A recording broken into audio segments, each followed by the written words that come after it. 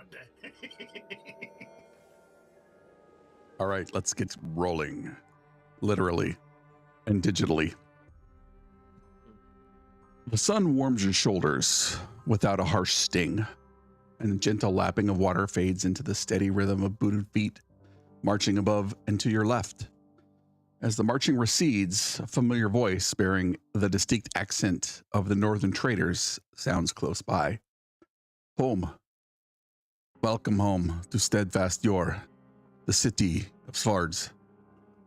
You feel the solid weathered wood of a gangplank beneath your feet as you're guided forward.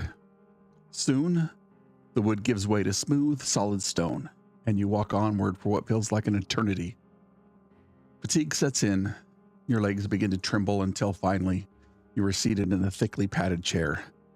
Soft, cool breeze brushes your face, replacing the stale air of your journey with fresh scents of the city. You catch a whiff of yourself and realize the journey has left you smelling less than pleasant. Moments later, the enticing aroma of freshly cooked meats and vegetables fills the air, momentarily masking other scents. The familiar voice speaks again. Eat slowly. Your strength will return with time. The spoon just gently presses against your lips, offering a warm, spiced broth. Its heat trickles over your tongue and down your throat, followed by the rich flavor of spices and spiced wine. You savor each bite, the warm, juicy food easing the ache of your hunger until you are full. You waken suddenly, now dressed in simple, clean clothes. There is an unmistakable feeling of cleanliness and freshness, though you remain uncertain of your location. The voice startles you, and you glance up to see a figure standing in the doorway. Their hair is striking golden blonde, almost platinum, tied neatly atop their head, and piercing sky blue eyes flecked with gold, which study you intently. They turn to leave, and you return to your dreams. After years of rigorous training and a life bound by routine and discipline, you are finally free to embark on the next chapter of your journey. A month later, you find yourself arriving in New Anthus, a city once hailed as a sparkling jewel of the north, but left in ruins by a cataclysm. Years ago, Mountain Terror erupted, unleashing fire and ash upon the city, tearing it apart with a violent earthquake. Most of the city's population perished, including the ruling house of Vidar, while the survivors fled, leaving only a few desperate souls to eke out a living amongst the ruins. More recently, Lord Amunet has invested resources into restoring the city, focusing on the Merchants District in the southwest quarter. Now installed as the city's Lord Protector, he has brought a semblance of order to the area. However, rumor persists, whispers of a true heir of Vidar who may yet live, someone with the right to reclaim the city and challenge Amunet's rule. But such a task would be anything but simple. Amidst the tension, progress, and hidden rivalries, your adventure begins. And as you step off the ship onto the dock, exhaustion and relief weigh heavily upon you. The weariness of sea travel leaves you swaying as you reacquaint yourself with solid ground. You are quickly approached by a man who introduces himself. Good day, I am Envoy Halvar, he says, his voice deep and resonating with a hint of authority. And there's something admirable in his cautious approach and attention to detail. I have been sent to ask if you would meet with Seneschal Xanthos. He has dire need for those with your particular talents. If you would follow me, I can take you to him. He turns and waits for you to fall in line, and he leads you through the winding streets of town. The scent of baked goods and spices waft from open windows and market stalls as you make your way to the wandering lamp. The flickering light of covered lanterns illuminates the outdoor patio, lending a mystical allure. Across the street, the New Anthus Council House stands, with a well-manicured gardens and a large ornate entrance. The Seneschal, Xanthos, commands the scene with a mere gesture, a heavy-set, dark-skinned man, radiating authority and an amused happiness. His silent cue, assembled merchants and council members quickly gather their plates and steins, retreating into the warmth of the wandering lamp's interior, leaving the seneschal alone amid the flickering torchlight. Envoy Halvar unlashes the gate with practiced motion, granting entry to the patio, where carvings of mythic sea creatures adorn the stone balustrades and ivy weaves through the wooden trellises. As you approach, the seneschal rises, offering a respectful nod. The nearby Halvar approaches a tall attendant whose fine tunic and trousers bear signs of careful mending and faded elegance. In hushed tones, Halvar requests the house's evening special and a suitable drink for you and your companions. The attendant dips his head in acknowledgement and disappears through the tavern's doorway, leaving you with the seneschal and Halvar beneath a canopy of stars and intrigue. Xanathos turns to you and smiles and says, "Please, my friends, sit and let us acquaint ourselves," as he gestures to the open table before you.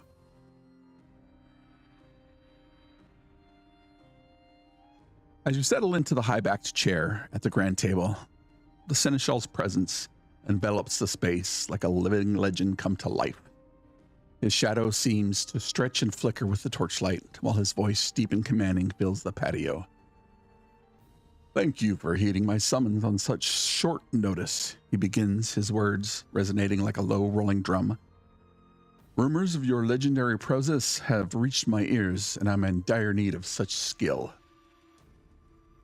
And as if responding to his very will, the seneschal's stein fills with a luminous liquid, its surface shimmering with an ethereal glow, and he takes a deliberate sip, his eyes never leaving yours, before signaling for the feast to commence.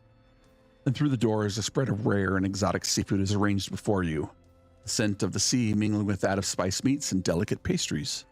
An attendant offers you sweet tea, its herbal essence humming with enchantment, each sip a dance of flavors on your tongue. Should you partake? "Behold what we have accomplished," the seneschal declares, sweeping his arm towards the bustling coastal city. "We labor tirelessly to restore Nuanthus to its former splendor, to make it a beacon of strength and hope once more."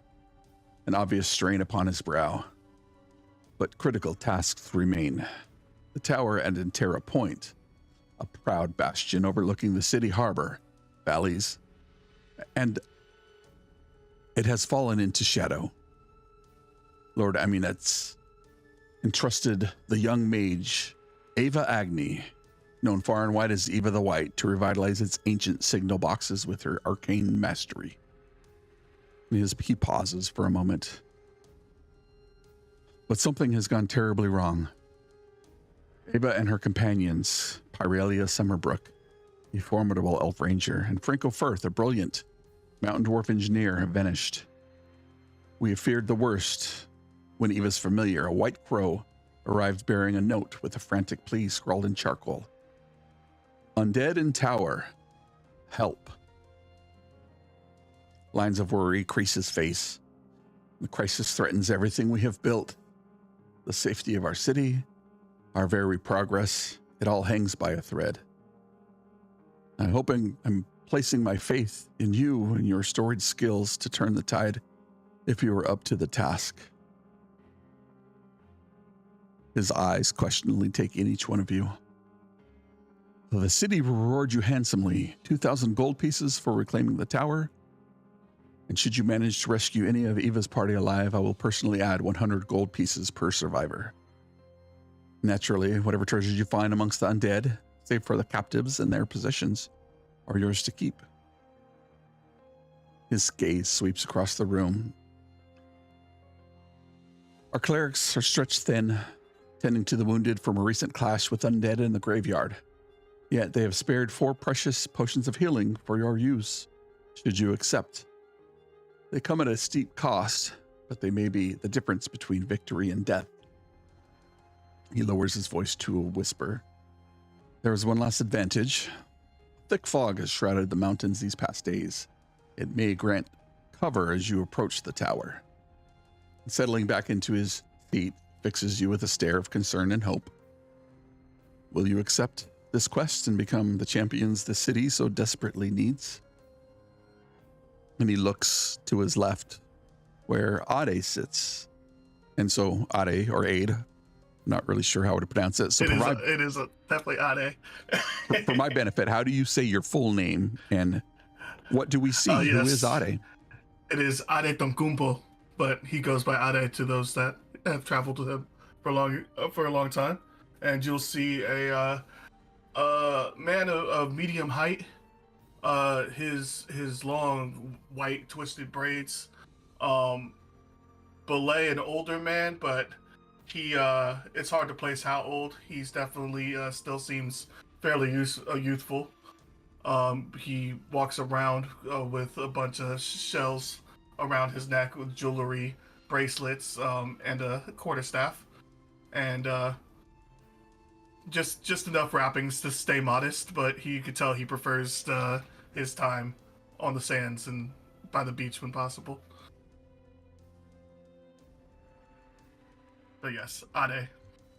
He nods in your direction before he looks to your left where sits Eladan. Eladan, who and what do we see? You see a satyr of probably for a satyr, a middle-aged satyr with gray hair, long gray beard. Yeah, not much to otherwise. And it is Eladan, not Aladdin, as the last group tried to call me. What he do looks we around and see? gets you to call him Aladdin. and then Xanthos laughs. Eladan it is then. Looking to Eladan's left, he looks towards Ivar. Ivar, who and what do we see? You see a pretty massive Goliath, a big man with a bald head, grayish skin. He has a breastplate on, but furs around it. You can tell he's maybe used to warmer or colder climates, actually. And he's got a great axe strapped across his back. And basically, as soon as food showed up, he just started eating. So, like, as the camera pans to him, he is just, elbows deep into whatever's on the table. Not really paying attention to what this man is saying. He's just eating. But if the seneschal looks in his direction, he'll just smile and nod. But he really wasn't paying attention to what was being said. Being a relatively large man himself, Xanthos smiles warmly towards you as he too is filling his mouth as he looks from you to the left and from your eyebrows and elbows flaying quickly and a massive plate of food quickly disappearing. He looks to your left and he sees Thalgar. So Thalgar, who and what do we see? You see Thalgar Stonebrook. He is also a massive Goliath. His very scarred appearance across his face. He has long white hair that is currently pulled back into a ponytail, and his beard has a ponytail at the tip of it. He kind of has a stoic appearance, but a little bit mysterious. And as he's sitting there, he looks over at Ivar, slaps him on the back, and he says, "Slow down, buddy. Save some for the rest of us." Well, you need to eat faster if you want to have some. He reaches over and grabs a giant leg of whatever is on the table and just starts devouring it. And as Xanthos takes in each one of you, he says, "Well, what will it be?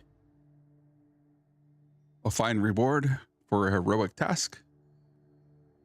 Are you up for the challenge?"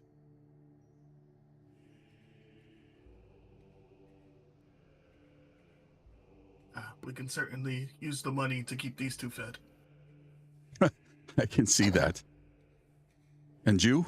And he looks towards Aladdin, not Aladdin. Well, since I am currently poor, and you were exactly what I'm looking for, I accept. Excellent. And if you can pause for a moment, Mr. Ivar, how about you? Yes, if you have food like this and you give the amount of coin you say you will give, then I don't see no reason why I cannot split some undead and half this X. Excellent. And certainly you can have your fill tonight and plenty of food when you return with the quest complete. Oh And yes, you, I will need more food after, definitely. my other extremely large friend, and you, will you also accept this quest? Thugger looks over, does not stop chewing his food. He's still eating, and he says, "Why so many undead?" It is something that has just been plaguing our town. We're not sure why. Before you arrived, we had an incident in the graveyard where some undead, or at least people's ancestors, were rising and digging out from the grave. The guard put them down, but it's been a little odd here over the last few days. We sent a search party up to the tower, and only one scout returned and said there were ghouls and skeletons and zombies. And he couldn't make his way to the tower, but he came back. We're not really sure what is to happen, but we can't send our guard here. We have, the town to keep orderly and make sure that we get the merchants comfortable and safe so we can continue to expand. He wipes his mouth and he says, count me in. Got to keep Ivar fed here. Well, excellent news. Now please sit, fill your bellies, and ask me anything else you may wish to know. And I will do my best to inform you or direct you where you might be able to find that knowledge and information.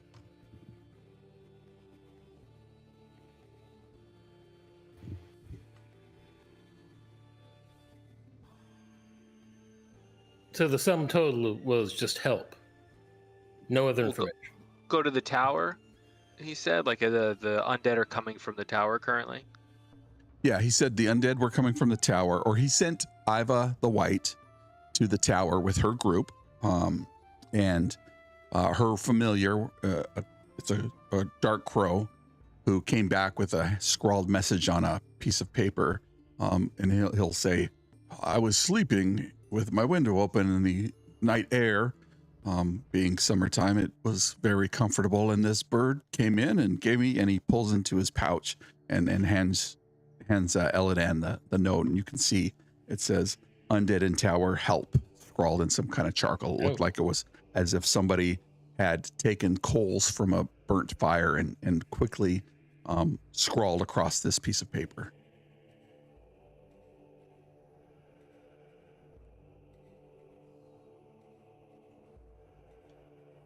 That is all I know. And when the scouts went, only one returned. Said there were undead on the roads to tower, and he could not proceed any further. So we assume that they're somehow connected. Wait, why are there clerics in graveyard fighting undead? Why are undead in graveyard too? Is it a problem across whole city or just from tower? He leans in, kind of lowering his voice and looking around to make sure that there aren't any eavesdroppers. And you see Halvar, the attendant, sitting off to the side, kind of shifts his gaze in another direction as if not trying not to overhear. And he says, "We're not really sure. It could just be a coincidence or something else that's happening here. But the city is just finally starting to get some momentum, and people have started arriving. Laborers, builders, mercenaries, guards. The cleric, the temple district is starting to come alive. They're southwest of the merchant district. And of course, the mercantile district is the most important part of this city.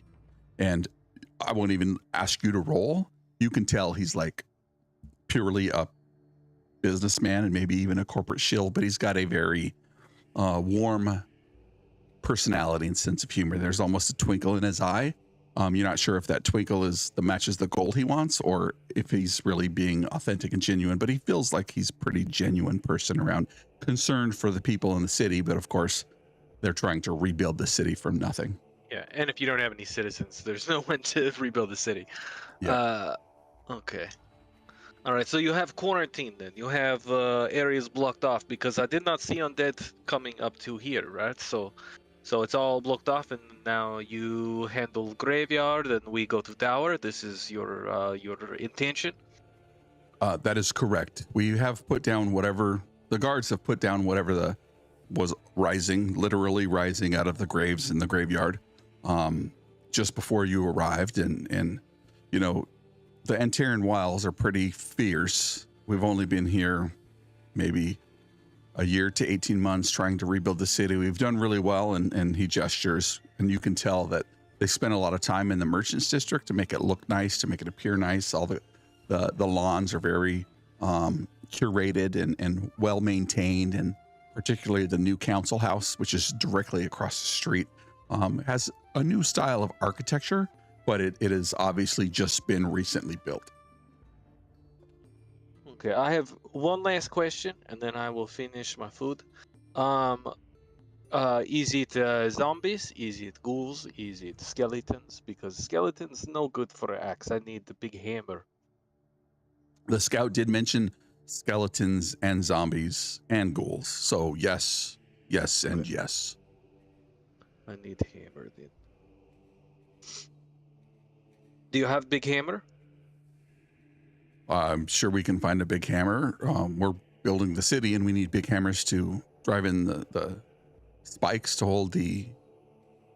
Okay. Then that is my only extra request. Please, Dalgar and they and not Aladdin. Everyone else, please also give special requests so that way Ivar is not extra special. Thank you. And then he goes back to eating.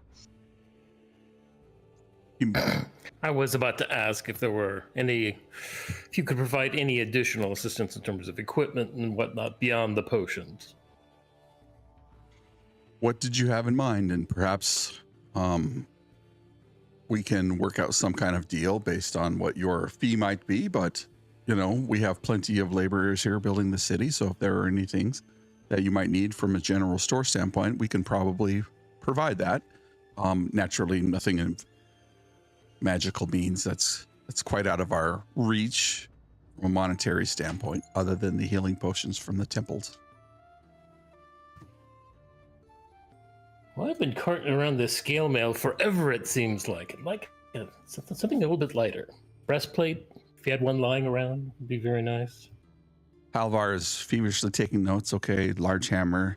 He's thinking sledgehammer that drives the spikes. It's called Maul here. I don't know a lot of common, but I remember it's called Maul. Maul.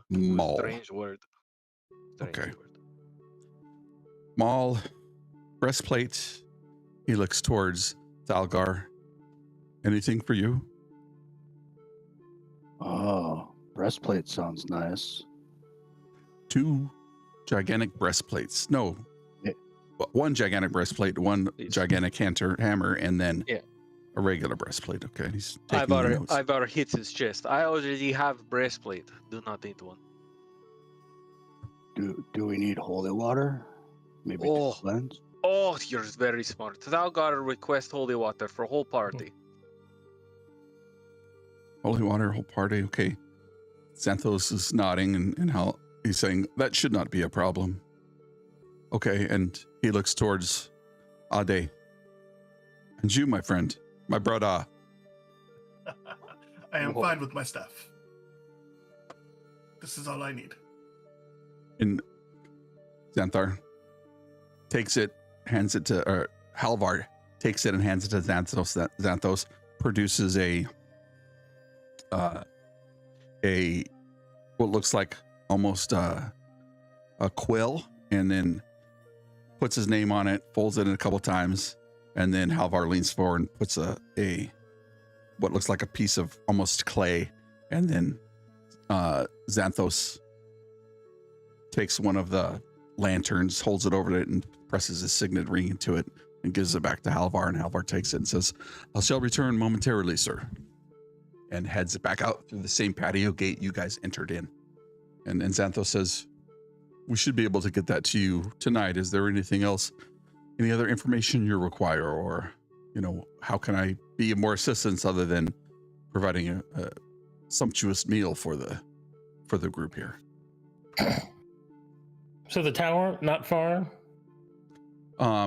He points back across the city, and the city sits at the base of this gigantic mountain, Mountain Terra. But what you can see from this mountain is the face that faces the sea almost has a very concave look to it. And clearly this, explosion was known for years, and it took out half the tower. But at the very top of this mountain, you can barely see, almost if you're here looking out towards it, and you see the very small tower kind of blinking, and you can see that up there. And he says, a little over a mile up, it probably will take you a couple of days to traverse the path, but you can follow the path on the eastern side of the city and it'll take you up. We've rebuilt it more recently to allow some of the farmers, as they start tilling the land outside of the city, to bring in their wares and kind of make some money as they feed the people rebuilding the city. Of course, it's, funded in part by the generosity of Lord Amunet, but we've built the road back up towards the tower, but it winds around the backside of the mountain, so it'll take you a little while to get there, but it should be easy going from a traversal standpoint. Yeah, Eilidin, please request that we have more food. Thalgar, what do they call it in common? The bag of doggy bags of food for multiple day trip to tower, because I thought it was short trip, but if it's multiple days, we need more food than just tonight. Doggy bag? You're gonna eat dog? No, this what maybe they don't call that here, but other places when you take food with you. To go food? Sure, yes, whatever. We just call it food. Food. All right, then I'm saying we need more food than just this if it's going to be multiple days to tower. Pocket bacon. Yeah, bacon is good. I like bacon. Dog bacon. Never had it. No dog bacon. No, dogs are not for eating, Falcor. I thought you would know this. You are more worldly than I. I come from tribe in mountains. That's why I barely know common. I'm from mountains too. Yes, well, I must have been deeper in. We had no dogs. Please, food for multiple days. I believe it is technically impossible to have dog bacon. Yes, there's no. They have different. Pigs are more like people, so they have more fat. So it's okay to eat the one more like people, but not the one less like people? Yes. Why do you think it's so tasty? Pigs have good milk. What? Pig milk. You've never had pig milk? No. It's good. I guess I'm done eating now. Does it taste like bacon? Ugh. I'm a little grossed out. A little. But yes, Seneschal, please, food for multiple days. I did not know it would take that long. The Seneschal calls over one of the attendants, and he leans in and says, all right, make sure we get all the cured meats and bread that you currently have, and bring that for this group. We need water. He are we good? Are there horses here? Are there camels? Because I did not know there'd be multiple days. Unfortunately, all the horses here are more like horses that pull plows and right, are needed for work. Work yes, horses, they call work horses. So unfortunately, no. Perhaps you can check at the merchant district or the market square. Perhaps one of the merchants are heading out on a caravan going back to the farmland, but that's about as good as I can get you. No, that sounds good. I mean, I did have one friend that carried just an entire metal chest in his pack for multiple months in game. So carrying one big, thing of water, I can do it. And so the attendant returns shortly, and it looks like he has some rucksacks. What's that material? It looks like loose thread, burlap. Yeah. Yeah. Yep. He says he comes back in burlap sack, and inside there's a bunch of cured meat, some cheeses, and some hardtack, or at least hard bread. It looks like it might be a couple of days old, but I'm not really sure Ivar would, care as long as he can eat it. I think it's fine. And then he has his handful. He has like a large decanter that's sealed, and he said, "This is the only water we have, and it's clearly like Voss water. Will this do, Seneschal?" And the Seneschal kind of wipes his brow, almost covering his eyeballs. And you see a smile peek out from under his large hand. Yes, that will be fine. I'll see if Halvar can provide some water skins and whatever the case might be. This is clearly not very convenient for travel. You get my drift. Sounds good. All right. Well, I am happy to receive money for rescuing people and killing undead. What does everyone else think? Any more questions? Still thinking about pig's milk. I don't know. Stop it. Stop bringing it up. I don't want to. Oh, think you're about interested in the pig's milk. No. It just seems like pigs would be really hard to milk. I agree. It's why we don't do it where I come from. We have better things to do. We should respect our cultures. We should all try it before we take off. No, I disagree, Ade.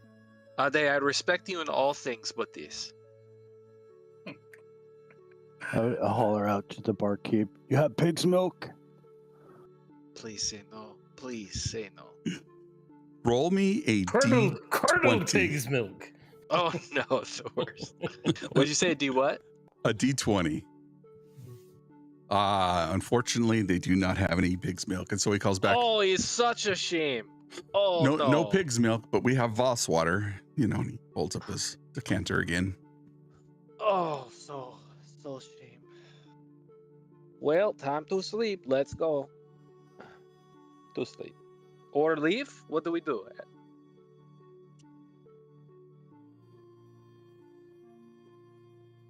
No, I think leaving in the morning is the best bet. Okay. Oh yes, because we need I need big hammer and we need everything picked up. It makes sense. Well, And so shortly after, as you continue to have the conversation with Xanthos, and Halvar will arrive, struggling under the weight of the mighty hammer and the breastplates. He is certainly more of a page than he is a powerful warrior, and so he's struggling a little bit under the weight, particularly of a large breastplate that would fit somebody with Thalgar's countenance. But yeah, he piles it on the table next. They had to take the door off of a furnace in order to get one for Thalgar. Yeah, exactly what it looks like. And you hear him coming before you see him coming, because he's walking, and the balance that's of the maul or the sledgehammer, because it clearly looks like a sledgehammer, it would fall and hit, and he'll have to set everything down and pick it back up and try to pile it together. But he eventually makes his way into the patio, and most of the people have gone for the night, gone home. You get the sense that it's a weeknight. There's not a lot of people running throughout town who aren't either working or on their way from work from one place to another. And so he'll provide everything you asked for, and he'll run across the street to the council house, and he will get water skins for everybody to bring out, so you can give yourselves 5 rations each. We're not going to track rations, but we're, for the sake of the story, you got 5 rations each. You have a sledgehammer, breastplate, and a larger breastplate. And if there's anything else that you wanted to get, then he would provide that. Oh, then we each add a healing potion, right? Yes, each add a healing potion. So I already had 2 from just Ivar being Ivar from the other campaign. Should I bring that down to 1? Sure. Okay. I just want to make sure I don't Yeah, have a I lot still more had than I should. 5. Yeah. Only coward choose potions. What Potions of healing? what version of healing potion? Regular healing potion. Supreme. I'm just kidding. Yeah, regular healing potion. 2d4 plus 2. Yeah, cool. Yeah, what's a reasonable amount of berries to carry into tomorrow?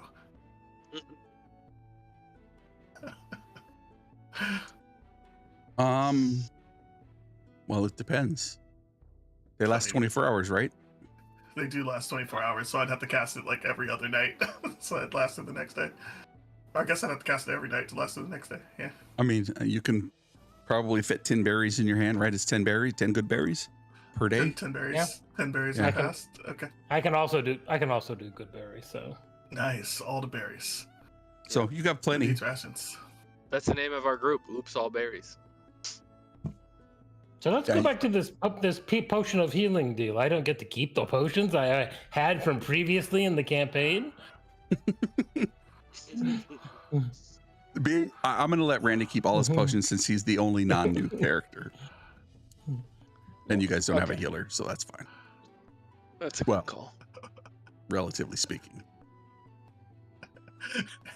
You I know have so Ade can much random- heal. You just never seen him heal you. Ade is offended. Ade is taking only ice knife. Yeah. So I still have a climber's kit and 2 healing kits from Ivar in that one campaign. Are those okay to keep? The healing Yeah. kits and the Yeah, I'm not climber's too kit? concerned about Okay. that. Okay, cool. In case we need to climb up this damn tower. Ah,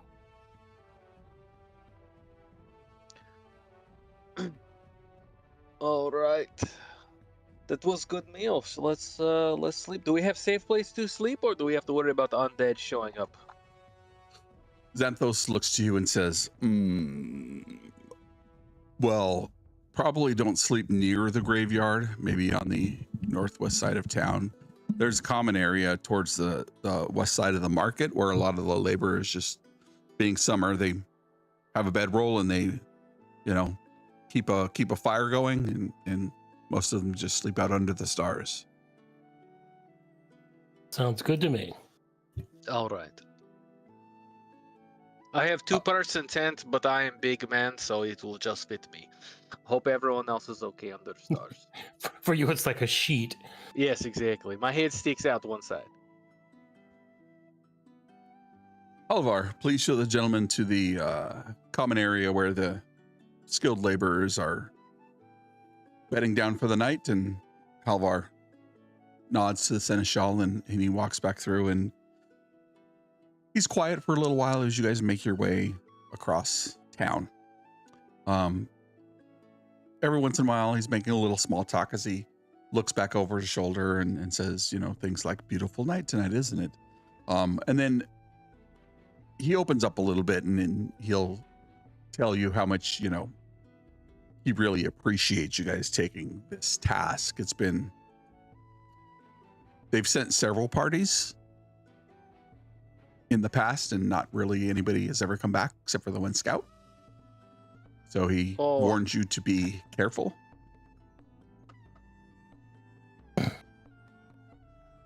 And he We should will have also known that. I would have negotiated for more if I'd known what Yeah, the first. This is like hazard least. Yeah, that sounds like critical information. How Gotta keep long- remembering to ask. How long has this been happening? a couple of months, maybe. Okay, 8 months. Holy shit. I mean, 8 months. They probably didn't send their best people, right? They send who's available. Who would be available to go who aren't working on the city? Yes, that is typically what has happened. I have to say, the whole 100 gold per person you rescue thing is kind of seem like bullshit now, because the problem is 8 months. What? There's not going to be many survivors except for the most recent group. Oh, right? With wait. Crow. Suppose they're undead. Does that still count if we bring them back? Yeah, they're technically surviving. Technically. You would have to negotiate with the seneschal, but if they're already dead, I'm not sure that they've survived. maybe they survived not moving, but I mean, look, if you want to be technical about it, Halvar, they're not dead, right? They're undead. That's different. he shrugs. Not my deal to make, but look, here we are. And he gestures. You're still a little ways away, but he is well out of his league on negotiations for anything for the city. And he's, yes, come with me. We'll be there momentarily. And he'll take you. You see a large bonfire in the middle of, or to the west side of the market district. All the market tents have closed down. And so this area has a fountain in the middle. And to the left of it, there's a large bonfire. And people looks like they're, have small campfires. They're cooking some fish, more than likely. And then you see just a number of tents and people who are bedding down, and kind of get their feet up on their belongings and their head on their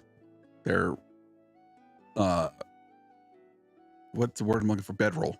Head on their bedroll, just kind of staring up at the stars. You get the sense that the people here work really hard and they keep long hours, but they seem to be, just by the looks of them, they have good clothing, good working clothing, so they likely get paid a good wage for the work that they're doing. And you find yourself a open area, and Halvar asks if there's anything else that he can provide for the group before he takes his leave and heads back to his family. Okay.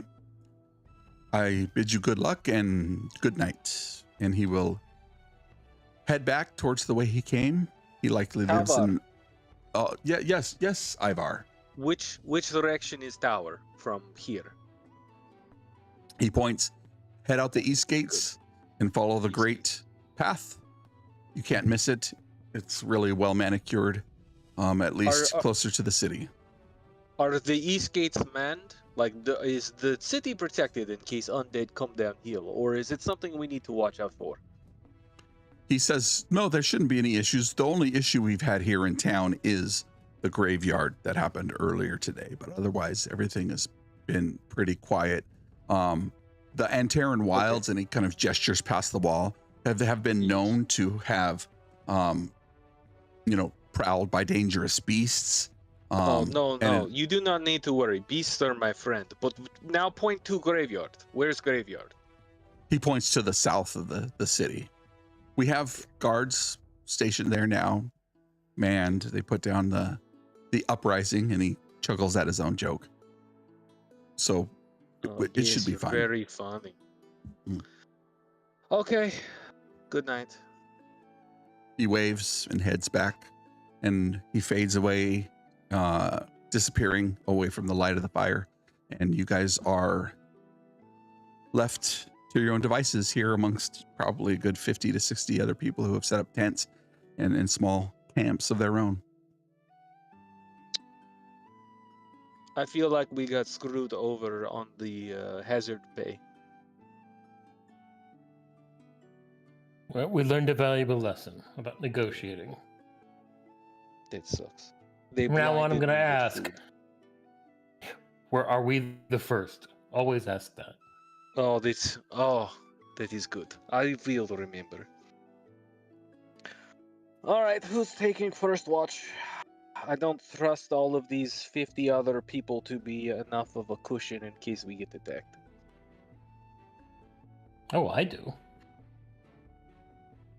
Should we ask them to make space in middle so that way we have human shields? Or, well, he looks around. Is there other ancestries here? Yeah, dwarves or elves or other people's shields? I figure if undead show up, there'll be a lot of screaming and whatnot. It'll be pretty obvious. That is good. How far would the cemetery be from us? It's like on the other side of the city, right? And how big is the city? Yeah, the city's massive, Right. but they've only started rebuilding the Southwest Merchants Quarter.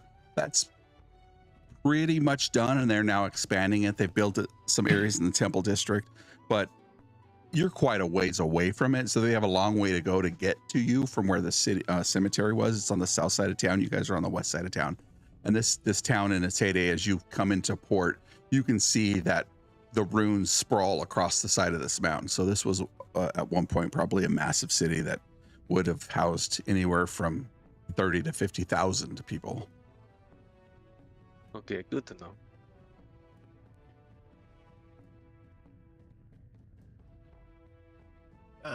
If you feel like we need a watch, I can keep the first.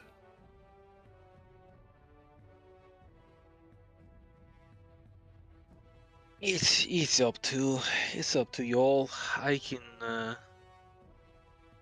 let's look at my stats. He says in world. I'm okay. It's keeping watch.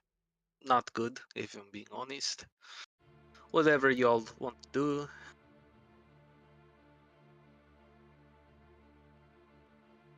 We should probably have a watch. I don't trust In the this- undead in the just city? grows in this city. Didn't he say that happened yesterday? Yeah, in graveyard. Graveyard's far away, but just in case. We don't. It is Just good practice for when we're out of city. That is true. We might as well get in practice now because we will not have 50 peoples around us to be shields. I can take first watch. No, wait. You said you would, so I'll take last watch. Who take middle? I can do middle. I gotta fix my boot anyway. All right, sounds good.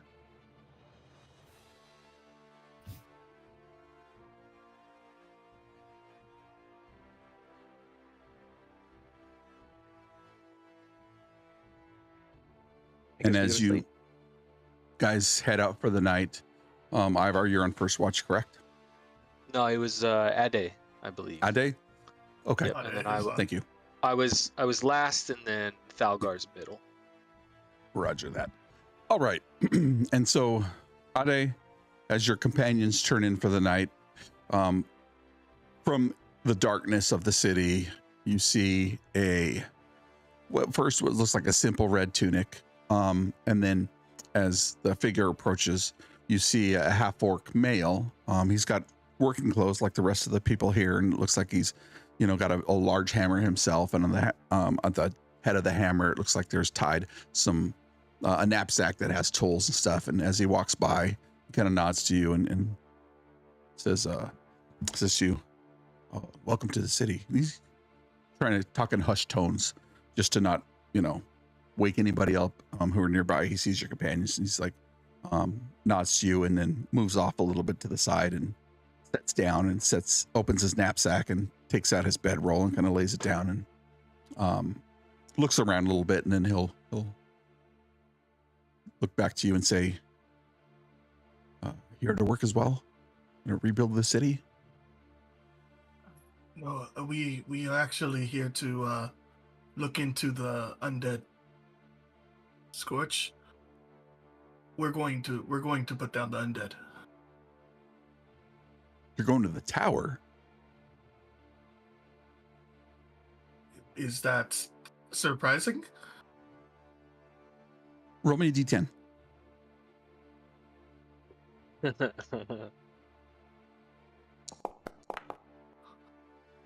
3.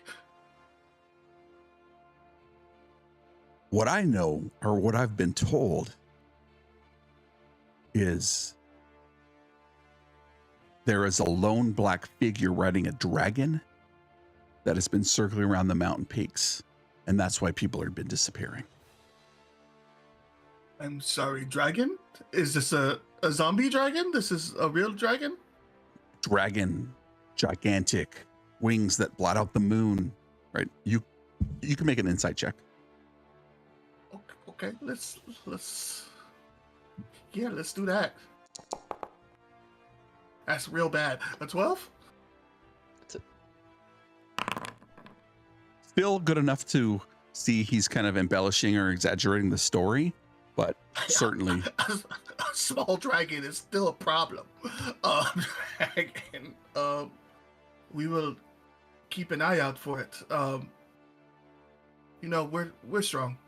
I'm pretty sure my friend over there drinks dragon milk, so we'll be okay.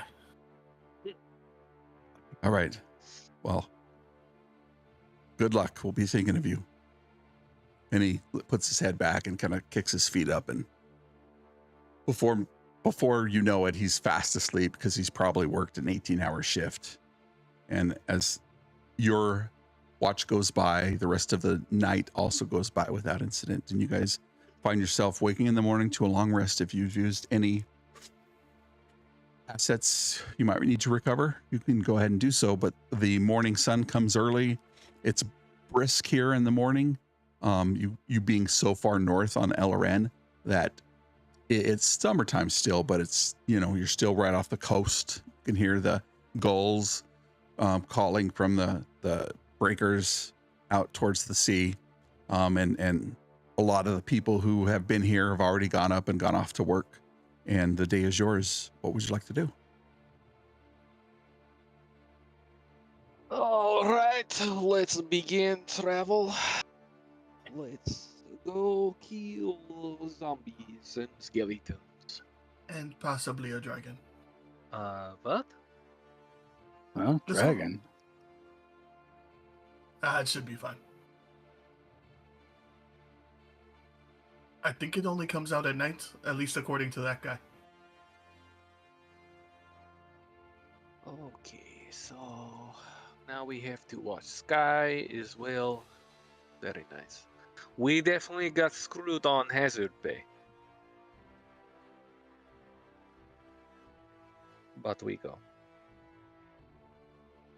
As you make your way across the city towards the east gates, the east gates are manned, but the gates are open.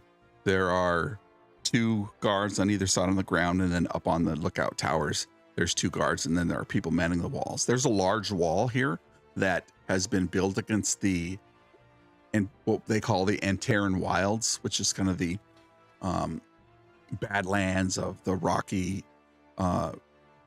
volcanic explosion, along with the forest that has started to regrow in the lush soil that was left after the explosion.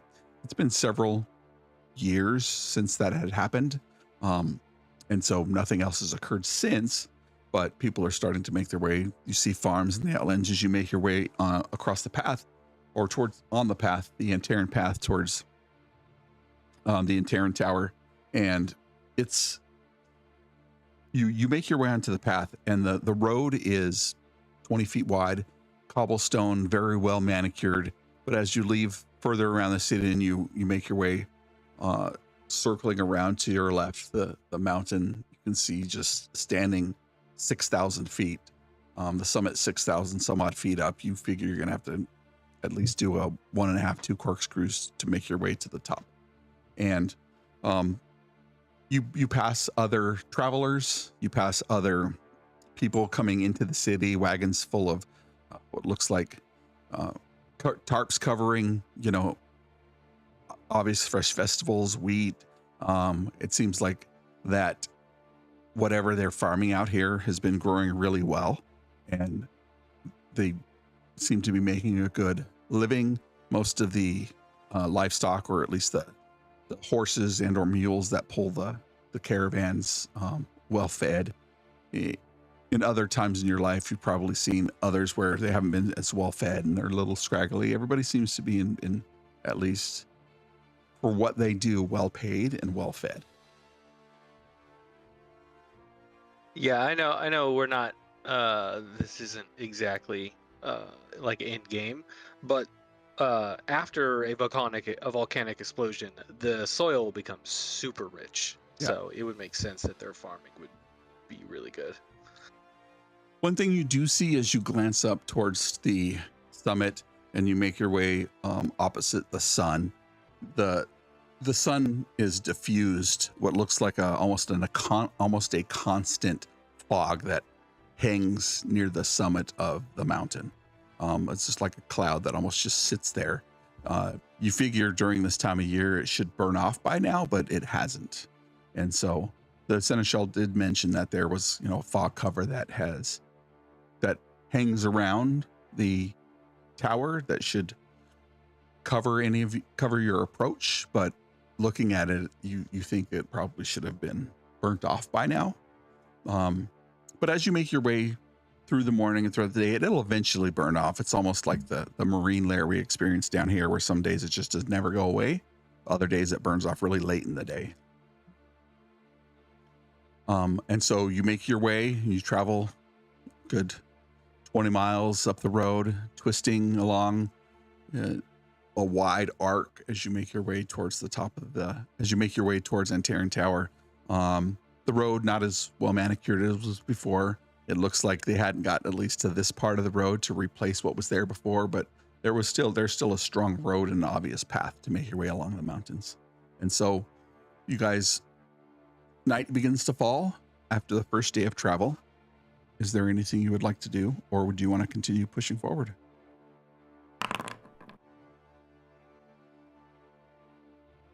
We should probably make a camp. I don't know, especially if there is. Would you say dragon comes out at night? They said dragon with the dark rider. Yes. Oh wait, you said rider. Thing on, like someone's riding the dragon. Yep.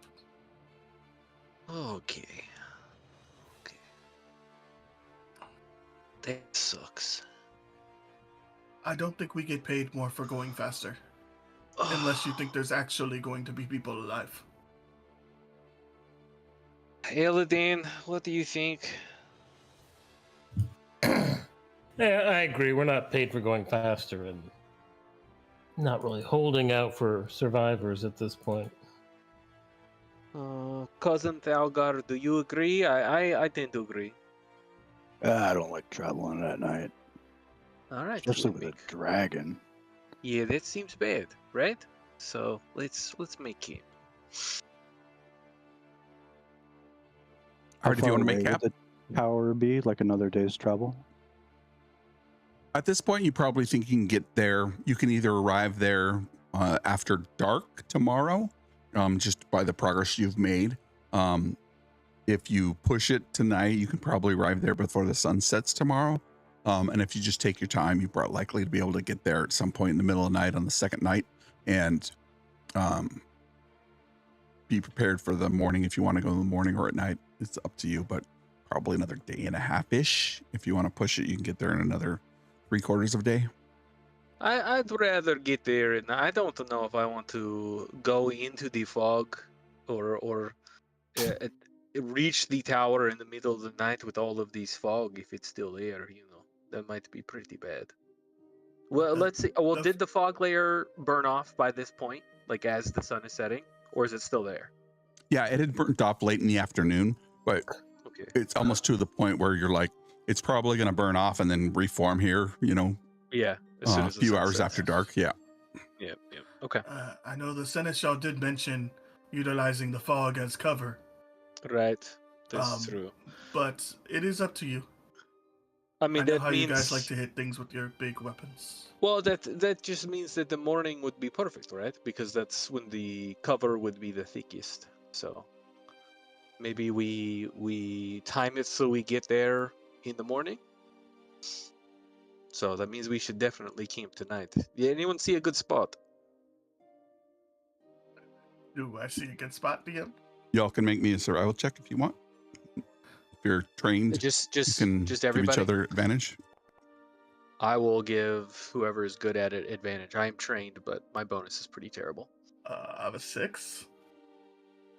I have a 5. I'm proficient in survival. Let's just all roll normal then. Well, why don't we give the people who've got good bonus? So Eladan, why don't you roll at advantage, and then our druid, please roll at advantage as well. Yep. We'll just So you each have a Goliath. like helping roll you. a second time. Yeah, We You're each just have up the on our Goliath shoulders. lift us up. yeah, exactly. Dirty 20. The Very dirtiest. And you guys find a way. What looks like an area just off the road where it looks like it's been cleared, and it looks like there was a small fire because you see a pile of rocks and some charred wood there. There's obviously plenty of charred wood here in this semi-forested area, and you guys find yourself a nice secluded place on the backside of the mountain where the wind blows off the sea. You don't have to worry about much wind in the area you're at, but you can also cover your backs from the Antaran wilds on the side of a large rock if you want to stay in this spot. Yes, this rock over here seems as good as any. Looks good to me. Do you want me to lower you back to ground now, or do you want to? Maybe I can leave you up on my shoulders. I actually do quite like it up here, so maybe I stay here for a while. Okay. Until we make a camp, you can stay on my shoulders. And as you guys make camp for the night, it's quiet. Just before the sun had gone down, you see another 2 carts filled with, covered wagons as they give you a slight wave, and they head on down the road. A little bit later in the evening, before you guys bed down, you see what look like are 2 mounted personnel. They wear greenish brown dark leathers, and the hair's pulled up. One's of obvious elven descent. The other one is human. It's a male and a female. And they give a slight nod as they bypass your camp and continue back down the road towards Xanthus.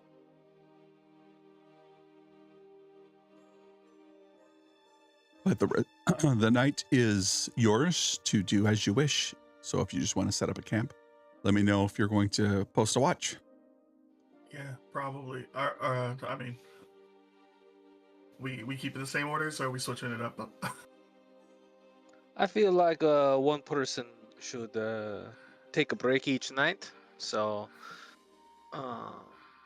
of us 3, who wants to take break? I can take a break. All right. Then I will take first watch, and then it's up to Eladin and my cousin Thalgar, who wants to go next. I'll go next. Oh, you can go. All right. Then the Goliaths hold each edge of watch, making sure we are safe. I will admit, as you all go to sleep, I say to myself, I'm pretty shitty at perception, but we'll see how this goes. And speaking of perception, Ivar, give me a Yes, sir. perception check. I will do. Oh, it's not too bad. 12, right in the Pretty middle. good. Could have been You hear much birds, worse. which is a good sign to you. Right. There's obvious wildlife here. In the middle of the night, you see a rabbit kind of looking towards the campfire, its eyes reflecting the firelight back towards you, and it moves on its way.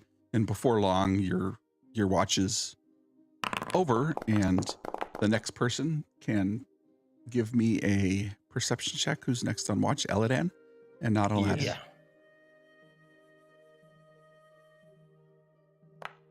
Got sleep in my eyes. Yep. 9. You're here in the wilds and being a fae spirit. You enjoy being out here in nature,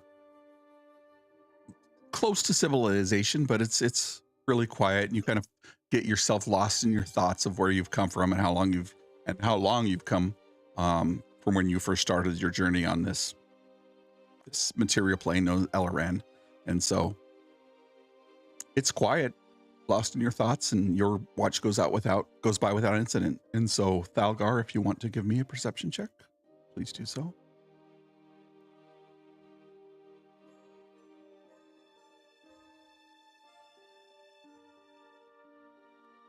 Oh, my plugin from D&D Beyond's not working. One sec.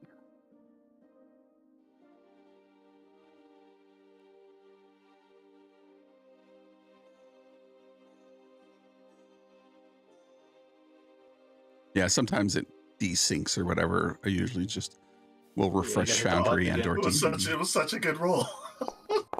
Hey, It was? just tell me if it was on DDB. That's fine. It was a 17. Yeah, I on- can see it. It's 17. Okay. Nice. Um, Good roll. And you, I mean, you're you have it's a weird sensation, right? You haven't been back to this part of this place, this part of town, this part of the world in quite a long time. And you kind of think about your brother, how you guys used to run in the wilds out here. Whenever you came out of where you guys typically lived. And so you spot familiar things like the trees and how they grow and you know how they kind of lean away from Mount Terra, away from the sunlight, and you would stay and build campfires, and you know the scent of the wood burning here is very familiar to you. But again, like the others, your watch goes by without incident, and you guys can take a long rest and continue your journey. And with that said, I would like to take 5 minutes so I can go continue my journey to the bathroom. All right. I'll see you guys back in just a second. Nice. I am from now on soliciting every passerby for. I'll turn off my game. You guys awake the next morning without issue or incident, and the day is yours. You're about a day and a half away from the summit of Mountain Terra. Let us continue. Anyone see dragon at night? I did not. I saw little bunny, but it was smart enough to stay away from us predators. No dragon. You did Again, not catch it for breakfast? No, we have food. I only hunt if it is required. I have respect for the animals. If we need food, I will hunt, but otherwise we have food. That's why we carry all this stuff. If the gods did not want us to eat them, they would not have made them so tasty. I tend not to eat things that I can talk to, you know? It's a little weird. I mean, you should understand. Druid. I just try not to talk to anything I intend on eating. That is a good... Yeah, I guess I go by same rule. Yeah. Sometimes talking to them makes it easier, though. Oh, I don't True. even want to. Some animals are dicks. So turkeys. guess- All turkeys are dicks. I did not know this. I have not had turkey. It's good to know. Good to know. Let us continue. Let us go towards Foggy Tower. Yep. And the fog is particularly heavy this morning as you look over towards the summit and you continue on the road. The road here now is there's no sign of any new road. The cobblestone's cracked and broken and worn at some point in time, shifted and moved. This path likely existed well before the eruption of the volcano. Oh, quick question. How long ago was the eruption? Roll me a D100. I will do that. 26 years ago? Yeah, let's say that's 6 years ago. Interesting. Okay, cool. Yes.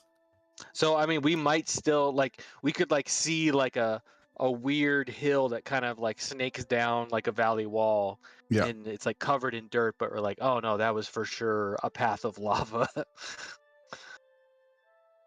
Yep, certainly. It'd be hard to see, though, after 26 years. And as you continue up the mountain, the air gets quiet. And the birds you heard from the night before aren't anywhere to be seen. Oh. Can I get a survival check from the group, or you can provide advantage to your party if you're proficient? Cousin Talgar, what is your bonus? And Look, yes, look into the sky, put up 3 fingers. Ah, okay. I only have 2 bonus, so I will help Ade and And do it's you want to help? already on your shoulders. Oh shit. Yes, you are. Well, you're not that heavy. I didn't even know this. He slept on your shoulders. See, that part is weird because I have tent, but I figured I would have noticed. It is okay. Your Ade. head is sticking out of the tent. Oh, It this makes it is easy. true. Makes it nice and easy. It explains why my bald head was so warm. All right, I provide advantage to Ade. Survival. I will assist someone else. Oh, that's Oh, double that is threes. that is definitely you're helping my rolls. That is very That's what funny. happened. Oh my god. I think you have advantage, Randy. Hang on a second. Beat that. Yeah, beat 9.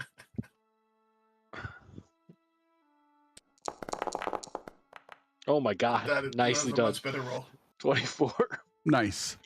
So as you continue up, there are obvious signs of a struggle that look like they have been almost covered. Tracks where you see people shuffling back and forth that look like they'd been covered but sloppily. There's some crushed plants and some spattered blood off the side of the road on some of the nearby foliage. You can. So the bodies look like they were intentionally covered up. It looks like there's signs of a struggle, and there are some crushed plants. Looks like there was some kind of fight, because you see the footprints with your survival check kind of moving around as if there was some kind of combat here. But there are no bodies. But now that you're successful with your survival check, and the party can give me a perception check. I will help. Can I help you again, Ade? Maybe because you are high up, maybe you do better with this one. Yes, the high up is far away from ground. Hard to see the survival. I will also Let's assist see. someone. Oh my goodness, see? Definitely better. One See, of I them. help. I can't hear anything, but you can see, so that is good thing. You, with the natural 20, 26, you look around and you start seeing the plants, and being a druid, you're kind of familiar with, hey, this isn't normal, and you're looking around how the plants grow, and what looks like pushed off in the brush, the grass has been flattened as if somebody walked there, but it's very obviously somebody wasn't walked there, they were dragged there. And you see bodies roughly covered with brush. They've been stripped down to their undergarments, and nothing of value has been left on them. There are 2 warrior-looking individuals, no marks on their bodies, and their faces are distorted with a horrified expression, as if they have died of fright. The other 3 bodies have many wounds. They've been dead at least 3 or 4 days.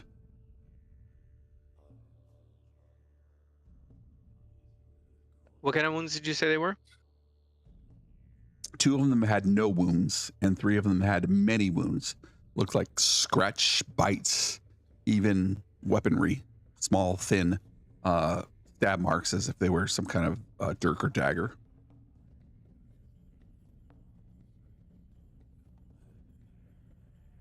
My friends, is this the work of the undead or not?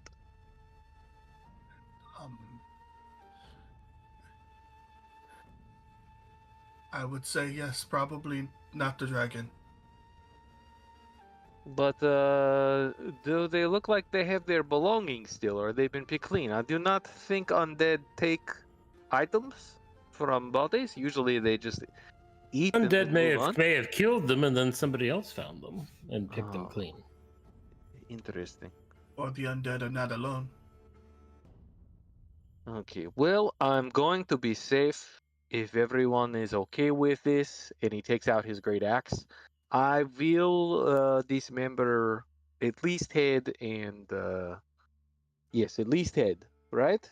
Head Thank you head for- head Thank will you for take care. choosing the axe instead of the maul. Oh yeah, that would be bad. They are not skeletons yet, otherwise it would be Maul. So he's gonna remove the head from each body. Okay. Easy enough. They don't put much up. They don't put up a fight, and Oh, you okay. behead them without All trouble. right. Just in case. Just in case, right? Better be safe. Do we have any tracks? Any idea where their attackers went? We'll roll over the survival check from Eladan of his 24 from earlier. As Ade steps towards the brush, you looked at the tracks and they seem to head up the mountain in the direction you're traveling. Interesting. It's convenient that they're in the direction we're going. Yes, I do not know if I'd call it convenient, but Better than that than having enemies behind. oh, it's true. It's true. You all right? I will bow to your wisdom, and he bows, and you fall forward off of his his shoulders. I do Oh, not I like can- the bowing. I can hear again. Oh, it's so nice. Where did the birds go? I hear no animals. What do the tracks look like? Is there any like big dragon footprint? Definitely not dragon footprints. That looks like there was at least 8 individuals, but some of the tracks look like they're dragging their feet a little bit. Others look like as if they were made of bone.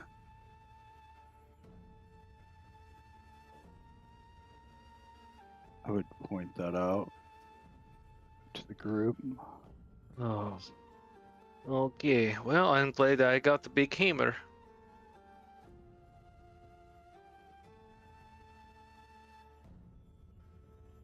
And as you guys continue on up the path, can I get a perception check from the party? I will help Ade, but I am keeping ear out for animals, so he is not on my head. But I am still pointing and I helping. don't know if I still have advantage. I feel like. Oh, so. you do. You're just not on my head.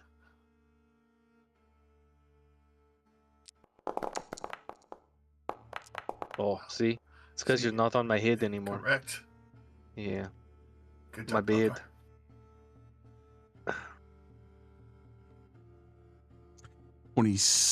14, 21. Thalgar, you hear the rustling of leaves as you come around a corner. It's probably a good, let's call it 50, 100 feet off. And you hear the low moaning. I and unsheath my scimitar, and I kind of point in the direction of the sound to the rest of the group.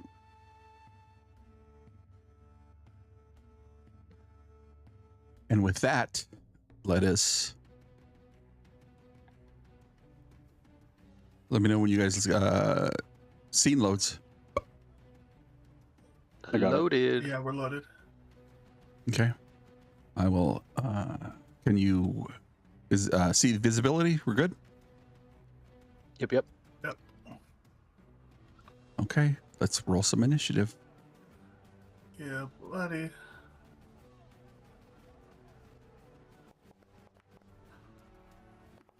Could have been worse. Most of my rolls today have been worse, so I'll take it. Oh, looks like you didn't have yourselves selected, or yeah, Eladan, you might have. as Thalgar unsheaths his weapon, kind of looks in a direction, you see what look like undead beings shambling in your direction, albeit ever slowly.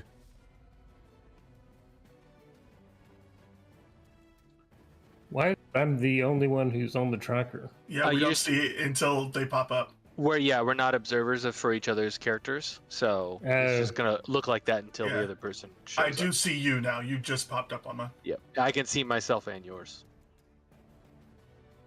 which is good because now we don't know where they are in the initiative either, so we don't know how it's gonna go when they get to go. Okay, let me see if I remember how this guy even works. Oh yeah, I can shoot at one of those guys. I will pick the target closest to me, and well, let's see. Are these trees going to get in the way? No. Let's say no. Okay, then. Matter of fact, I can even move a little bit. Yeah, nice clean shot. I will draw my longbow and I will take aim and try to attack one. All right. Yeah. A 15 easily hits these slow-moving creatures.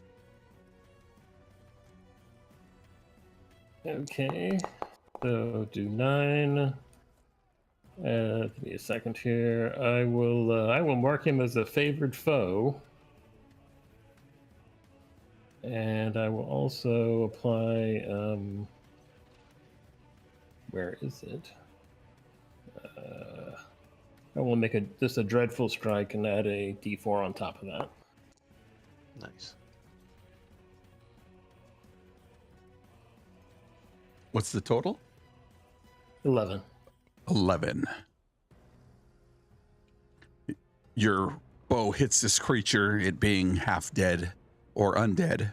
You can't really tell if you've done significant damage to it as it just continues to meander, but when the arrow struck the creature, it reeled back and then settled down again and started continuing to move in your direction. Is there anything else you would like to do? Bonus action or movement?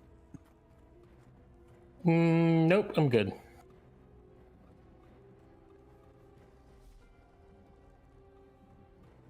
Ade. Hey, following my furry friend, we shall. I think I moved backwards, but it's fine. 30. Move up some, and I will bonus action cast Shillelagh on the quarterstaff. See a little bit of a bluish green glow go across the staff, and then I will use. Can I hold an action for if somebody comes within 30 feet of me? Yes, sir. Yep. That'll be produce flame. Held action. Anything else? That's it. Bonus action, movement, action. Oh, How look about- at this guy. All right. Oh. Moving up 30 feet. I imagine I would take out my great axe as I moved up because I see that there are skeletons there, but they're in the back. So he's just gonna have his great axe ready. These guys are too far away from me really to do anything yet. So I'm going to ready an attack with my great axe if one of these guys gets within melee. All right. So, and that's gonna be my turn. So let me hit the button. Sorry about that.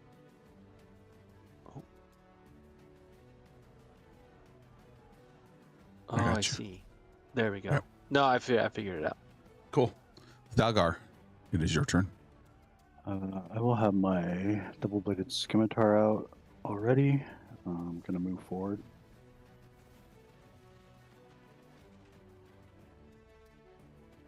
Full movement. I am in a stance when I roll initiative, so right now I have +5 to my range. Nice. I'm just going to ready an attack. All right, everybody's ready to attack. The skeleton's turn to go. It has 30 feet of movement. It is going to use 30 feet.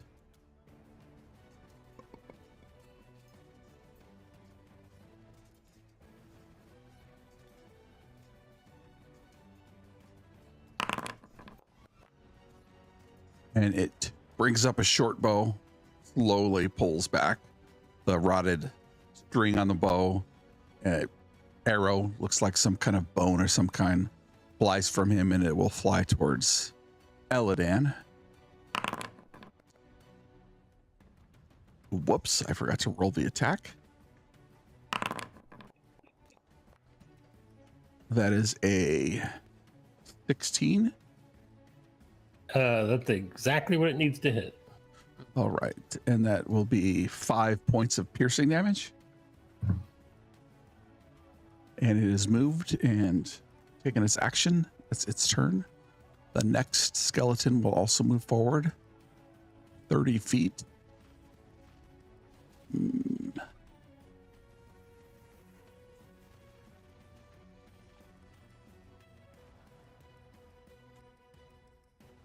a while since I DM, so if anything happens or you do something or reaction, whatever, just stop me.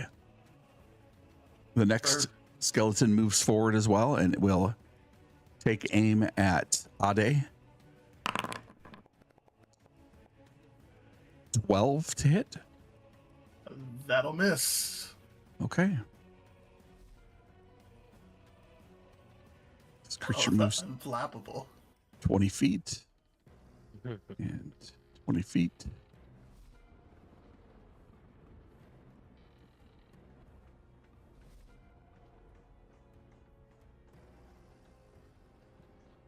$40. Eladan, is your turn.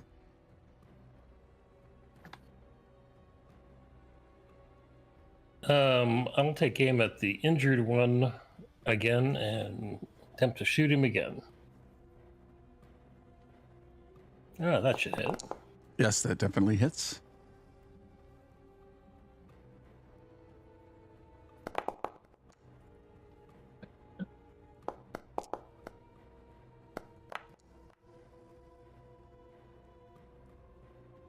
So what's that? 9, 10. 10 total damage. All right. Yeah. This creature, you hit it again near the other arrow, and it falls to one knee. And so I need to roll a check.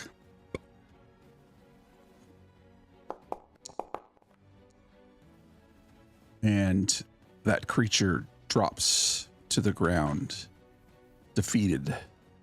Nice. Anything else? No. Ade.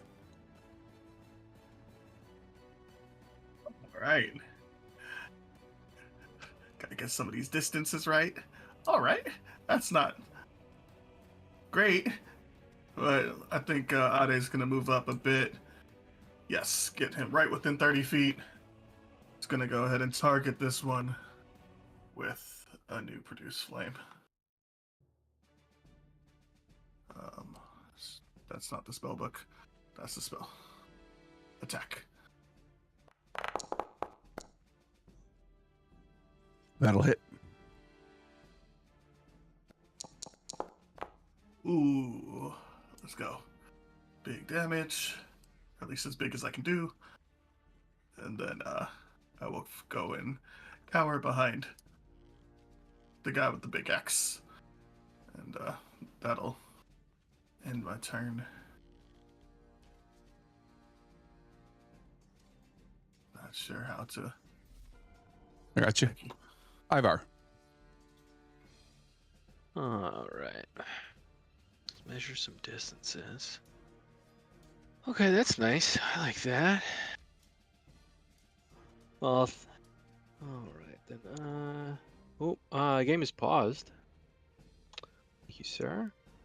Ivar is gonna run up. While he runs up, he uses a bonus action, and he emits a roar that is deep and unsettling to anyone that hasn't already heard of it, because it sounds as if it's coming out from the furs that currently are over his shoulders. And you see that almost like a hood behind his head is the head of a white bear. And that's the roar that issues from me. As he comes up with his battle axe. And he gets up to this one and he takes a swing.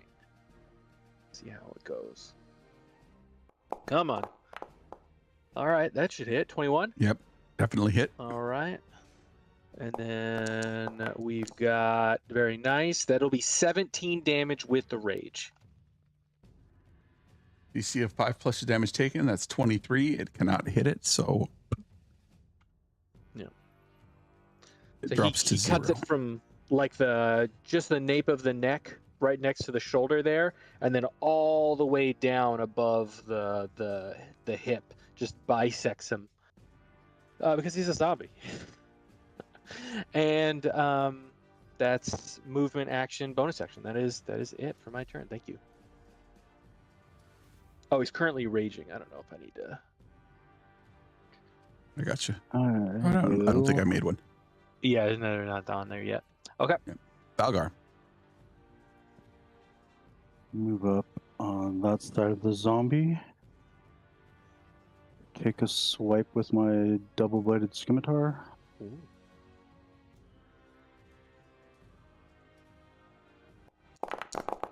Nice. Definitely hits.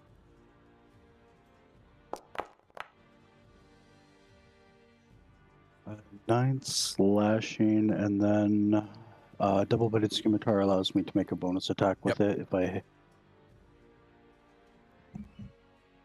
Oh, is this like a Darth Maul blade? Sort of, yeah. Oh, cool. Guessing 9 misses. Bummer. A 9 still hits. Oh, Oh. wow. Nice. They have no organs to protect themselves. Yeah. They're just shambling. He's unflappable. No, this one's unfulfilled. Oh, unfulfilled. No, Let him bummer. live. There's still so much time. You could be a whole person.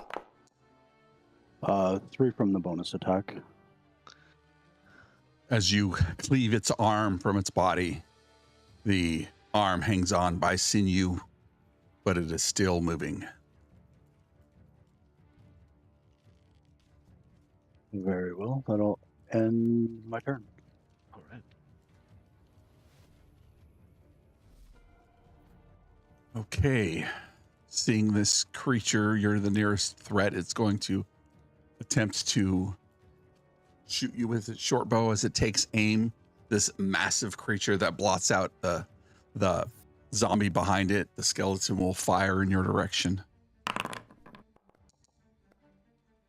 That is a natural 1. Misses.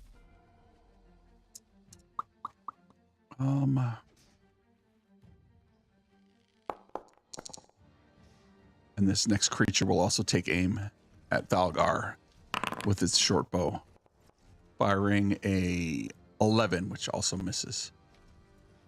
Doesn't pay to be evil. Doesn't pay.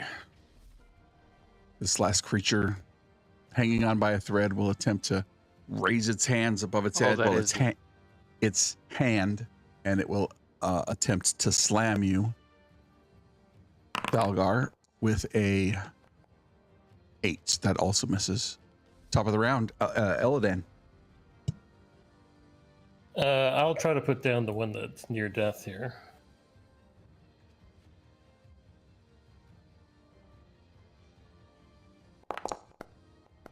Nice. 13 hits. 4 damage plus 4 plus 4. That's a total of 8. So Is that it's, correct? oh, it's 8 plus 4. All right. Longbow is 8, and the Dreadful Shrek is 4. Gotcha. 12, 17. It also falls to the ground. Dead.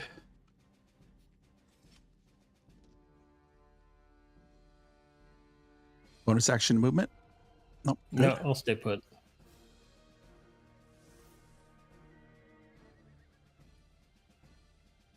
Ade.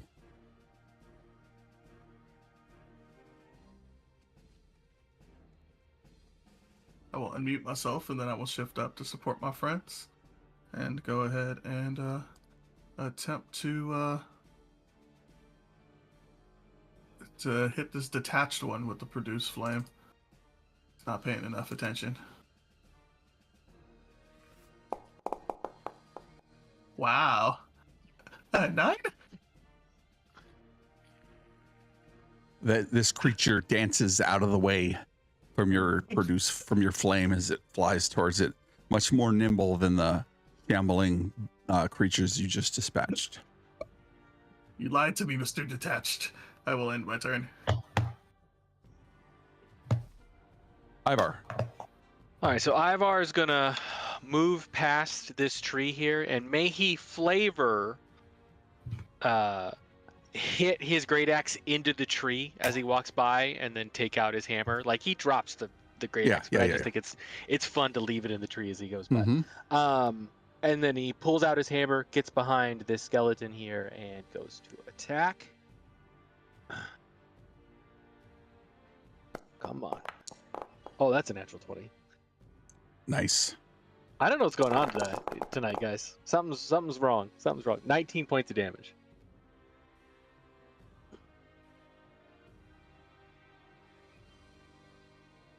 In one swing, he runs by, lodges his axe with his left hand while pulling out the large hammer with his right hand, and kind of wields it over his head, swings it over his head, and grabs with both hands and pulls it down.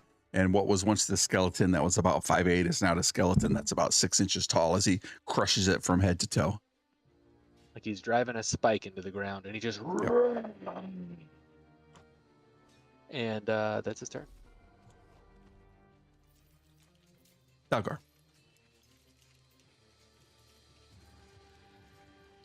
I rushed by, seeing what Ivar did. I said, "Oh, I should have got a hammer." And then I will swing at the skeleton with the scimitar. Mm-hmm.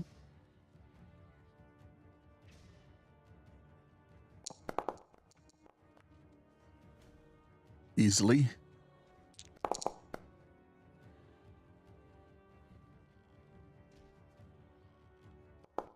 That's my bonus attack. Ooh, nice. As you swing across this creature, decapitating it, saying, "I should have got a hammer," but you see that there is very little bone and sinew between its collarbone and its skull, and targeting that area, you swing across, and there's a little as the sinew snaps underneath your scimitar, and the creature falls, head going one way, skull going another way. And we will drop out of initiative as you have dispatched some zombies and skeletons. Yay, good job, team.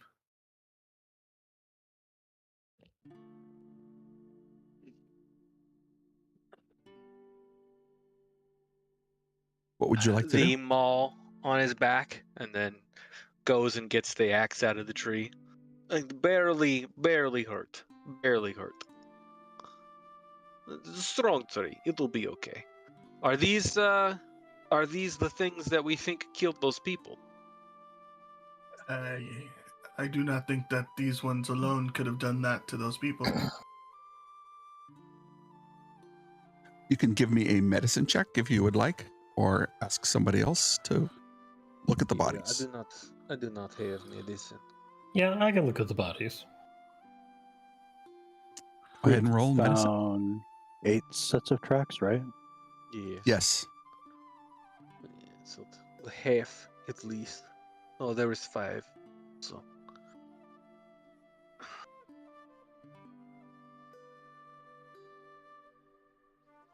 You want to give me a medicine check, Eladan? You can go ahead and do so. I'm kind of like, eh. 10.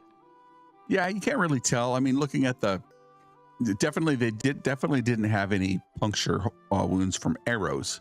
They were more puncture wounds from maybe daggers or dirks, but they did have scratches. And so some of these creatures, with their nails kind of long and dirty, possibly, but Not quite sure.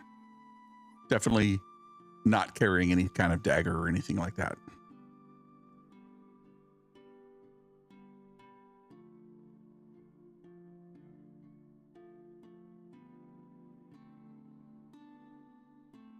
Anything else you would want to do before moving on? Check for anything worth keeping. Like, how is the equipment from the skeletons?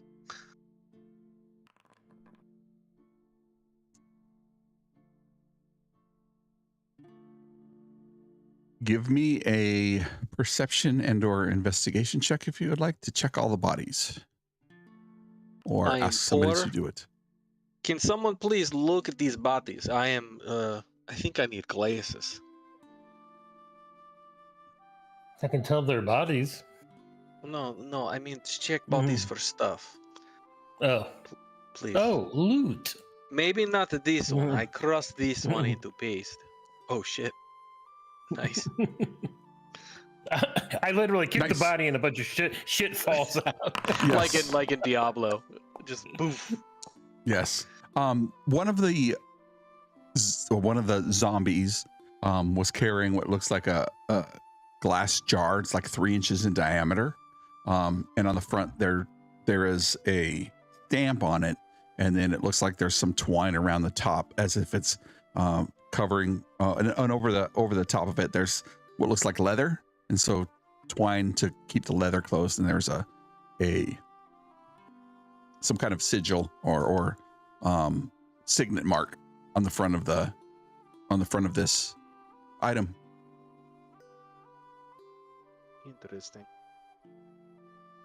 Oh, well, I don't know what that is. Maybe you take. I meant more like their short bows. Would their short bows be useful? Yes. Or are they pretty poor? Cousin Thalgar, do you have ranged weapons? I don't really. I have javelins, but they're not great for long distance. I do. And he would kind of pull his cloak back, and you can see a crossbow. Okay. I will take short bow and some arrows, if this is okay. All right. You can All right, take how many- short bows and as many arrows as you can carry. Okay. I don't imagine we will be keeping track of arrows, so Nope. I will just add them to my sheet. Thank you, sir. All right. Well, aside from funny jar with hopefully not human skin lid, I think we found everything, guys. Should we keep going?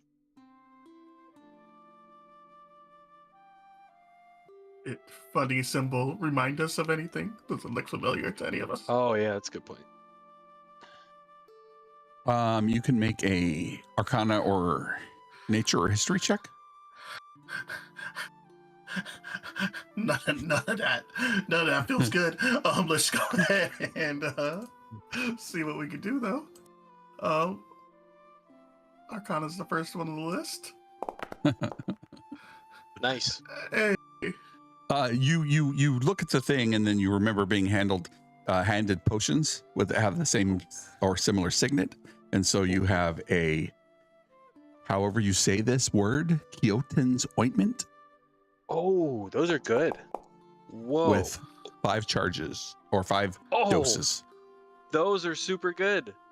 The Seneschal definitely gave a zombie turning point potion. We should throw them out.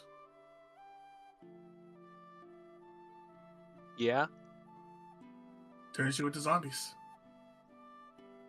I'm pretty sure I've used that before. It does not turn you into zombies. Although, You can't even say it. well, it's called restorative ointment in Yep. the SRD, and I can say restorative. Okay. So screw you, buddy. My accent's all over the place tonight.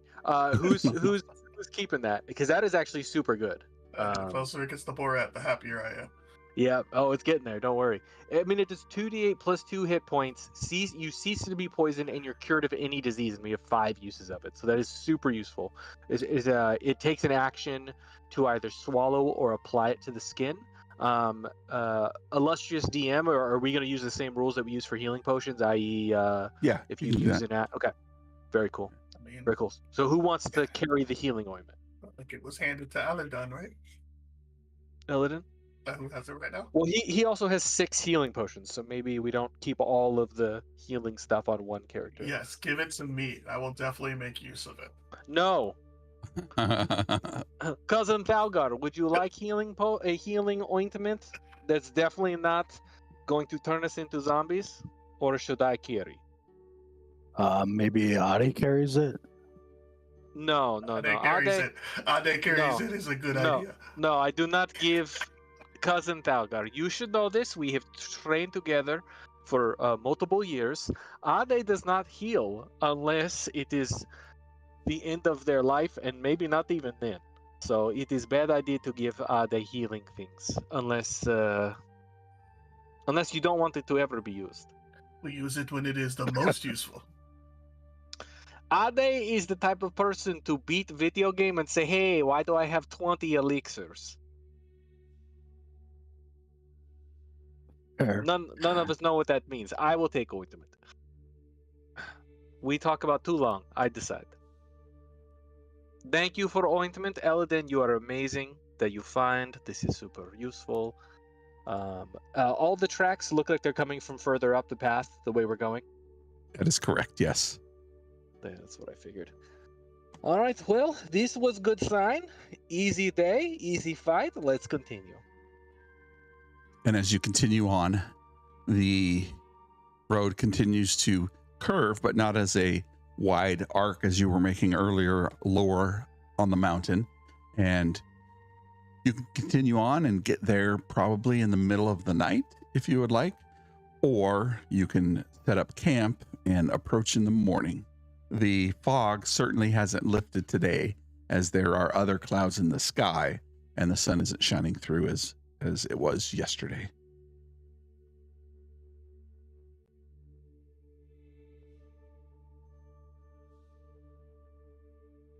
Well, I know we said go in the morning, but we are in their territory.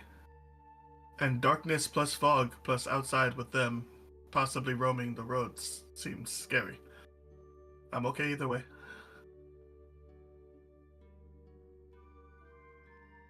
Yeah, I don't see very well in the dark. Well, it is the dark.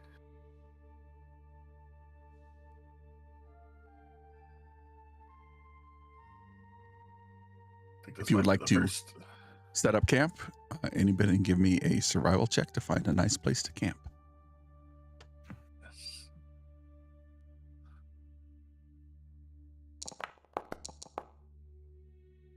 That is also another good roll. Wow, very nice. Again, you find yourself just off the side of the road. It looks like some point somebody had set up a camp here, just very similar to what you had seen before, but not as well used. It looked like they tried to clear some brush, but there's still brush nearby. Probably useful to light a campfire if you're going to light a campfire, but you find a nice place off the road and a little bit out of the way, so you can't be obviously seen from the road if you so choose. You tell me, but you find a nice place to camp. I think we need good watch tonight, because like you said, we are close. I am pro fire. I don't know how you guys feel. I like the fire because I can see when there's fire.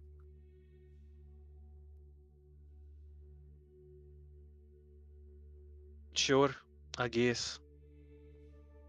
Non-committal fire. Okay. I will make decision. I will. Darn it. I will make my own decision. I will start a fire.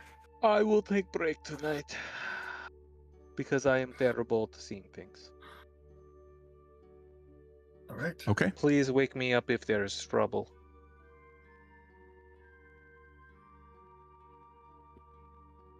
So you're setting up a camp with a fire, correct? Correct. Okay, cool. And who's taking first watch? And we'll just do 2 watches from this point forward. Oh. I can take it. Give me a perception check. changed my die, but it didn't change. And whoever's taking second watch can also give me a perception check.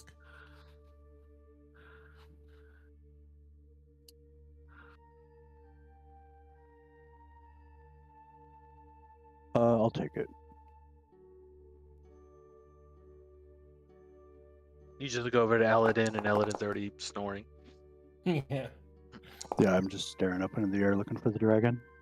Yep. I'm gonna see that dragon. God damn it! The night goes by without issue, and you wake early in the morning. The smoke of the fire is burning a little low, but not enough to cause any kind of alarm or be viewable outside of your camp area because you've set it up in such a way where it blows down the mountain. But the day is yours. You can refresh and take a long rest and continue on your journey. Let me know what you would like to do. We'd like to assault the castles. Yeah. Stealthily? Yeah, it's a good idea. All right. So you continue on just a couple hours, maybe even less, and rounding the top, the curve of the mountain gets much more narrow, and as you approach, you see the towering structure. It rises with stoic grandeur, standing 45 feet tall and spanning 50 feet in diameter at its base. Perches atop an oval-shaped plateau, its northern half teetering near the edge of the sheer mountain cliff that looks over Anthus, just daring gravity to pull it from its perch. From the winding trail below, the tower seems featureless, seamless. There are no visible doors or entryways, only a single large shuttered window of weathered wood about 30 feet up on its southern face.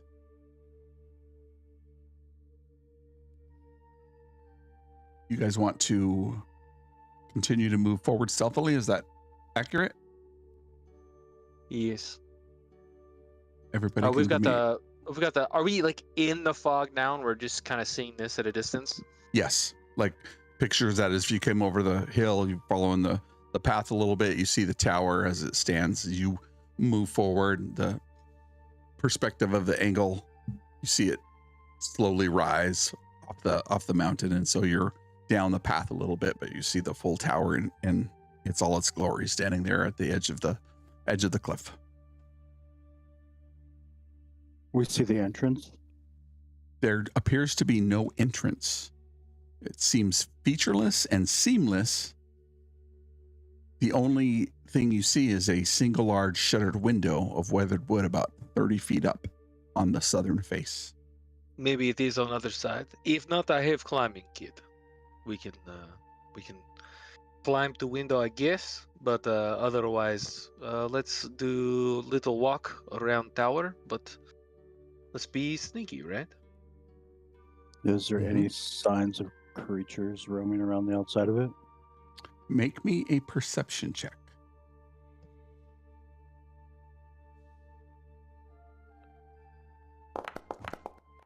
Nice. Not bad. There are two creatures meandering near the base of the tower. They pull themselves along with their arms, their squat legs, large distended mouth, much wider than any other humanoid mouth you may have seen. Their tongue flicks back and forth as if they're tasting the air. I'd give a Navy SEAL sign with pointing at my eyes and in the direction that I see. And then I'd form a big G in the air and I'd say, ghouls. Is there some kind of I almost said recall knowledge. Is there some kind of roll we could do? I don't remember if ghouls. I think it's just the skeletons that are like resistant against slashing. You can some make a nature or history check. I'm bad at both, but I would love to roll it. I'll do history to just see if sometime in my past I had fought a ghoul before. That's a big old no. And he's back. Yeah, I'm back, baby. I know nothing about ghouls, but I am excited to kill one, right? And just for a little bit of flavor, I will say that his speaking voice is not deep. Like it kind of oscillates when he's annoyed or angry or eating or something like that. You know, his voice gets deeper or higher depending. But it is nowhere near as deep as it is when he's raging. Then he's just all guttural and loud. But yeah, no. I'm very easy excited to go kill some ghouls. Let's go. Unless we attack from range, what do you want to do? It's clear they have not seen you. There is sparse growth of small shrubbery and trees that dot the area around the tower. It is likely you can get closer if you want to make an attempt to get closer.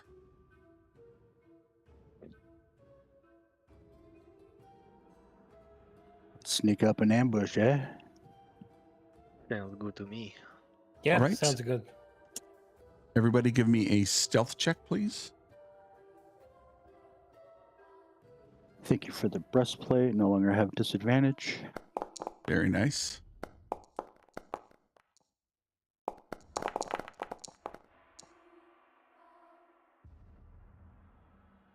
You got a 14, 11, 23, and 13. Yeah, sorry, Very guys. nice. So, drawing closer, you notice the walls are fashioned from dark gray stone, perfectly smooth and untouched by the passage of time. A faint, otherworldly chill seeps from the stone, brushing against your skin like a ghostly whisper. Encircling the base is a sparse gathering of short trees, scraggly bushes, and tufts of resilient grass. Jagged rock formations offer sparse cover for any stealthy approach, casting shifting shadows under the mountain's moody skies. Suddenly, there's a flicker of motion on your right as a large white crow swoops down from a nearby tree and lands gracefully beside Ade. The bird's movements are almost too fluid. Its piercing blue eyes gleaming with an uncanny light that seems to pierce your soul. The crow hops up and down its twisted head, moving back and forth, as if desperate to relay a message. Its presence lending a strange air of urgency to your mission. I don't know if this is a good time, but I don't think the bird thinks this is a good idea.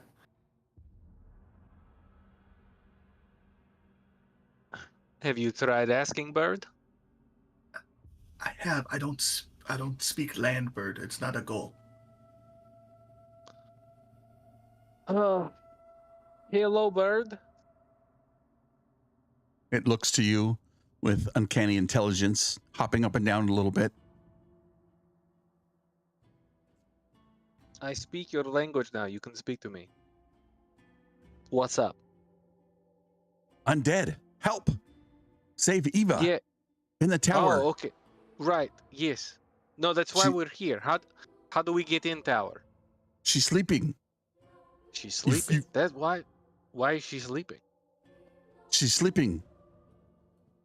Up near the She top. should- You should fly in. You can fly in. Well, okay. I don't want to make judgment here, but we cannot fly like you. So, how do we fly in? It hops a little bit and it flies in the air before it circles around and lands on your shoulder. Fly into the Yes, top. Okay, see, yes, but you have wing. I do not have wing. Okay, so is there a different way in? We are coming to tower now to rescue your friend, but we cannot fly. So a different way in other than, and I point towards the window, other than window. He says, then through the door at the bottom in the middle, and you see On the other. you see a path, a clear path, foot trodden, that leads to what looks like a blank wall, but there's certainly a weathered trail that leads right up to the edge of the tower. Okay, I do not see door, but you say there is door. Yes. We must hurry. Okay, we go. And I like motion for the rest of the party to like continually stealthy moving as I'm speaking to this bird in like a bird language. Yeah. And just hear little Or like chirps and whispering. Yep. Yeah, whisper little whistles and so how did they open door? I imagined Ava did not fly in, yes? So how did the door get opened? you just push it open. He says, obviously, he seems a little frustrated and lacking patience, and you just push it Yeah. open. Yes, we're going. Okay, I'll try and push open, but I must tell you, I look at door, I see no door, so. He says, we have to hurry. Eva's asleep. She won't wake up. Okay. She's on the How second many- floor.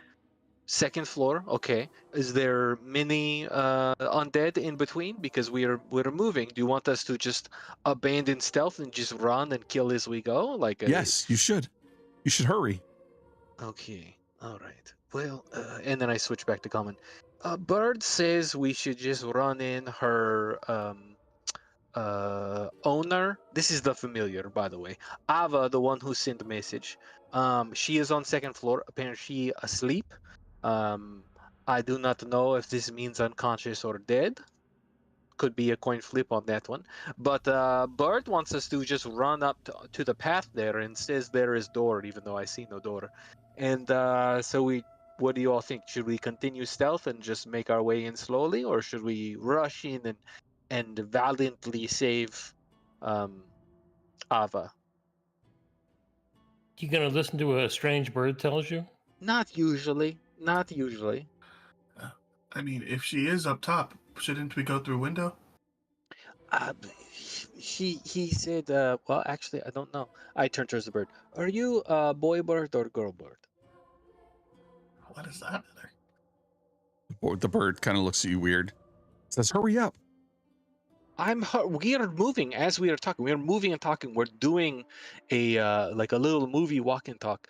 I'm asking for your proper pronouns. I don't know what to refer to you as. The bird says, neither. So I guess you can call me them. Okay. They say they are on second floor, not at top, but maybe in middle. So let's just go. I mean, I don't really want to give up stealth, but Bird is very insistent that Ava is like asleep, whatever that means. Well, Bird is not the boss of me. Yeah, that's true. That's Yeah, true. we deal with the ghouls. Okay, so I look at the bird. We're going to kill ghouls in front of door, and then we are going to go into door. Okay? I'm sorry, but we're not just going to run in and get attacked from behind, because you have to protect yourself if you're going to help anyone else. Everybody knows this. I'm sure you know this, Bird. Your parents teach you this, just like mine did. So, one step at a time, but we are moving. We're going in, okay? If you have any more information to give, please let me know. We only have, he looks at a non-existent wristwatch on his wrist. We have like 8 more minutes of this. So if you have any more information, if you want to do some scouting, let me know. Otherwise, we're going to go kill ghouls. And then you're going to show me door. Yes. Hurry. Hell yeah, let's do it. Oh, there. This is what you see. You're able to stealth up to this bush/tree. You have successfully evaded the lookout, who is at the top of the tower, and you are seeing these 2 ghouls sitting in front of this. You see this trail here that leads up and almost ends at the door where there doesn't appear to be any kind of opening, as it were. The bird says there is door here, even though we cannot see door, but let's kill ghouls. Did the lookout that we saw have like a ranged weapon? Could not tell. Be careful, lookout, but otherwise, let's get to business. And he unhooks his axe. Any final preparations?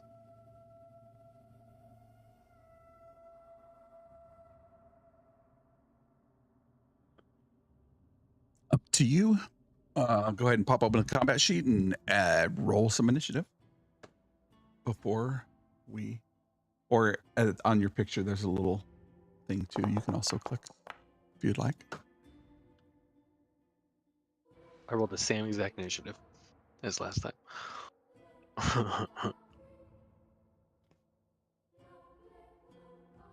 Illidan, Nice. Good roll. nice. Illidan is first act.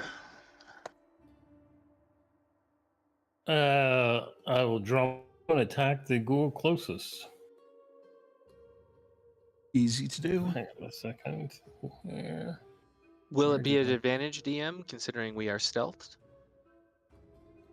I don't know how that works out.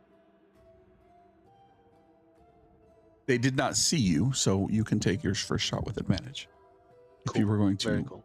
shoot I at it, think I'm gonna bonus action. I'm gonna cast Hunter's Mark on Oh, the creature, nice. and then I'm going to attack. Did we say advantage? yes. Good thing. Yeah. Oh, better. Let me see what we can see. That indeed hit. Oh, nice. Okay, add a dreadful strike, and the Hunter's Mark is a d6.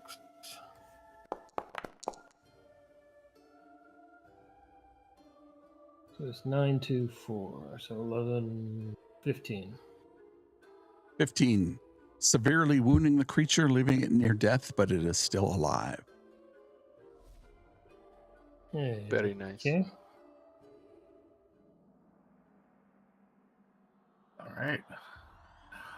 I will go ahead and creep up a bit.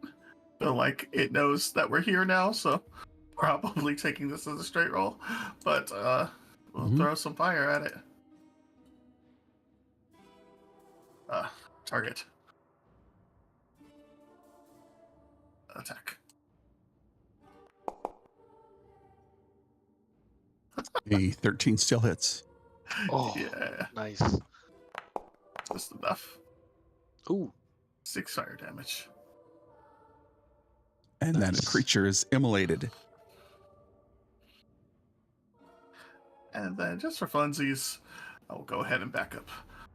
And then in my turn. Ivar. Ivor's gonna move.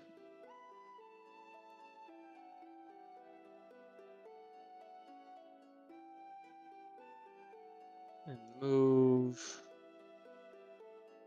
And then ready an attack if something gets within range.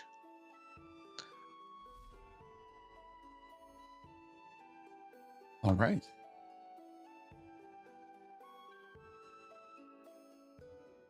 Creature quickly moves up towards you. Your attack goes off as it moves into range.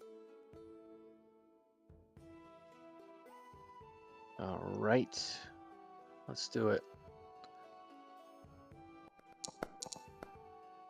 16 That is going to hit. hits. For 10 points of damage. 10 And points. that is my reaction. All right. The creature will attempt to reach out its fury as it comes forward. Teeth, claws from its hands and its feet. As it moves towards you, it will attack.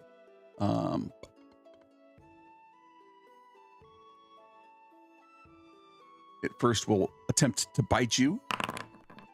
Gross. That's damage. Oh, there we go. That is a 10 to hit. That misses. Oh, that's a miss. Yes, sir. And that is also a miss. As it Okay. bites towards your face, you move back. Do you have a shield? No, just two And it handed. moves back. It tries to bite your face, but you're much too tall, and you smell this just rank breath filled with decay. You probably don't want to get bitten by this creature. Thalgar. I'm going to start off with moving into range. I have an extra 5 feet of range, so 15 foot of range on my scimitar.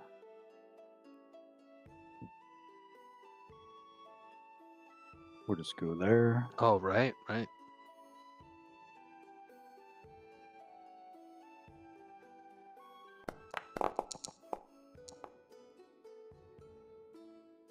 An 11 just misses. Oof. I will bonus action double-bitted scimitar.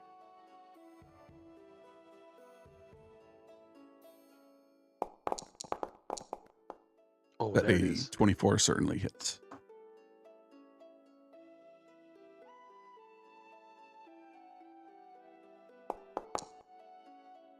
Nice. 4 damage. The creature is badly injured, but still standing. That'll end my turn.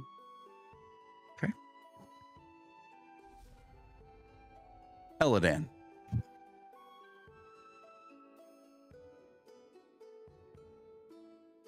I will move. Bonus action, I'll move Hunter's Mark onto the creature. Do I get the And I strength will- bonus on the damage with the bonus attack? I don't know. Isn't I'd have to look. No, it's just a straight 1d4. An 18 certainly hits. For 9 Nice. damage. And as quickly Plus- as you moved into Nice. range, you have defeated the exterior guardians. Did it. And you find yourself outside of this tower. There is certainly a door there. It just looks really well made, and it's almost flush to the tower. You can see Right. now that you've gotten closer, there is a seam, but and the bird So is tight. just Yeah. sitting right in front of it, like, hey man, open the door. All right, everyone ready? Anybody need to do any prep? Yeah, we just all. Oh no.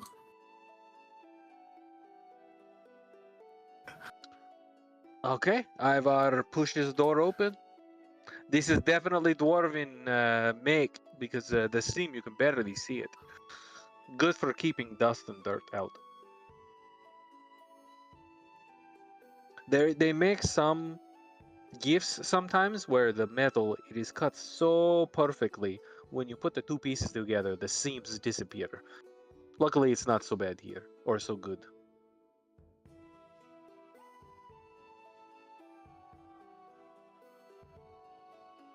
Start taking notes in my journal about it. And what you see is you push through the door. A musty odor assaults your senses, almost causing you to gag. The air is thick and oppressive, like it hasn't been refreshed in years. The cramped space is filled to the brim with animals packed so tightly, it's a wonder they can even move. The mules and horses jostle and sift, their eyes flicking back and forth in the dim light as if sensing your presence. There is a black horse with a white blaze mark on its face and a cropped ear that stands out amongst the rest. Its eyes lock onto you with a strange intensity. The sheer number of animals in this small space makes it all very hot and almost unbearable. You wonder how they're still living. At the far end of the chamber, opposite the door, you see a ramshackle chicken coop. There's one hen left inside that coop. It looks, feathers are matted and missing in places, and the ground around is littered with loose feathers, giving the impression that something violent had happened here. To the right of the chicken coop lies a round grill-covered hole in the floor. The metal grate is rusted and stained with something that looks like dried blood. The hole seems to go down deep into the earth, and a chill runs down your spine at the thought of what could be lurking in the darkness below. The oppressive atmosphere in this cramped space feels like it's closing in on you. You can't help but feel like you're being watched by something sinister. But that, my friends, is a story for the next time we get together and play. And so I think it feels like the best spot to live here because now that you're in the interior, we can explore it the next time we get together and play. And when that might be happening, I'm not sure, but I think Richard moved his game to the 22nd, so maybe next Friday. I'm not sure if people are going to be available or aware or around. I know you're starting I'm a new down. job on Monday. The 18th though, so Friday Oh. I'm still good. Okay, cool. Yep. So we can tentatively schedule for next week on the 18th, but until Or then, it is the 15th is the next game. Or Yeah. yeah, Yeah, next week. he starts on Monday, yeah, which is the 18th. Yes, Yeah. sir. But yeah.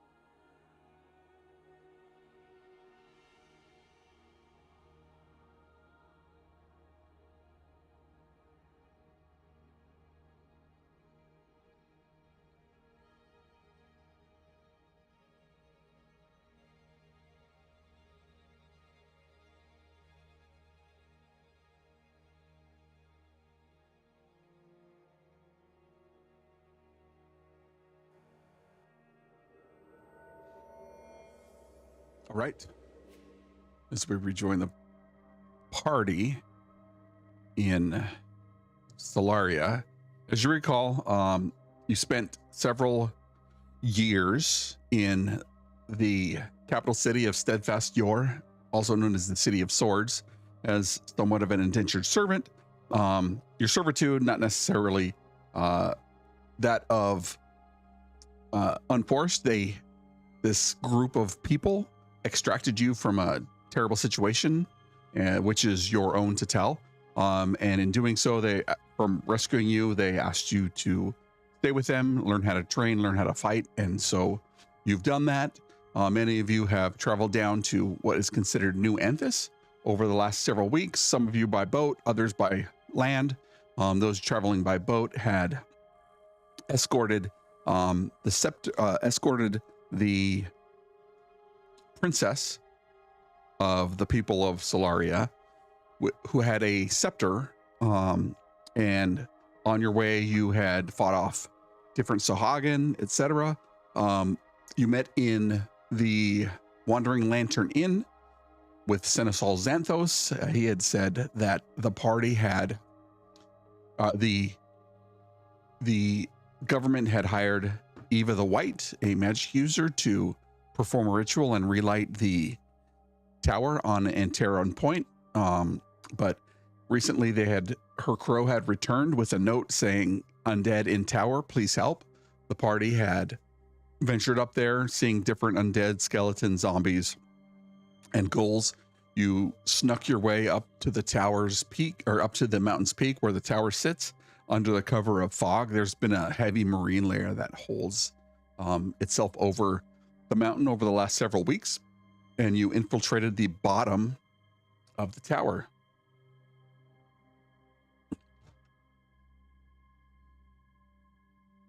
Can you invite Craig? Yeah.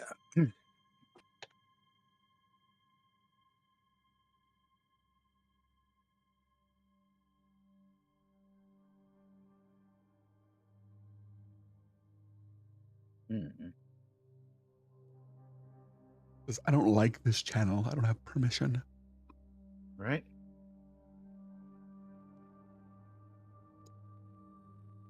Now recording. I got it. You made your way into the bottom of the tower, first floor. For many of you, it's really dark. For the one member in the party who does have dark vision, I will read out what we see. As you push through the door, a musty odor assaults your senses, causing you to gag. The air is thick and oppressive, like it hasn't been refreshed in years. Cramped space is filled to the brim with animals, packed in so tightly that it's a wonder they can even move. The mules and horses jostle and shift, their eyes glinting in the dim light as if sensing your presence. The black horse with the white blazed face and cropped ear stands out among the rest. Its eyes lock onto you with a strange intensity. The sheer number of animals in this small space makes it almost unbearable, and you can't help but wonder how they're all still alive. At the far end of the chamber, opposite the door, you see a ramshackle chicken coop. Only one bedraggled hen is left, its feathers matted and missing in places. The ground around it littered with loose feathers, giving the impression that something violent had happened here. To the right of the chicken coop lies a grill-covered hole in the floor. The metal grate is rusted and stained with something that looks like dried blood. The hole seems to go down deep into the earth, and the chill runs down your spine at the thought of what could be lurking in the darkness below. The oppressive atmosphere in this cramped space feels like it's closing in on you, and you can't help but feel like you're being watched by something sinister. So, party, what happens now?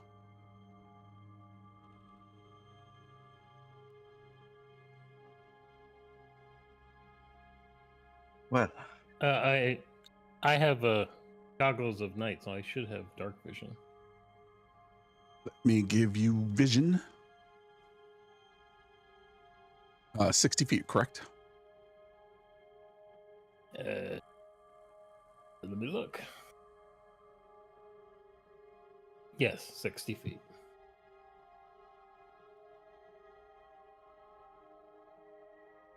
Of course, I could have smelled the horses, I suppose. As you look around, there's one sitting right next to you, kind of moving but docile in this area. Several horses are there. 2 are drinking from a water trough that sits in the middle of the room. There is a ladder that leads what looks like up to the next floor. I look over to Eladan. Cousins of yours? What? The horses? Oh. Ah, I see what you did there. Very, very amusing.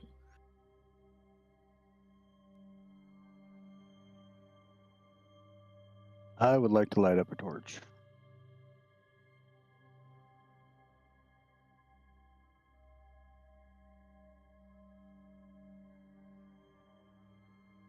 As you light up the torch, you see the different horses on the left side and then the bales of hay and feed to the right.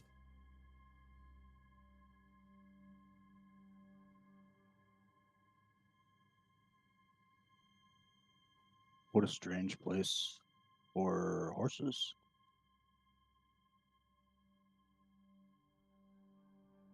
What But a this is like strange- the ground level, right? Yes, it is the ground level. Yeah. It would only be strange if it weren't the ground level. It's a strange place for live horses. You'd think they would have been eaten or something by now.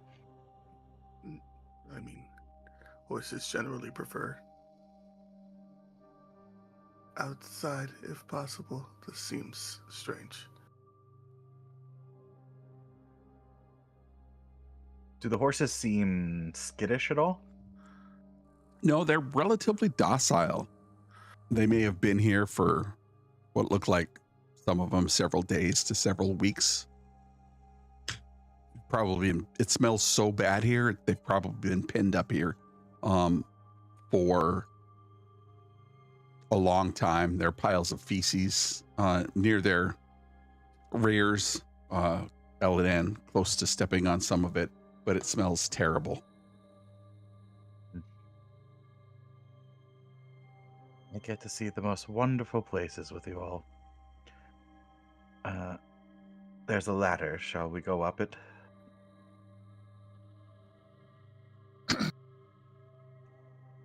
Would seem the only direction. As you make your way to the ladder, I would like the party to give me a perception check.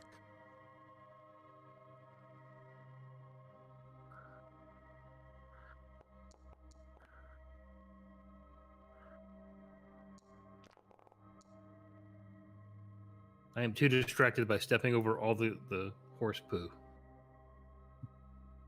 Yep.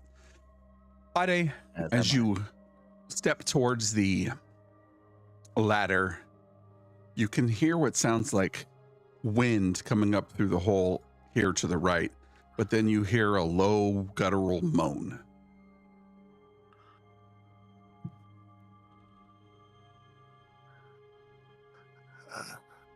I hear a rumbling, and I don't think it's the big guy's stomach. Should we check down before we check up?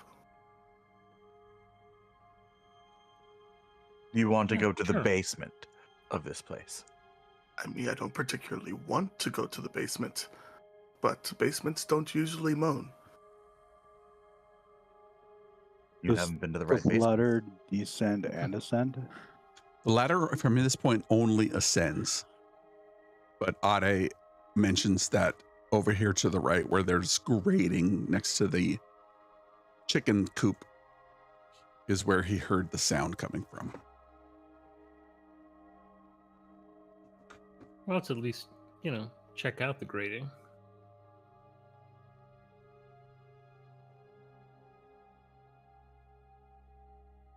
You can hear the wind howl from below.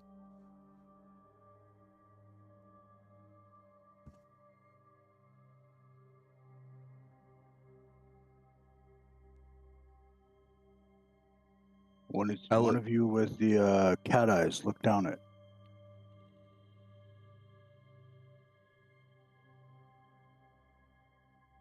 Now I'll peer over the edge, see what I can see. You peer over the edge and you see hundreds of feet down the forested treetops of the mountain you had climbed, but about 10 feet down, you spot what looks like a dwarf. Blood is dried on his skin. He looks nearly unconscious, and it looks like his skivvies has caught a sharp point and is keeping him from falling to the forest below. He's approximately 10 feet down and his skivvies have stretched about 5 feet. The piece of metal that he is clinging to is about 5 feet down.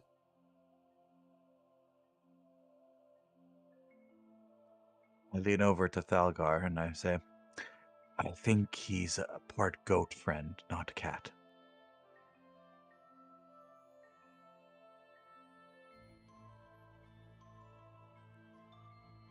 What did you see down there?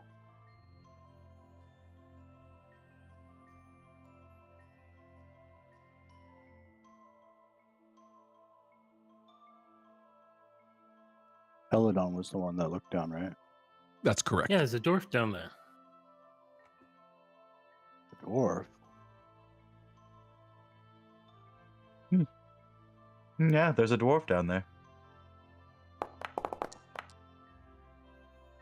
Does he look dead? Does he seem conscious? He looks like he's barely clinging to life. You see the rise and fall of his chest. It sounds like he's complaining under his breath about something. Well, I'll call out to him. Hello?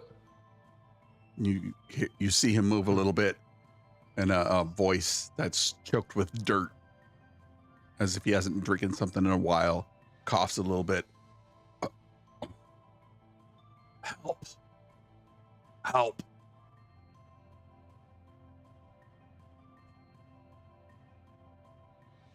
I think he wants us to help him. Does the grate look like it comes off? It looks like you can pick it up and remove it, yes. Oh. Well, I suppose the first step is let's pick up the grate.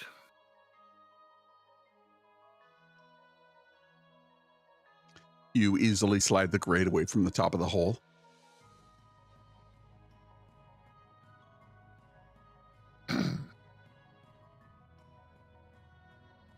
Any I've got ideas some on how we get this guy? I have some rope too. I know. Eladan, we use you as a beast of burden and tie the rope around you. Or we could use one of the actual beasts of burden in this room, and I make a sweeping gesture to the many horses standing nearby us. I suppose that might be a good idea.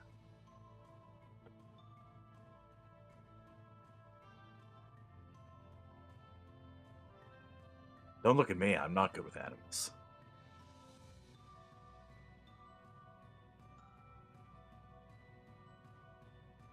Okay, so we're just gonna lower this guy a rope or what? Someone going down to get him? Yeah, he doesn't really look like he's going to be able to grab a rope, and somebody might have to go down there and Are you volunteering, tie one on. Thalgar? I can't fit down there. It seems roughly human-sized. I'm a Goliath. It would certainly be a tight squeeze for Thalgar. Who's our smallest person?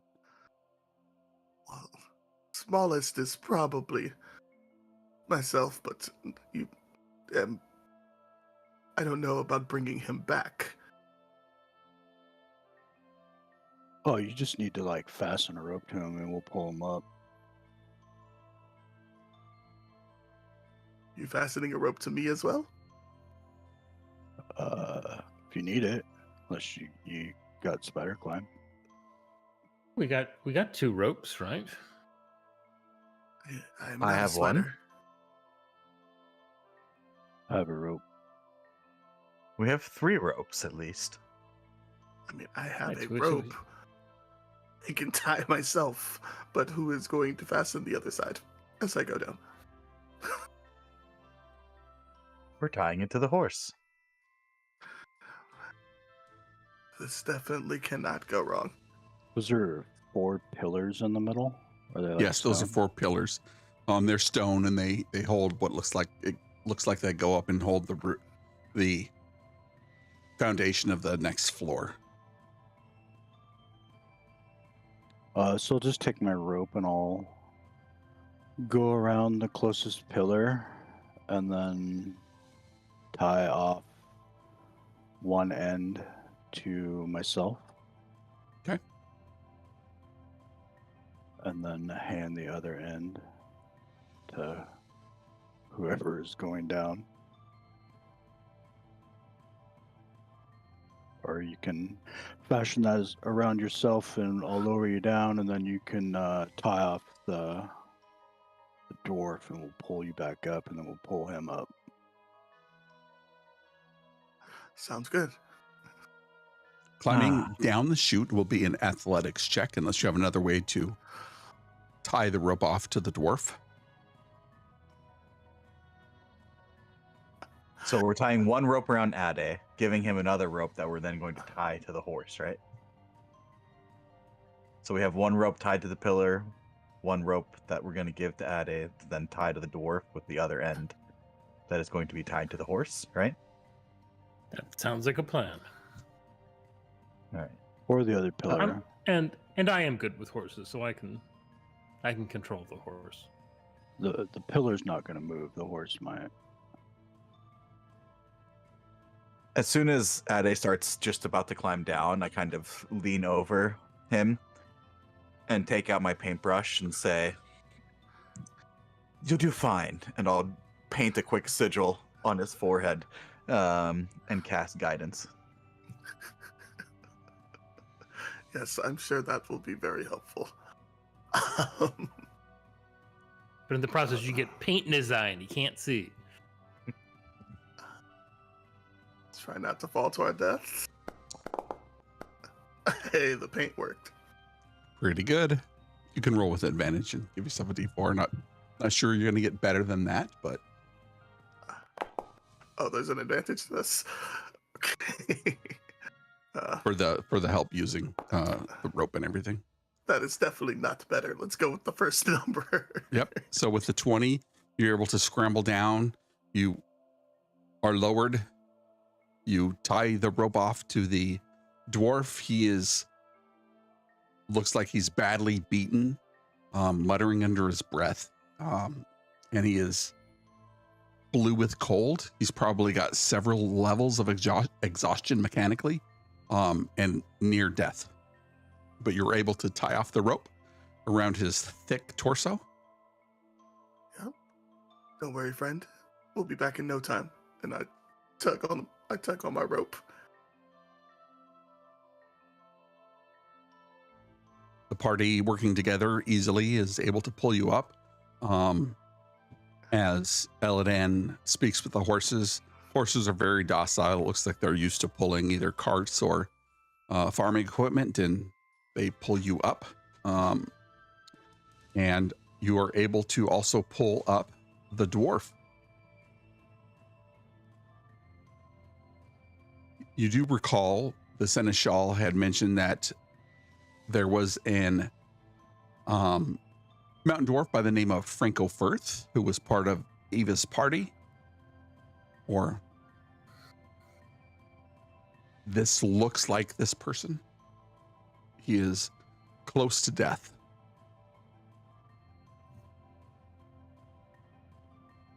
I'll break out one of my potions of healing and feed it to him. All right, you hear him groan before he passes out against the wall.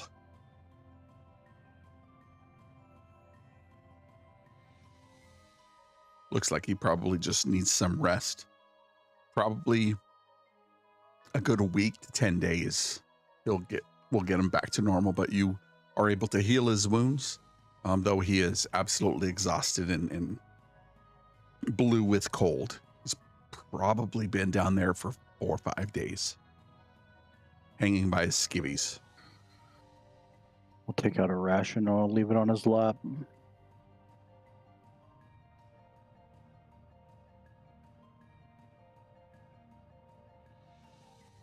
Guess we'll have to figure out how to get this guy back.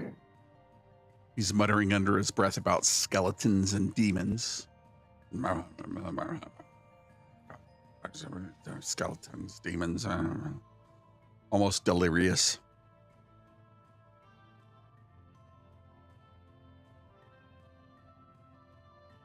Well, put the grate back into place so he doesn't fall down it. Okay.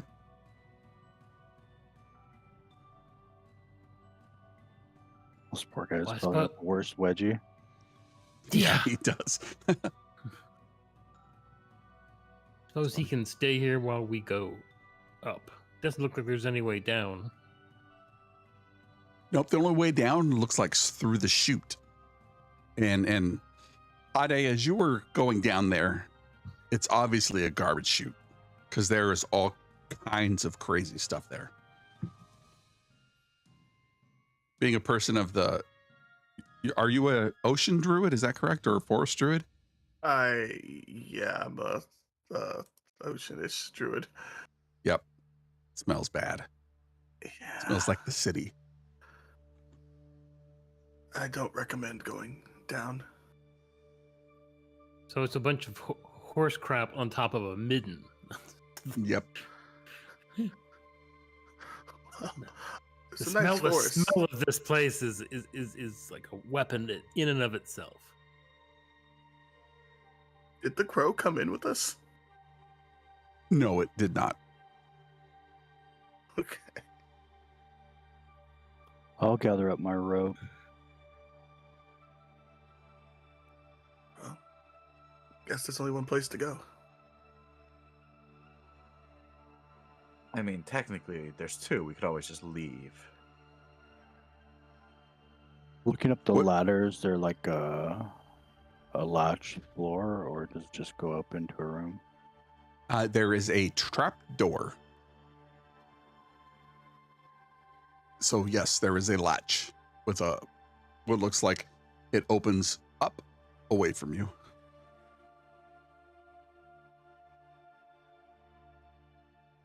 How far up is it? 10, 12 feet. Does it look locked? Does it have like an actual latch that it needs to be opened, or can I push on it with something? No, it looks like you can push on it. There's no obvious lock on this side. I'll give a nice push with my halberd.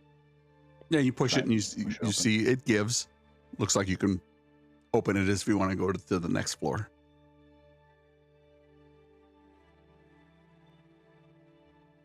Can I Oh, get what do you say, the guys? order of ladder? Ade will go second. I'll go third. I'll be last. With Washi. Kind of. He just jumps and then latches on to Eladan's cloak. Nice. I guess I'm going first, torch in hand.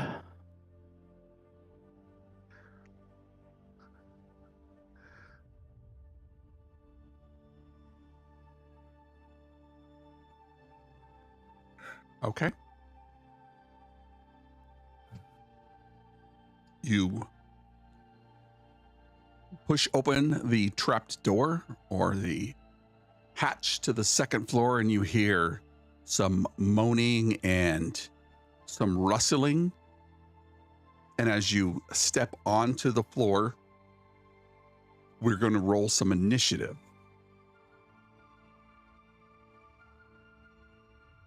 Does it sound like more dwarves?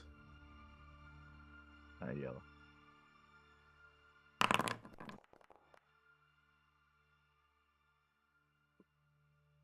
And I'm going to move Halagar over here.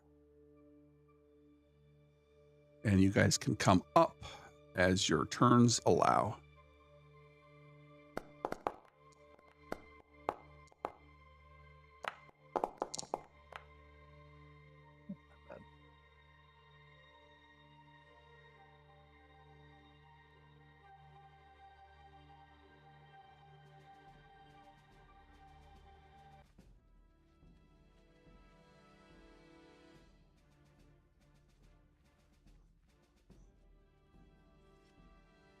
Watch is going to go on your turn, Richard.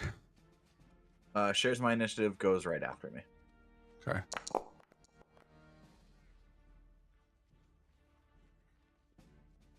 I will update combatants to 17.16.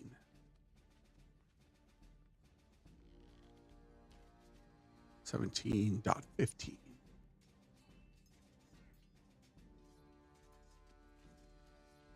As you climb up into this room, Thalgar, you hear the approach. It smells terrible here. Quickly, you look around. You see what looks like some beds, maybe a hearth in one corner, some desks. There's a large table that sits just very close to the ladder. And as you push open the latch and you step into it, these creatures may have been hiding behind beds or desks, and they rush forward and look to attack. And we will begin combat. Ade, you are first to act as you hear Thalgar reach the second story and you hear these creatures come closer. You can climb the ladder. What do you want to do? Did Dalgar clear the ladder? Mm-hmm. Okay, I would like to climb the ladder. Yep. I'm going to move you, Thalgar. And remember, you can walk through, you can travel through your companions. Well, I have to pick a stance for my initiative. I'm gonna go. It's aggressive stance. Okay. So it's like a reckless stance. Gotcha. Thank you. Oh, this doesn't look great. I think is this BG3 rules? Did I walk up a ladder for free? Hell, how much No, you movement was that? You went up 10 feet. 10 feet. Okay. Yeah, I will go ahead and activate my Solaria. I think it's probably a good move here. And let's go after. Let's go. Oh wow. Let's go this way.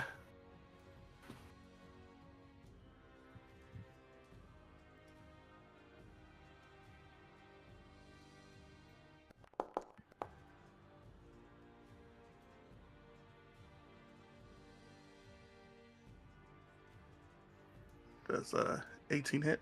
An 18 easily hits this zombie as it looks like it's crawling on the ground. It's some kind of dwarf. Mayron was right.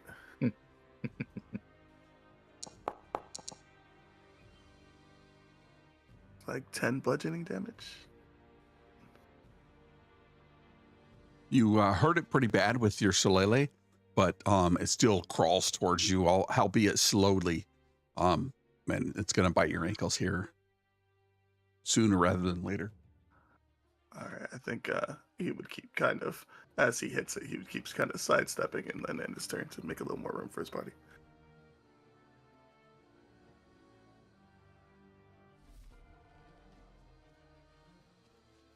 Aaron. Well, Eladan is in front of me. On the ladder. So I will just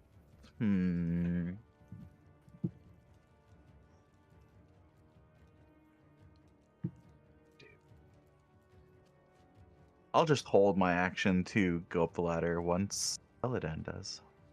Okay.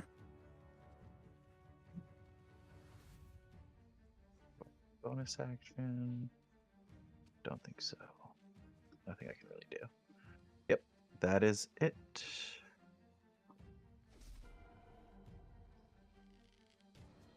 Washi will also do the same. Yep. Eladan, I'll hurry up the ladder. you hurry up the ladder. As you climb up the ladder, you see the light above. You make your way up. As you get to the second floor, you see two what looks like ghouls, and then you see some dwarf zombies, or at least zombies. They're half their body's been ripped away. They're crawling towards Ade. Am I able to follow? Yeah, you're able to follow. He's still just climbed out of the ladder, so we'd have to move Okay. for you to get up.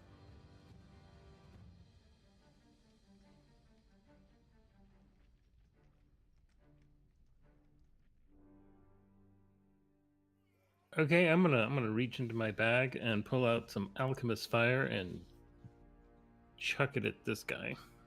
Okay.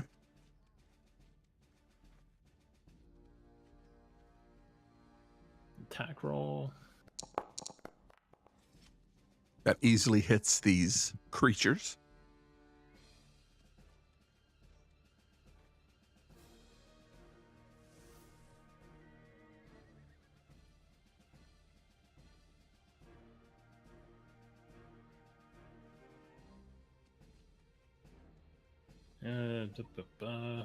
And what the heck? How much movement did I expend coming up the ladder? You expended 10 feet. Okay, then.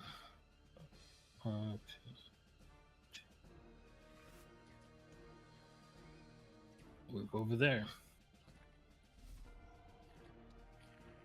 As you watch Eldon go up the ladder, you see him pulling his back, and he throws something, and then he rushes out of sight of the ladder. You can now move up. You and Washi both move up. Uh-huh.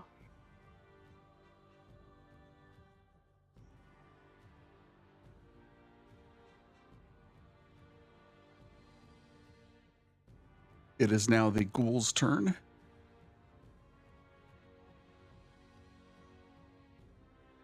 This creature will move forward towards Thalgar and do a multi-attack. Makes one with its bite. It attempts to bite you, Thalgar. It'll have advantage because I'm in my stance. He is on fire, by the way. He is on fire. That ghoul is on fire. Wowzers. The first attack looks to be a 9, and then he'll attempt to claw you. That's a 19. That'll hit. You take 7 slashing damage, and I need a DC 10 con save.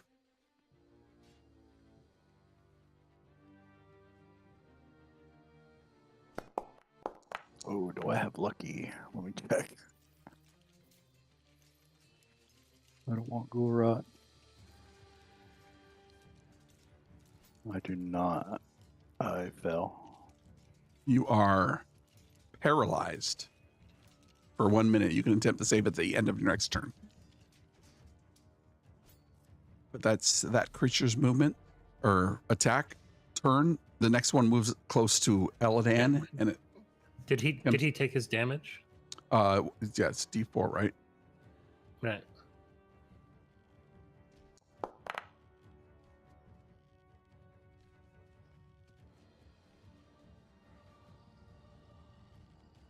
Takes 3 damage. The next creature will move towards Eladan and attempt to bite. That is a 10 that misses, and then the next attack will attempt to claw you. It's a natural 20. Damn. That is 5 slashing damage, and I need a DC 10 Constitution saving throw. Constitution saving throw.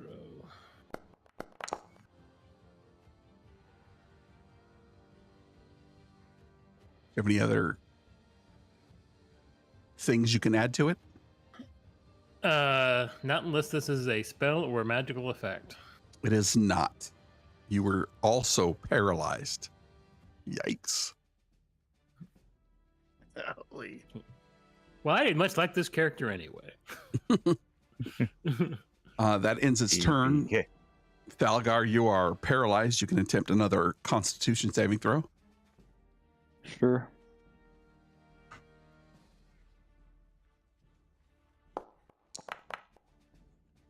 You succeed and are no longer paralyzed. That's good. That'll be my turn. This creature moves up to Eladan and attempts to slam you. It will make that attack at advantage since you were paralyzed. And if it hits, it's a critical hit.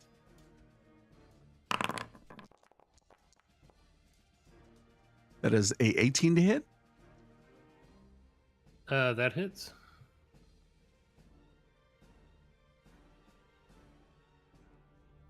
You take, what is it? 1d6 plus 2. So you take 10 points of bludgeoning damage, but that's all it can do. The next creature attempts to slam Ade. That's a 16 to hit That just hits. or 7 bludgeoning. That's a turn. Ade, it's your turn.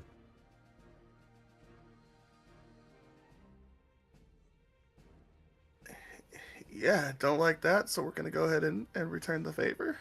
Hopefully. Possibly. 15.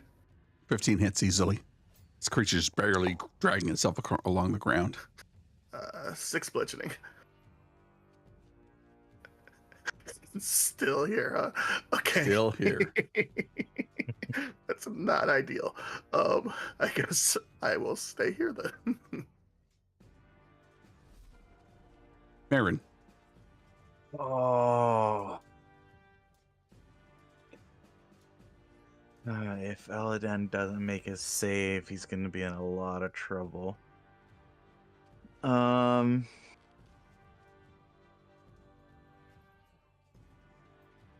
First of all, I'm going to move.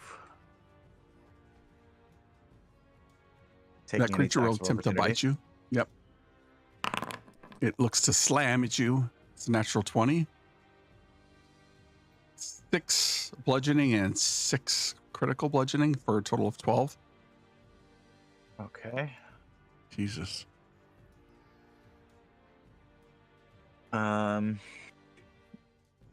That's fine. I am then... Oh, it's a bonus action? Huh. It's a bonus action. Could I have said that I disengage from my action? Sure. I'm going to say that. Disengage, so I'll go back. And then for my bonus action, you see him whip out a thin scroll and quickly paints some symbols on it and throws it over at Eladan, and it flies over straight and then flaps onto his back, and Eladan glows with this faint orange energy as I cast Sanctuary Nice. as my bonus action. I'm going to put a effect on you. We'll just call it that. Whoa. I have a lot more spells on here than my D&D Beyond. That's interesting. Wonder why. Okay. And that's it for my turn. And then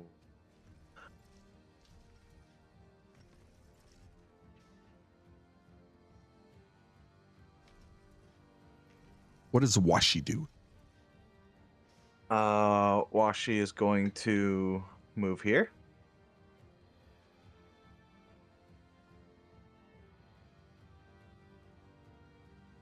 And Yep. then attack this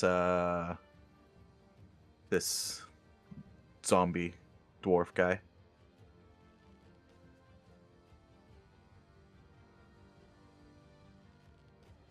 Right. No, that's the damage. Where's the attack roll? Oh, it's just my spell modifier, so I'll just make a spell attack.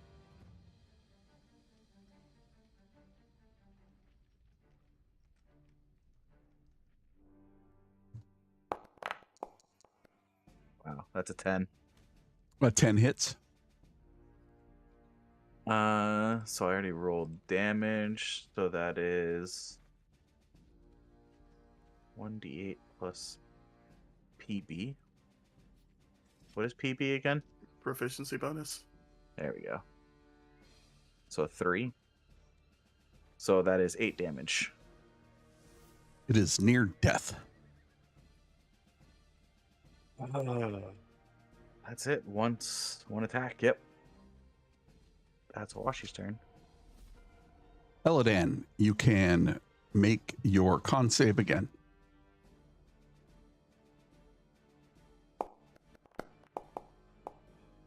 And you are no longer paralyzed. Okay. So that was my action. The end of your turn. Sorry? That happened That's at my the entire end of turn? your turn. Yeah. Yeah. You make the save at the end of your turn. Okay. This creature will attempt to bite Salgar. 8 misses and a claw for a natural 20. Not sure why it's rolling at whatchamacallit, but that is Hey, we'll take 2 slashing. 2 slashing.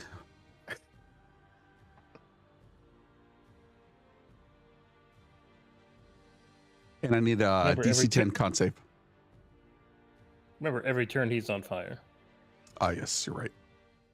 D4. 4 damage. You easily pass this time. But that's his turn. Thalgar, he's going to attempt to bite you.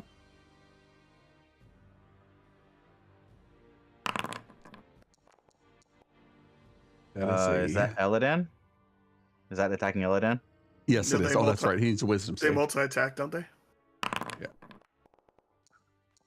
He fails his wisdom save, so he loses that attack. He's going to try to attack Eladon again, so he needs to roll another wisdom save. Mm-hmm. And also fails, and he can't. There's nobody else nearby. Thalgar. I'm going to use a maneuver.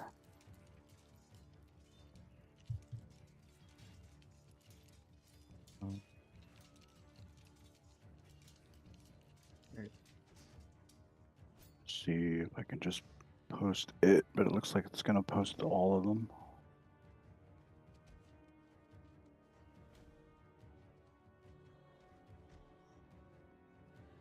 Oh, it's called Iron Tempest. I spend 4 points. Like making a weapon attack against a creature until the end of the turn. Whenever you hit with a weapon attack, it deals an extra 2d6 additional damage, and you can make an additional number of attacks equal to bonus, but each bonus attack must be against a different target.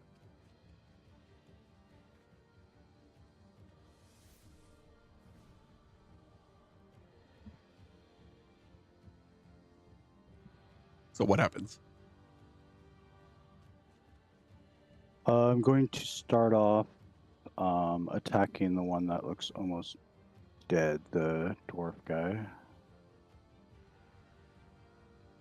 Actually, I'll attack the one next to me first. Okay.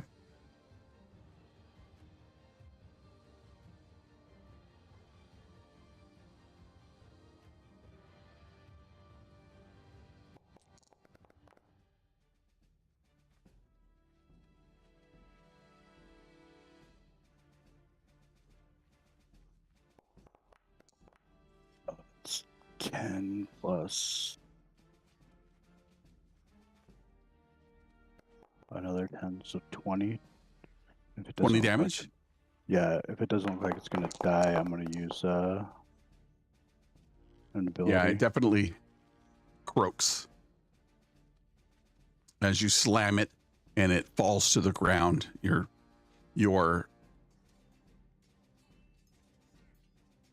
Your halberd almost splits it in twain. I will move a little bit and then continue my onslaught onto the other zombie or ghoul. Mm-hmm.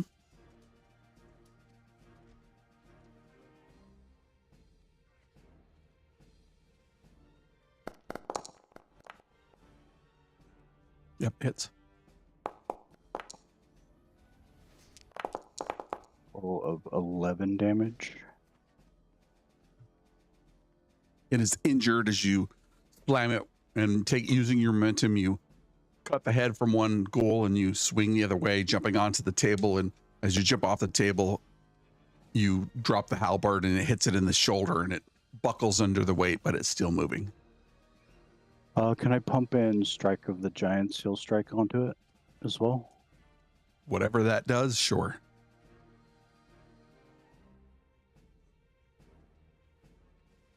It's extra 2 damage, and it has to make a Strength DC 14 save or be knocked prone.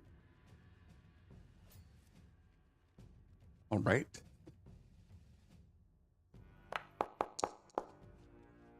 That's a 3. It is now prone.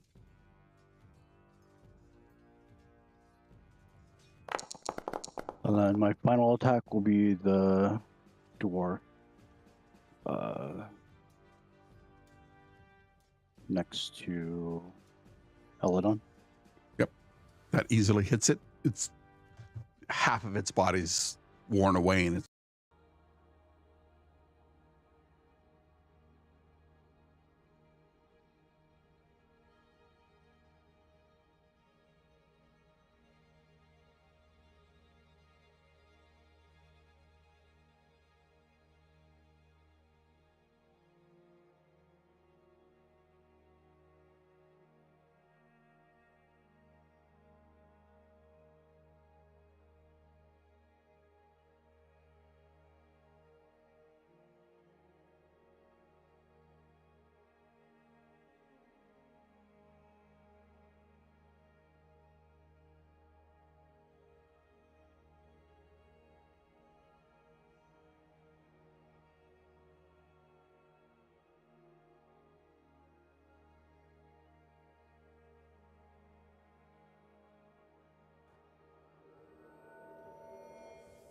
all right. We jump back into the combat.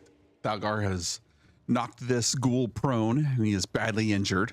The dwarf zombie will attempt to slam Thalgar. That guy took 16 damage. Yeah, that's right. That's when the power went out. So thank you. Seeing that hit or feeling that hit, it will look back towards you and crawl across the floor as you jumped off the table and hit it. It goes across the floor and it'll attempt to slam you as soon as I reload all permissions. That is an 18 to hit. Yep, that hits. Or that is 4 points of damage. And then the next one will attempt to slam at Adi. Adi, that is a 12. I'm assuming that misses. That does miss. It is your turn, Adi. Try to finish this thing off.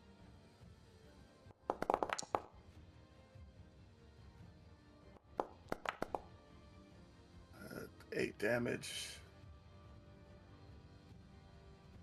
8 damage, so it's Slam a my DC staff down on its head. Oh, no. 12. DC 13. onto fortitude. 5 more damage. DC 13 is 6, so it dies. Hey.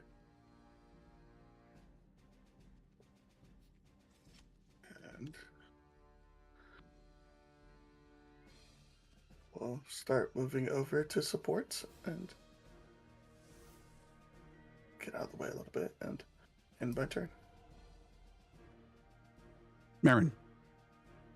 Let's see.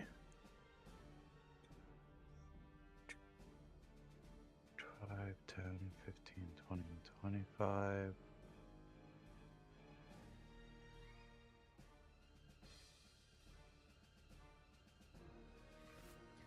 Sure, why not? I'll move up, and I will, my paintbrush elongates, and the hit tip hardens into Whoa. that, Yeah, it does. Phrasing, bro. It's a kid show. What are you doing? into my infused spear, pretty much, and I'm going to attack.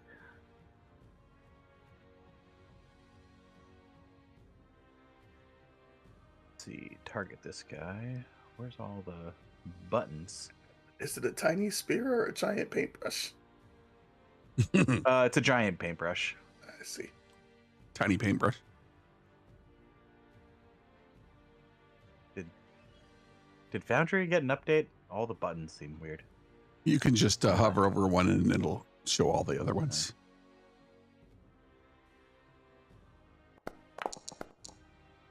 That hits. That's a 19.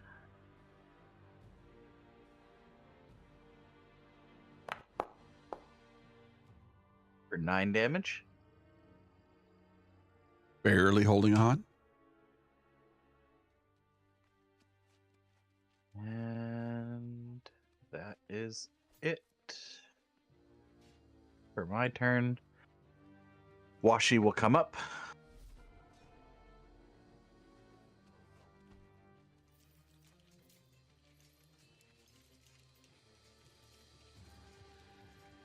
Go here. And target this guy. Spell attack.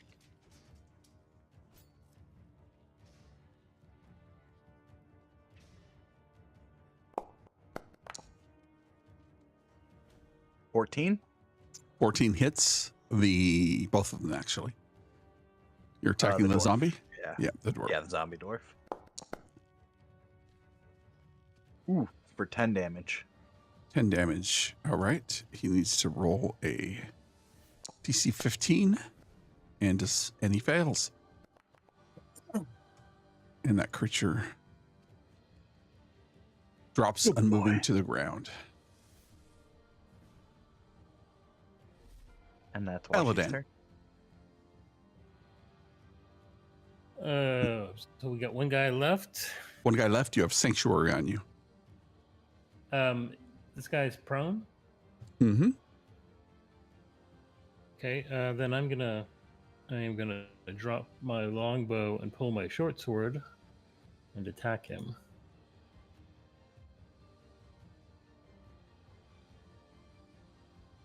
Hopefully one of those will hit. Yes, that hits.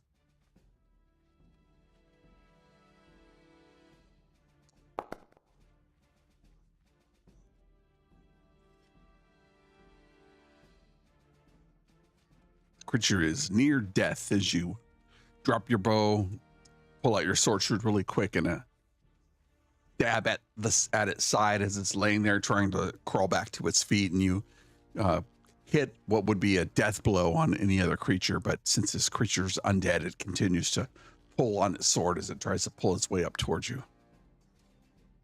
Bonus action, I'm gonna drink a healing potion. Okay.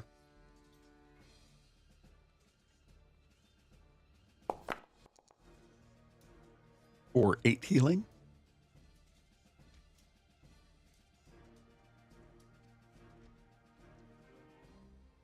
and that should do it. This creature crawls up your sword, relieving itself from a prone condition, and it will attempt to claw you first. As it does, Washi's going to bark at it and use deflect attack. So I impose disadvantage on attack roll within 5 feet. Nice.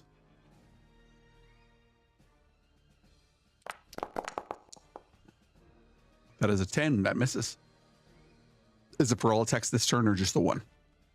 Just that one. Good stuff.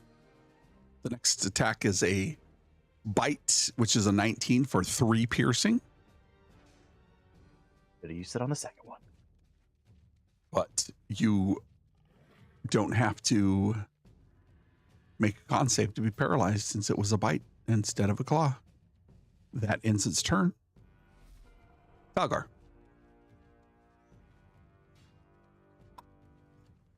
I will move a little bit. Is it free action to swap weapons? Yeah, I can swap weapons. I don't mind. I'll switch to my double-bladed scimitar. You're going to kill this here in a second. Anyways.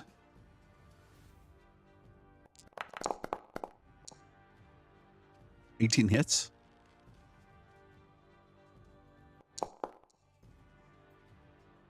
For 7 damage. Describe how you slay the most dangerous foe you've ever had. Seeing that this was not a job for a halberd and more of a double-bladed scimitar, I swap to that and I just do a quick slice across the back of its neck as its head just plops forward and a bunch of green blood just oozes out. And we'll drop out of combat. So let me read to you what's in the room. Now that you have a moment to breathe. As you enter, your eyes are drawn to the 5 neatly made beds on the southwest, or on the southeast side of the room, lining the walls, each with a small footlocker at its foot. Footlocker, hence. They're made of sturdy oak and appear to be locked, perhaps containing belongings of the occupants. In the center of the room, a large square table with a dark polished surface dominates the space. The table is surrounded by 5 chairs, each with cushioned seats and a high backrest. Seems like the perfect place for a group meeting or to share a meal together. The north end of the room, there's a stone fireplace, complete with a small woodpile stacked neatly beside it. A warm fire crackles and illuminates the space with a soft orange glow, providing a cozy atmosphere that invites you to relax and unwind. On the west wall, you notice 5 desks and chairs, each situated in front of a small window that lets in the natural light. The desks are neat and organized with quills and ink bottles, parchment and paper arranged in orderly fashion. It appears that this is where the occupants of the room work and study. The 4 sturdy pillars hold up the ceiling have oil lamps hanging from them, casting a warm and comfortable light throughout the room. The light flickers gently, creating a calming ambience that feels safe and secure. You see 3 people lying in the room, here, here, and here. They seem to be bound and gagged.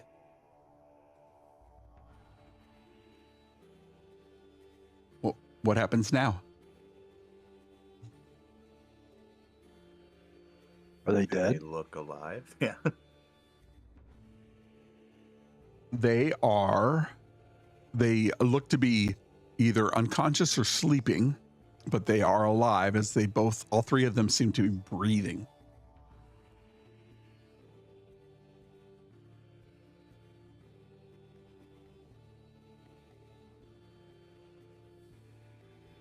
So yes, in short, yes, they look alive.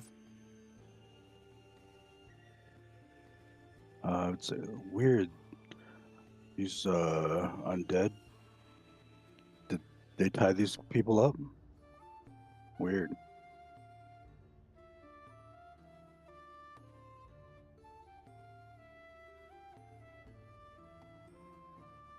I'll remove the gag from the one that is next to me Okay. and like lift open their eyelids, see if they look like they're undead. Definitely don't look undead. Look like they may. Well, give me a medicine check.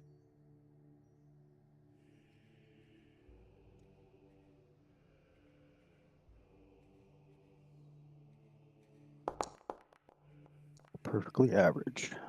Perfectly average. You're not really sure. She seems kind of out of it. It's a woman, a human woman. She looks experienced, spending a lot of time out of doors. The crow's feet are kind of pronounced. Her, what would you think of typically pale skin, is tanned by spending many afternoons out in the sunlight. Her hair is dark. Her hands are calloused. But she seems to be out of it in some way, not in the same manner that Prank of Firth was out of it, but she seems to be, a 10 would be good enough. She seems to be under the influence of some kind of intoxicating substance. Quick question. This floor that we're on, does this look like the floor that the Raven came from? Or was that up higher? It was the you remember when you came up and there somebody had speak with animals, and that person specifically said that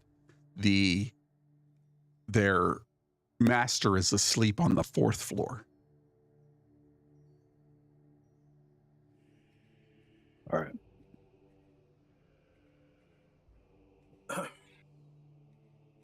In the middle of the room, the ladder continues up, offset a little bit from the ladder you came up, and it continues up, and there's another closed hatch above you.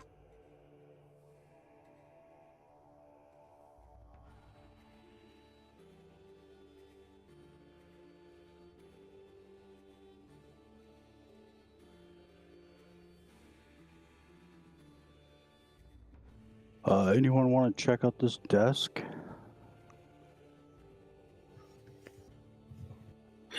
Sure.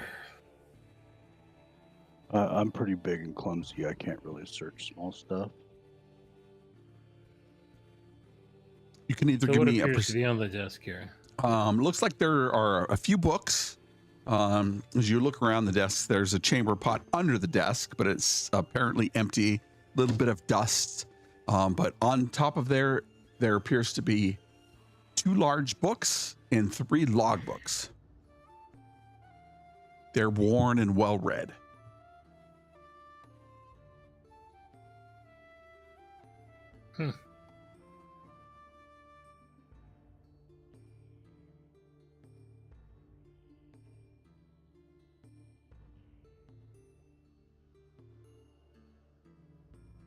I'd be moving the bodies to the beds, ungagging them, but leaving their hands tied. Mm-hmm.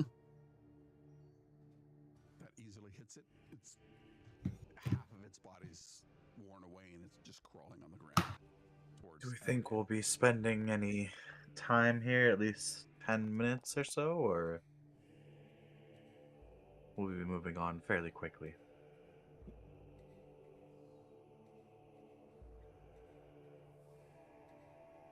Well, I mean, we should at least see if we can get these people, or one of them, conscious, speaking maybe. I don't see the dwarf lady we're supposed to be saving anywhere around here.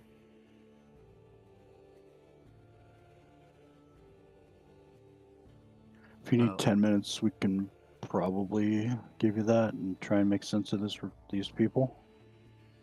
No, I mean, I was just saying, people aren't really my thing. If you're gonna do that, then I would, see if there's anything magical in the room. If not, then I won't bother. Do your thing. So, Mayron doesn't really have anything that could help those people, so he's just going to start ritually casting Detect Magic. And if he has time to finish before they're done, then he will. If not, then we'll just keep going. Yeah, you spend 10 minutes and you cast Detect Magic. Does not appear to be anything magical. What's odd is the lanterns that are connected to the pillars are still lit. And the hearth is still lit, though low, and the fire is low and it's smoldering. It looks like it's been going probably for a good 12 to 14 hours now. But nothing magical.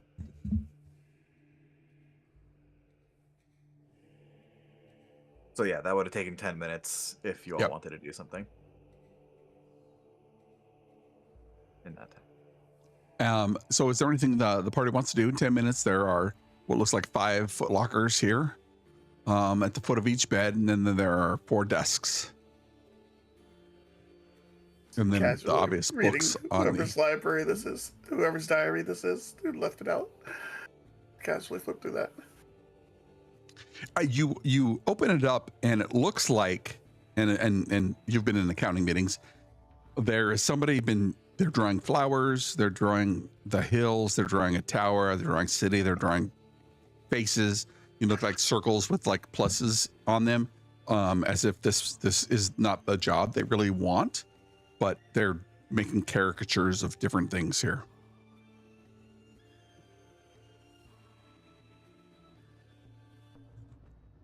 Gather the vital information.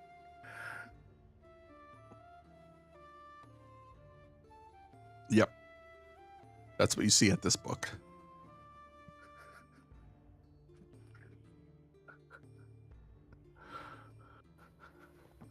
Are all the 3 people wearing like the same uniforms? The person that you took a look at seemed to be wearing leathers. Likely a person who spent a lot of time out of doors. Their inside of their thighs are clearly one of somebody who's ridden horses for a while. You recall during your time with the Seneschal that there was a ranger from the Company of Resistance. Company of Resistance, they patrol the hills between the towers that are dotted along the landscape here. This person particularly looks to be a ranger and is a female with dark hair. You remember the Seneschal telling you that there was a person by the name of Perelia who was a ranger who was assigned to escort Eva to the tower.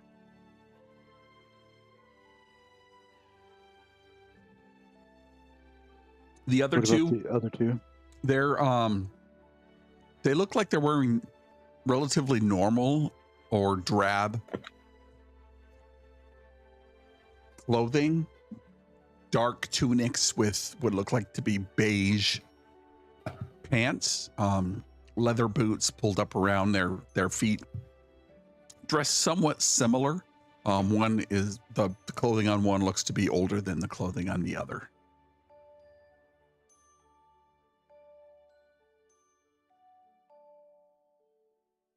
If you'd like, you can give me your perception check.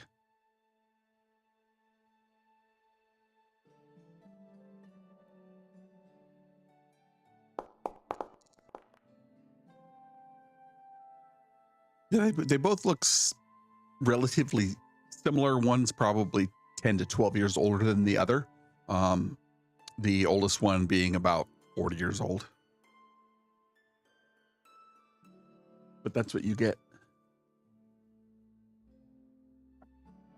Any symbols on their clothes? No symbols on their clothes, no.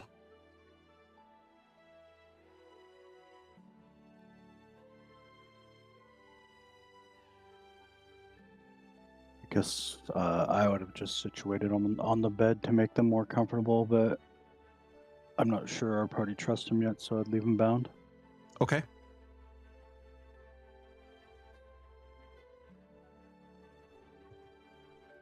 Anything on that desk, Eladan? Sorry? Were you looking at the desk, or were you just over there? Yeah, I was looking. There's some journals, books. Looks to be 2 large books bound in leather, dark leather, and then what look like 3 smaller books that are laying open on the desk. Bunch of symbols and numbers written in the books. So are they comprehensible or? You can give me a, let's call it investigation check, or in the new version study. You can study them to take a look.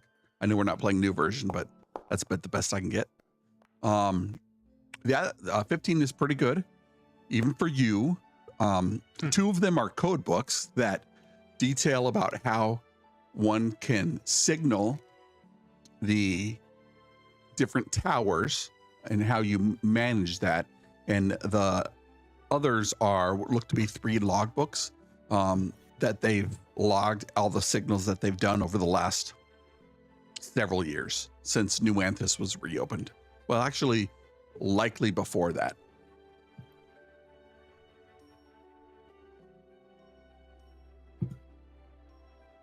So you have 2 code books and 3 log books.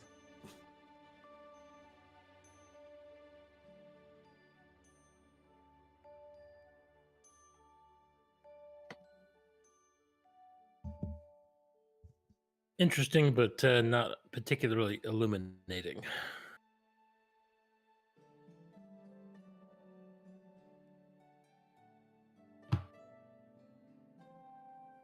Yeah, this room's pretty boring. What about the lockers? Did we peek at those? Not yet. Oh. Well, I'm a born rummager. Yep. And as you I'll at rummage, least open them up and see what I can see. as you open them, there are several pairs of clothing, very similar to the clothing that these 2 individuals that are unconscious are wearing. But other than that, there is nothing else of value in the lockers. Looks to be just clothing storage. Were the undead wearing similar clothes? They were not.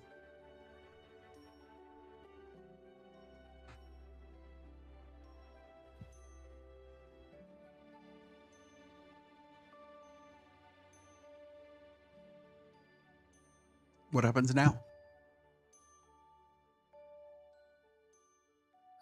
Does this seem to be the level with the window that the crow was trying to get us to go to? No, the crow said that their master was on the 4th floor.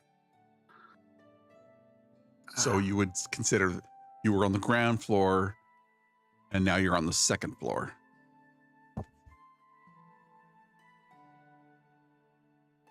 Now, which I'm gonna take it. continent do we think the crow is from? Because I know that some places count like the 1st floor is the ground floor, and some places count the ground floor as the ground floor, and the 2nd floor is the 1st floor. You're on Solaria, who counts the ground floor as the 1st floor. Heathens. Mm-hmm. Indeed. Well, before we move on, I'm gonna take an action and drink another healing potion. Okay, you get full health from it, 10 points if it's a regular healing potion. I would like to use my second wind. Mm-hmm. Of course. Mm-hmm. I will heal for 5.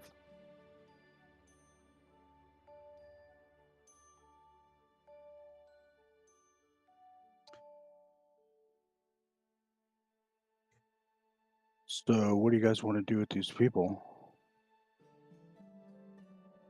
They look like they're drugged.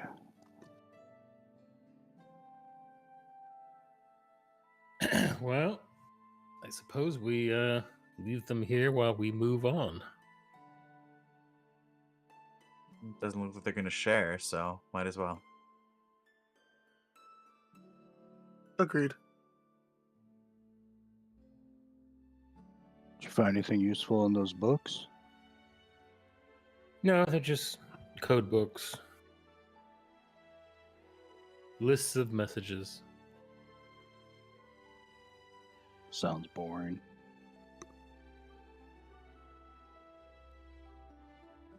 Let's go smash some stuff.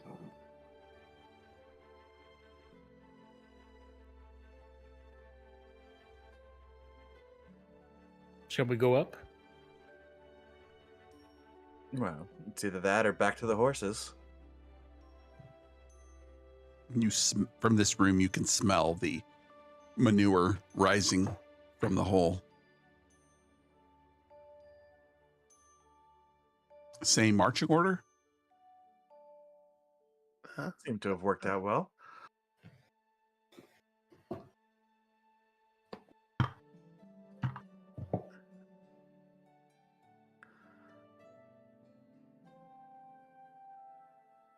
Just kidding.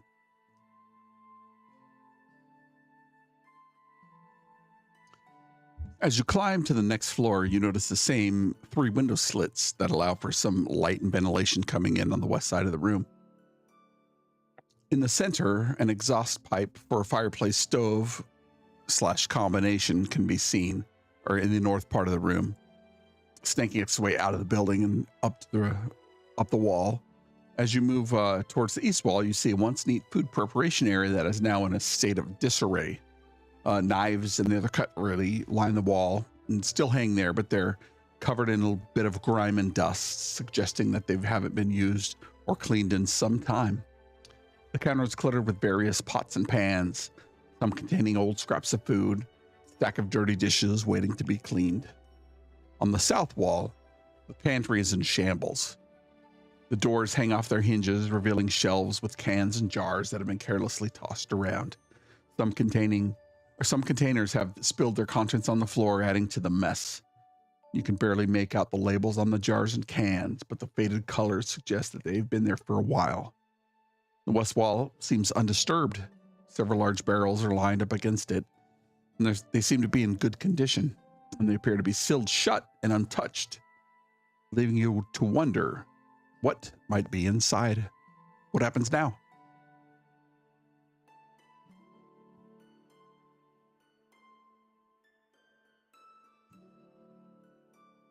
What was the last thing you said? That there was a cupboard that was shut? These barrels seem to be in good condition, and they are sealed and shut, seemingly untouched. Would it have been 10 minutes since I finished casting Detect Magic, or No. anything I think you guys magical in here? finished, looked around. There does not appear to be anything magical here. Oh, another boring room, unless there's some wine.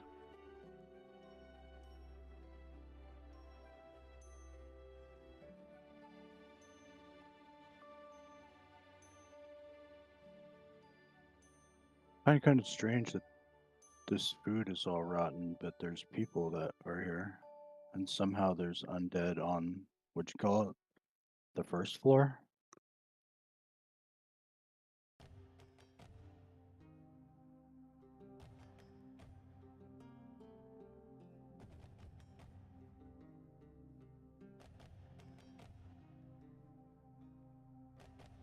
Does this room give off like a weird vibe? It doesn't give off a weird vibe. It is clearly some kind of kitchen. There's food everywhere, old pots and pans for cooking. This stove has an old pot. Looks like somebody left the burner on, and so whatever was in there that had been cooked is now charred and dried on the inside. There's food everywhere. The only difference is that these kegs and barrels are obviously newer than anything else in the room.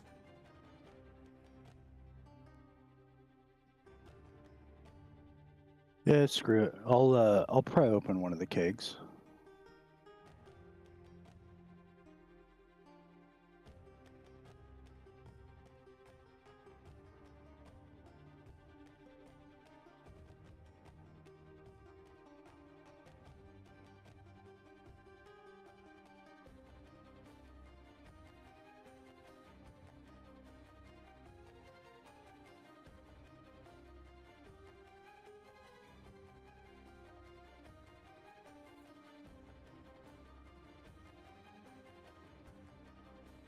Cat get him again? Sorry about that. I was describing as you crack open one of the kegs. It is filled with what looks like to be cooking oil or cooking fat, and one of the barrels is filled with water. And so, amongst all the different barrels and kegs, you can acquire 12 days of rations. Not that we're counting food, but you do get 12 days of rations. Oh, food. Real food.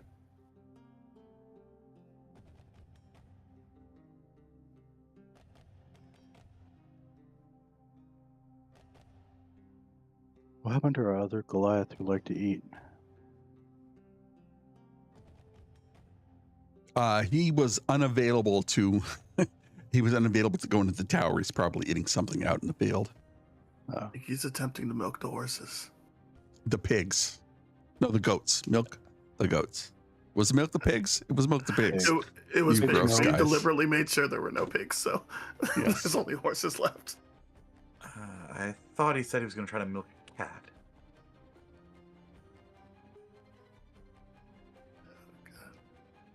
Jeez. milking a cat. Cat turned off your power. Well, so the next floor is 4, right? I That is start correct. Counting on my fingers, missing a couple. Sing a couple fingers. Counts. I'm like Oh. 1, 3, 3. And then I start over. Close enough, big guy.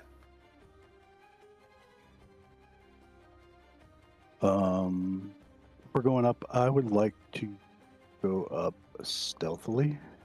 Roll a stealth check.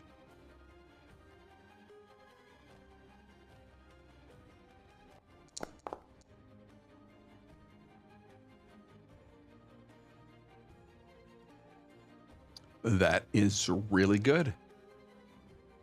Wait, what? Disadvantage. Oh, I'm wearing scale mail.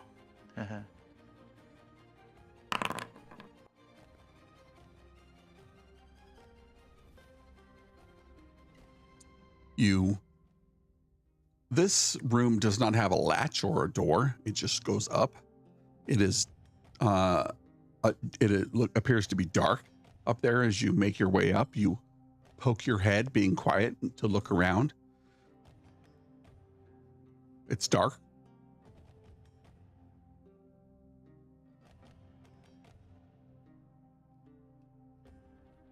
Can't see anything, guys. It's dark.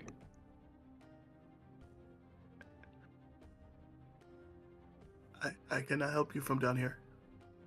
Are these floors made of stone or wood? It looks like stone. Can I just throw my torch like across the room Sure. and then just kind of like pop into the room? Let me add a tile.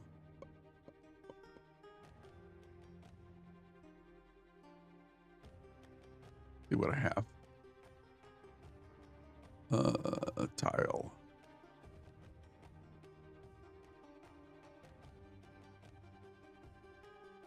Worlds.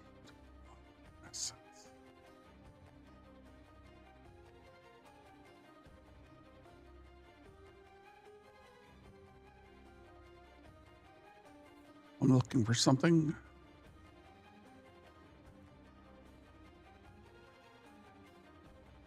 Icons. Let's do.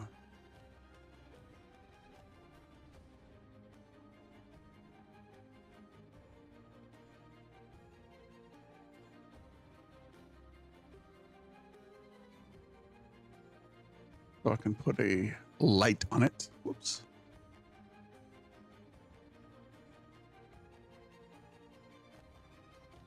It's going to light the whole place anyways.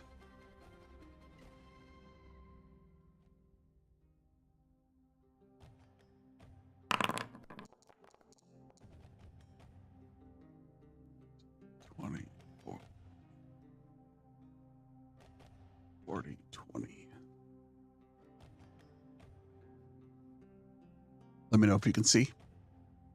Yep. Yep.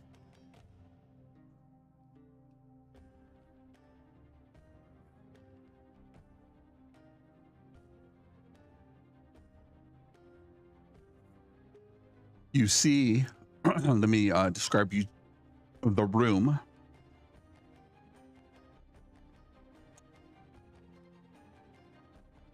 You see 8 square windows, and there seems to be a loading crane sitting by one of the windows. This looks like this item looks like it can be used to raise and lower items. All around the room, you see barrels and crates. This was likely a room where they pulled items up into the tower. Additionally, there is a woman here who has dark hair, and she looks like she is unconscious. She is also bound and gagged, but wearing wizard robes and a pointy hat.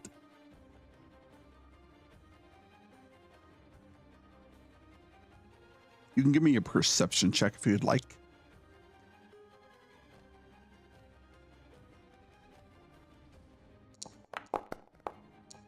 That's a natural 20.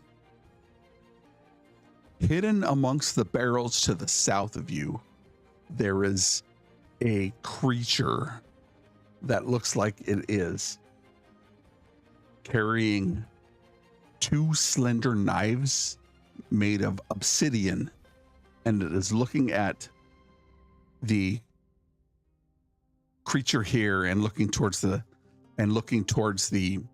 stairs, but it hasn't seen you as you poked your head up.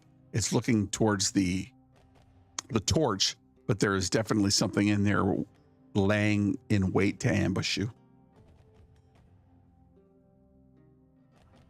Can I use one of my martial abilities to teleport the creature next to me and grapple it and then drop down the ladder with it? What is the ability, and is there a save for me?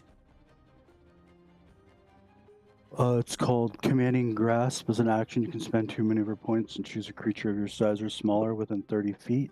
The target must succeed a strength saving throw DC 14 or be teleported to an unoccupied space next to you and become grappled by you. Okay. Let's see if it makes its strength save. I don't think it's going to. Let's roll d20. It does not. And as it teleports next to you,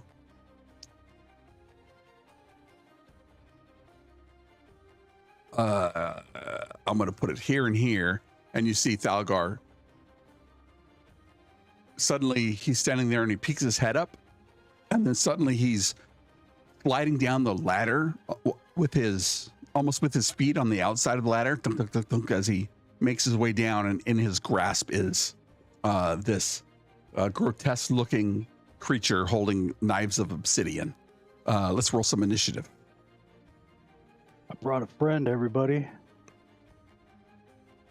Yay.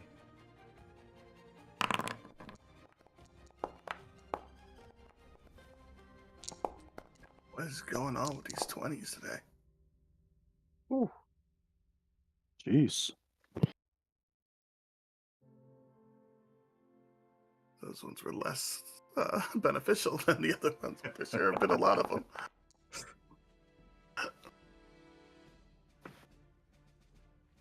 That everybody? Yeah, that's everybody. Let's begin. Marin, you see this grotesque creature that has been pulled down from this next floor from Thalgar.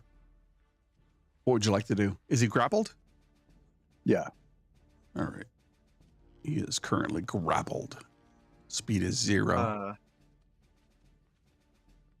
Marin takes his paintbrush spear once more and is just gonna and just stab, like, grossed out by what Thalgar's brought down.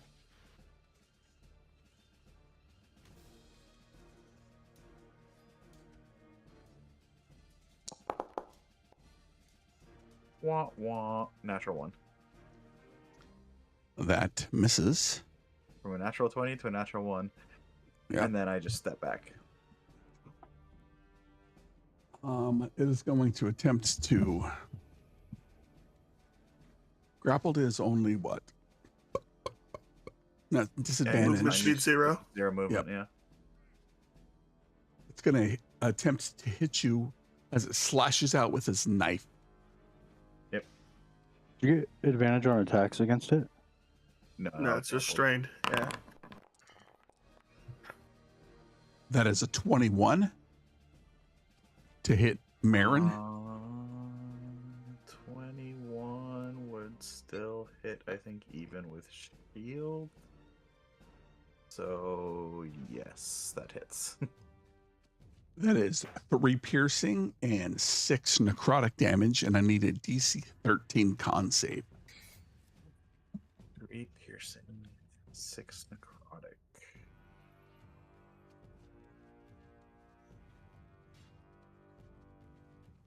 Con save, con save.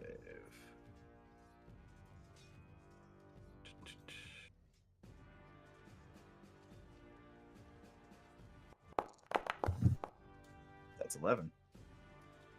You have an unknown disease. All right. Put that in your notes.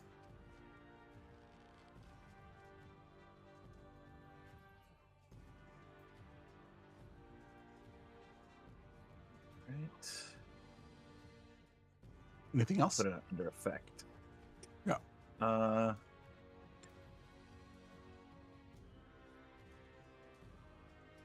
That's it for my turn. So now Washi's gonna go. Okay. Where's Washi?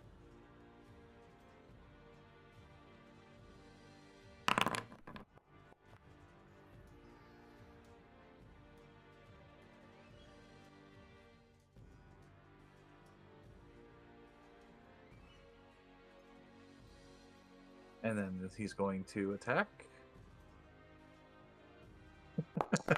I've rolled a natural 20, a 1, Wow. and then a natural 20. So that's 2d8. Or we're doing perfect crits.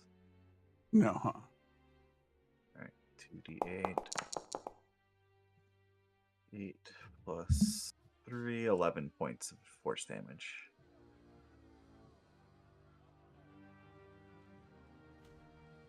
And that's all my turn. Ade. In a similar but slightly delayed reaction, Ade's staff will start glowing like an aquamarine with the shillelagh. And we will go ahead and swing as well. 16 hit it? Yes. Alright. Roll a little damage. 7. And then I will mirror my buddy and take 2 steps this way and hopefully not get stabbed like he did. Nope, it does not hit you. Eldan. Well, I will move. And then bonus action, I will cast Hunter's Mark on the creature. And then I will take a shot at him with my longbow.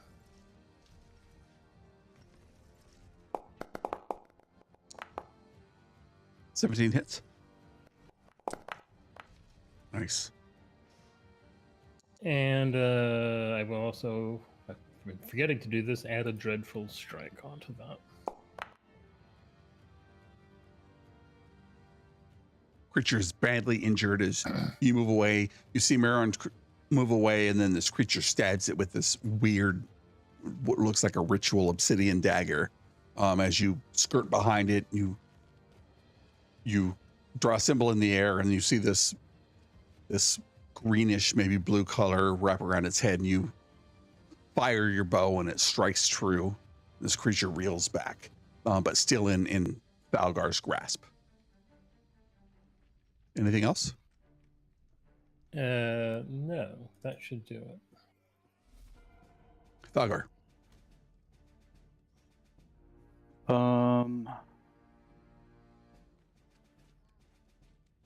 Can I just use my double-bladed scimitar to attack it? Sure. And I'll have been in like reckless stance. Yeah.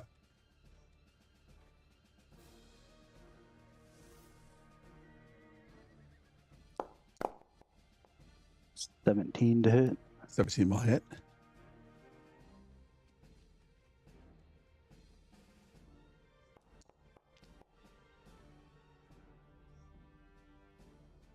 Or 9. 9, and then I'm going to use another stone giant ability.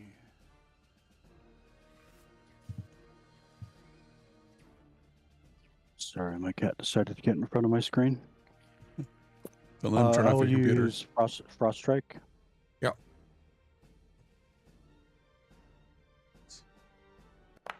Another 3 damage, and it needs to make a con save of 14.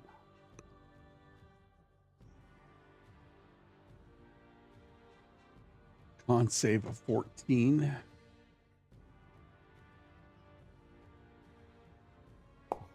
Plus 0. 12. So its speed is reduced to 0.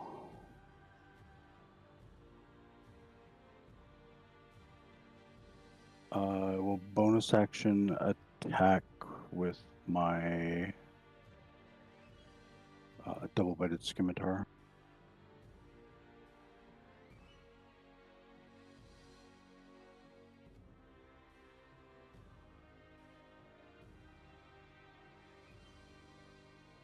What was the total damage to the first one?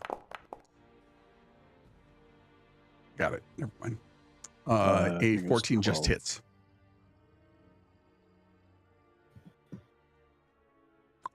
A 14 hits? All right, sorry, I had to move my cat.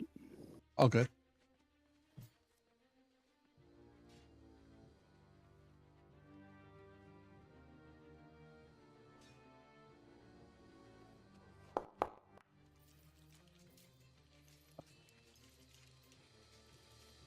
I'm not sure if that was the right damage roll.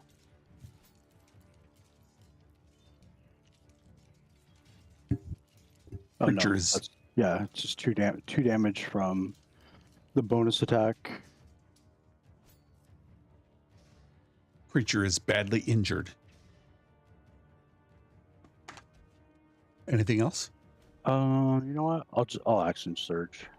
Nice.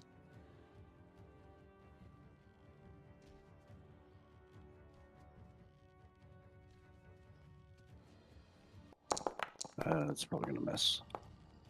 11 misses.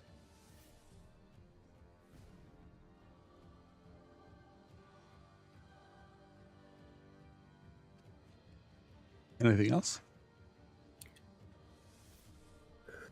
I'll release the grapple and I'll move back to there. All right. As this creature, you see Thalgar still has a grasp on its worn and weathered clothing, and it's trying to hit him with a knife, and he swings his double-bladed scimitar once, twice, 3 times, hits it a couple times, and jabs it for a 4th time, and the creature slides what looks like to the left, but the scimitar slashes into him, but clearly there are non-vitals in this undead creature as it slides through the bones, and it does not make purchase. This creature is going to, let me roll 1, 2, 3, 4. Moves down here towards you, Marin. Its speed is reduced to 0. Oh, it's 0. So it'll look to attack Washi Mm-hmm. with actually, Marin, give me a DC 12 wisdom save. DC 12 wisdom save. Nat 20. Nice. As this creature looks towards you, you see its eyes flash. But you being next to your faithful companion are unafraid of this creature, and then you hear it make a moaning grimace as it looks to stab Washi with its knife. That is a 14 to hit Washi. 14 misses. All right.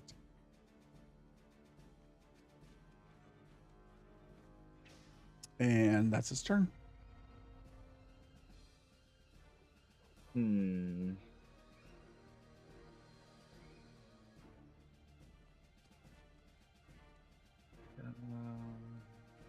I'm going to use the help action to assist Washi with his attack.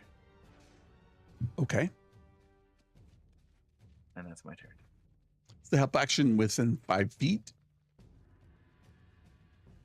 So the creature has to be within 5 feet of me? Okay. I'm just asking. I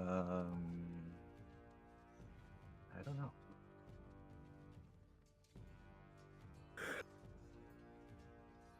I think that's Alternatively, you can aid a friendly creature in attacking a creature within 5 feet of you. 5 feet, yeah. Yeah. It does. You can move up and At that you've already point, I been might cursed. Attack. That's true. Why not? I'll just attack it then. Okay.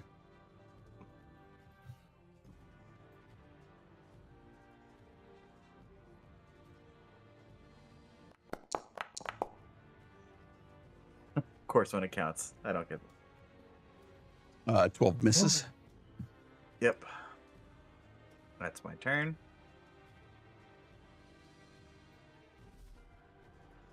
Washi will now attack.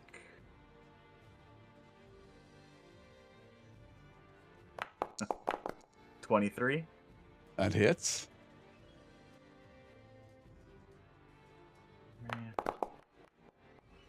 For max damage, 11. Creature is still hanging on, but just barely. That's my turn.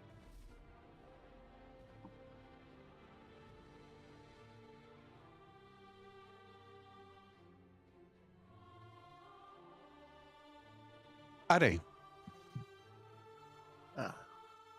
Well, seeing that we have it on the ropes, they will charge forward and try to finish it off with Shillelagh. And that's not gonna do it. Nope. Well,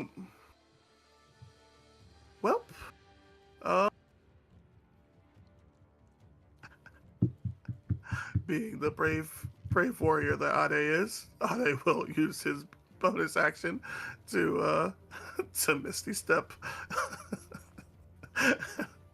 away from stabby range, and then end his turn. Eladan. I'll move up to get a cleaner shot and shoot him with my bow.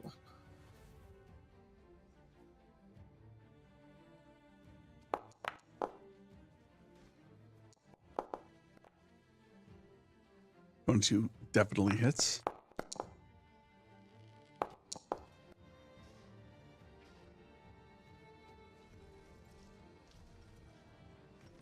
How do you vanquish your greatest foe?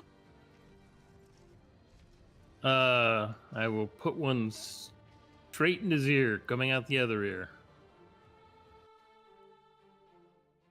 As it drops to the ground, let's take a 5-minute break, 10-minute break. We'll be right back. All right.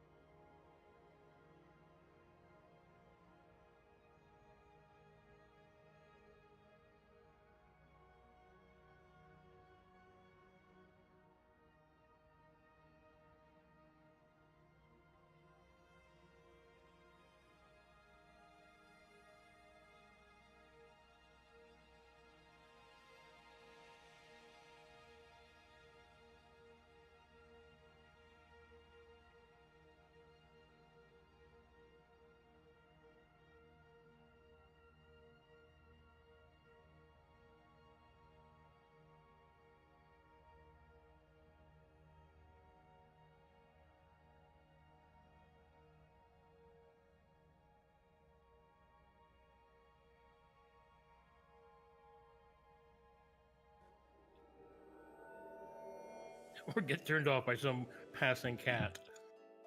Yep. All right. You have defeated this creature. Whatever it was, it had what looked like 2 obsidian blades, almost ritual daggers. The creature was balding, skin was emaciated. Marin, you feel terrible. Like terrible. You almost want to, you have this, your gag reflex almost makes you want to throw up, but you're too much of a proper person.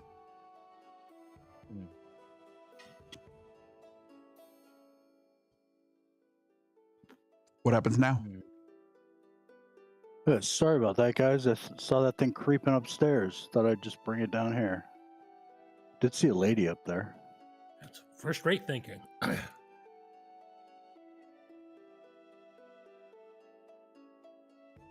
So let's go see the lady. Oh, Marin, you don't look too good. I haven't felt this bad since the Unseelie Solstice Festival 100 years ago.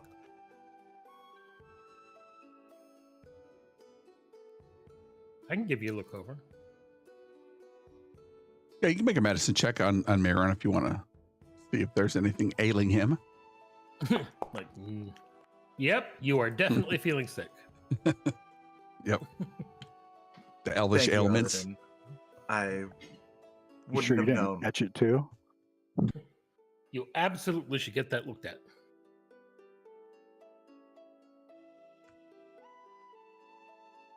There is a woman here dressed in wizard robes and a pointy hat. She is gagged and bound, and very much like the other people in this building, looks like she is unconscious. In this room, you see this wheeled, what looks like a loading crane that can pull stuff. These are shuttered windows that can be opened. You saw these from the outside that look like they can lift things from the ground floor and bring them up here. Clearly a storage area. Over in the corner, there is a what looks like spare signal mirror in case the signal mirror used on the lighthouse, or at least on the signal house, has been destroyed, is here in case that other one breaks for whatever reason. None of the boxes are exceptionally large. And you have dispatched the creature that was kept here to guard her. What happens now?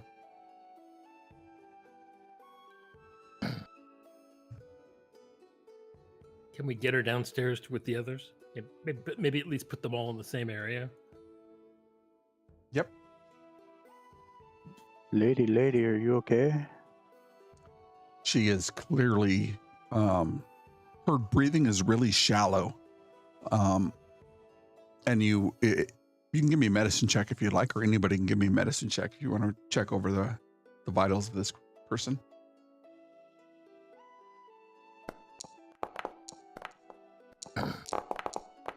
It's cocked on my screen. It was almost an 18.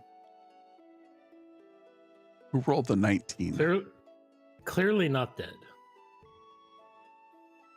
Yep. Clearly not dead, but she's way out of it compared to the other people that were downstairs. Like, she's probably been given multiple doses of whatever substance they have been given. This person is an obvious magic user.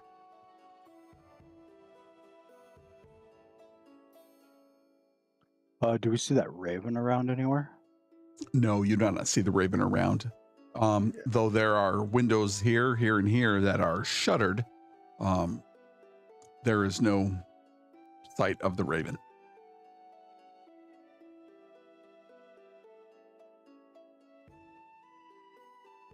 This is the 3rd floor or 4th? 3rd floor or 4th floor if you go 1, 2, 3, 4, or ground 2, 3, 4, or ground 1, 2, 3.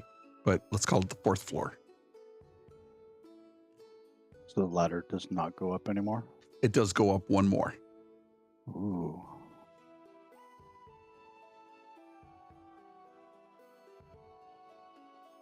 Well, I think Ade's gonna pop open a window just to see if the raven will will come in. Take a You quick pop. peek into the crates as well. You can See give what's me happening a there. perception or investigation check, Dalgar.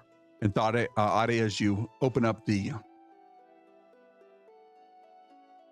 shutters of these windows, the white raven flies through and lands next to this person and hopping up and down, squawking. 14.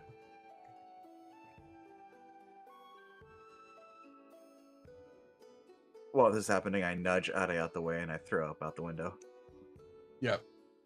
Definitely you see him throw, but it's not just a little bit. He just like leans back and it projectiles out the window. The raven swoops in, narrowly missing the orange vomit, but let's see what happens. Okay. You go through all the crates in there. It's just foodstuffs. It looks like one crate is full of extra blank logbooks. The other areas are some of the other barrels are made for what looks like to be oats or horses. But other than that, other than basic foodstuffs or some extra clothing, there doesn't appear to be anything extraordinary in the crate.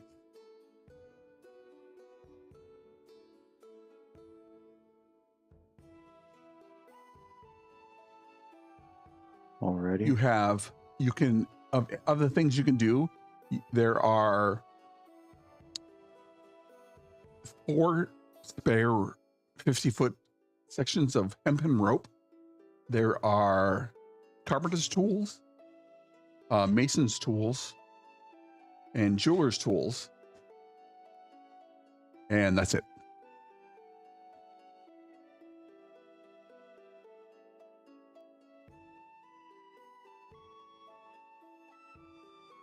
If you guys want to collect those, you can. Yeah, like any good adventurer, we will rob this place blind. Yeah. Actually, those daggers looked pretty good. Yeah, you can take, you have 2 obsidian ritual daggers.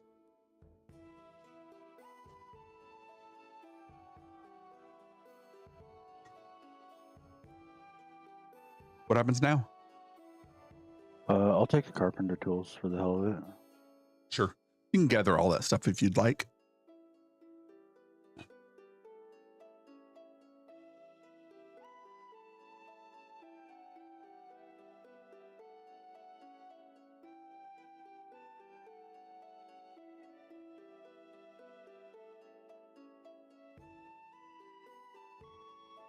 But outside of those items that you had seen in the supply stuffs, there's nothing else of value here. Except for the lady. What would you like to do? Well, we should clear this tower, yeah? And then maybe bring her down to the others? Or can you speak to the raven?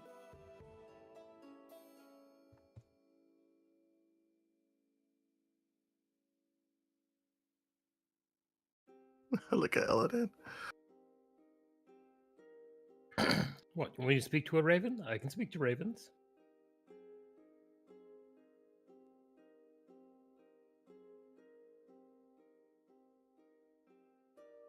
I think this is the person that we were looking for.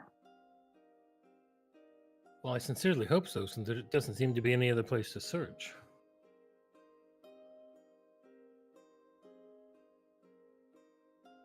We have another level going up. We should definitely check all the floors, make sure this place is secure.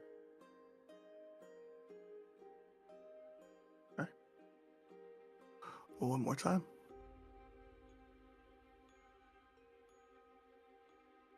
Let me put you all together. And as you make your way up the rope, the area opens up into the open air, And you see the signal mirror here in the center.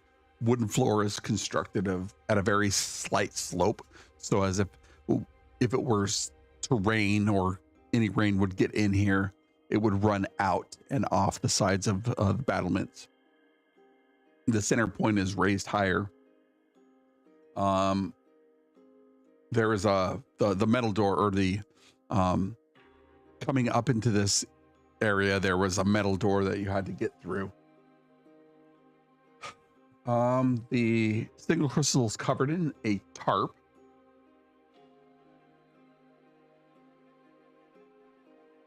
It's about 2 foot in diameter, mounted with a strong metal frame. There's a number of screws, wheels, and other siding implements to make the mirror more complicated looking. So where only trained people know how to use this. Eladan, studying the logbooks and the code books in the floor number 3, you now have proficiency in operating a signal crystal or signal lights from signal towers for this particular set of signal towers, if you want to add that to your character sheet. In the southwest area, you see some barrels that look like it's been cut in half, almost as if they were used to be stools instead of barrels that carry something else, probably similar to the barrels you saw down floor below, but they're clearly been cut in half, so you can use them as seats. But from here, the sun is burnt away a little bit, and you can see out about a quarter mile. Our sun has burnt away some of the foggy and marine area or marine layer, and you can see about a quarter mile away from this vantage point.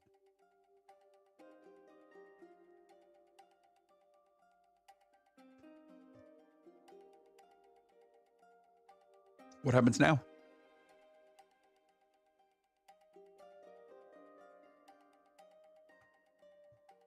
Were we supposed to signal anyone?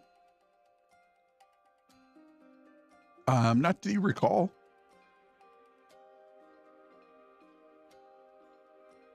You were to come here and figure out what was happening, rescue any of the party members. You would get extra gold if you had successfully rescued anybody here.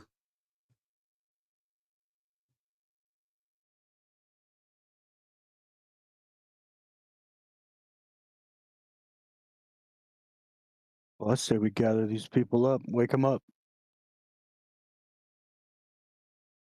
I think if we give them a little time, they might, whatever they're under, might wear off on its own.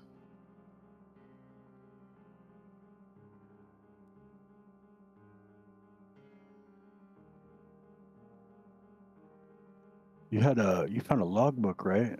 What's it say? It's just, it's just a log of messages they've sent. What was the last one that was sent? I don't know. Let's go consult the book. All right.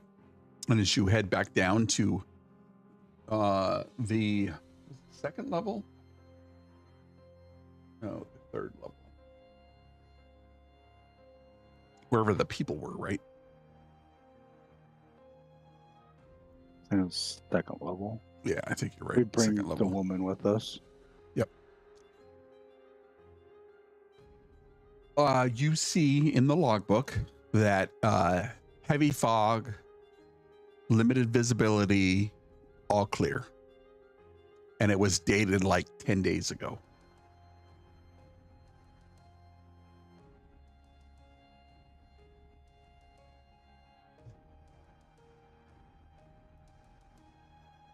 Seems like this place was attacked recently.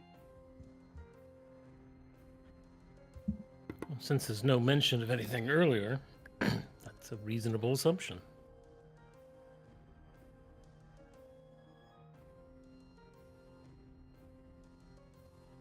Somebody roll me. Let's see. 3d4.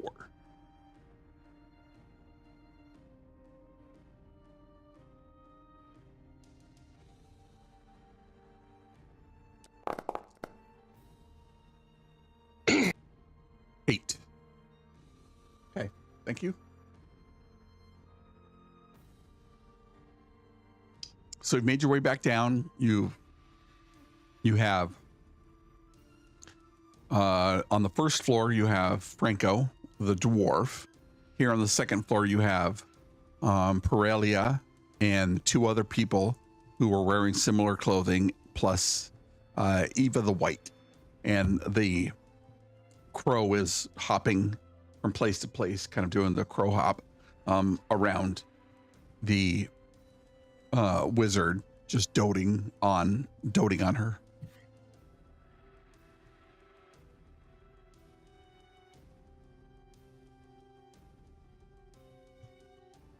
What would you guys like to do?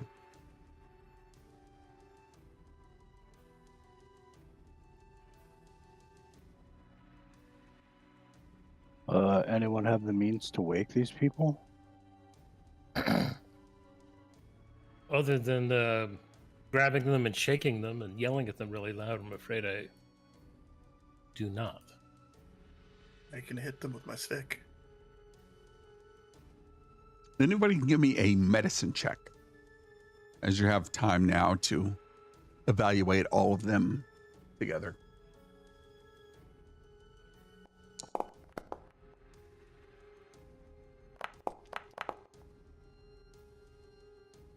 Yeah, I'm not Pretty gonna good, lie, Ade. Aaron doesn't give a fuck about these people right now. All right, Ade. They have been drugged, or they're under some kind of substance. You can either wait or neutralize poison.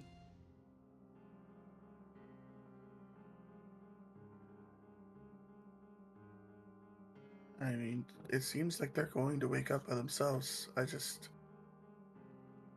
don't have a way to counteract the poison in their systems.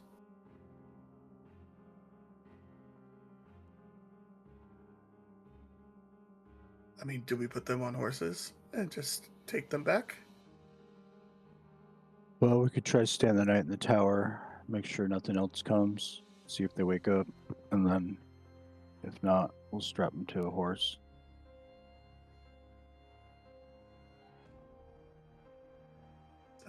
Sounds fun. Oh, we should probably bring that dwarf up here. Not it.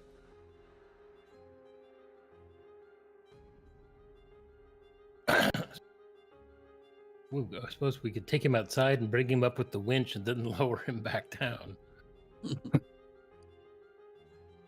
The fun way.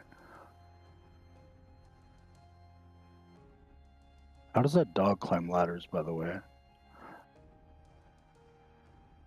It hangs on to Eladin.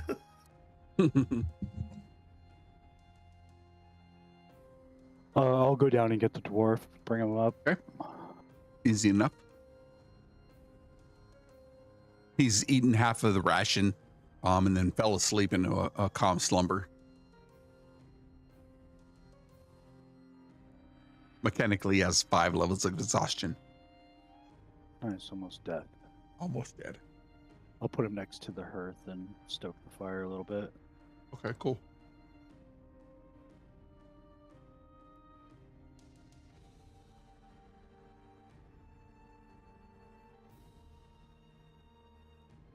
So what's the plan from here on out? Are you guys going to attempt to stay here throughout the afternoon and evening and take a long rest, or are you going to head out as soon as possible? Let me know what the plan is. Yeah, I think we need to stay here and see if they recover a bit. Yeah, I think spending one long rest here. I would rather die than have to go through that first room right now. We'll say these guys are going to be a lot harder to see at night. But We can also, when we leave, we can lower you down the crane. sure. What floor do you guys want to take our stand on? This one? The one with the beds? Yeah, this seems like the good room. Unless you want to move a bunch of unconscious people.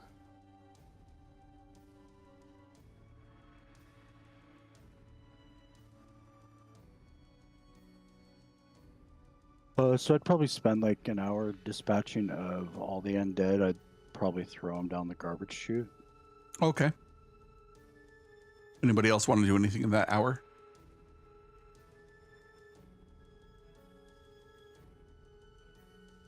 No? Okay.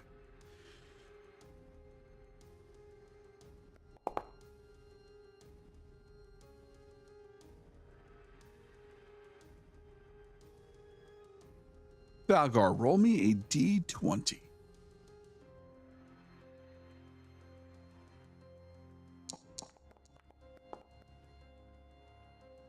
Okay.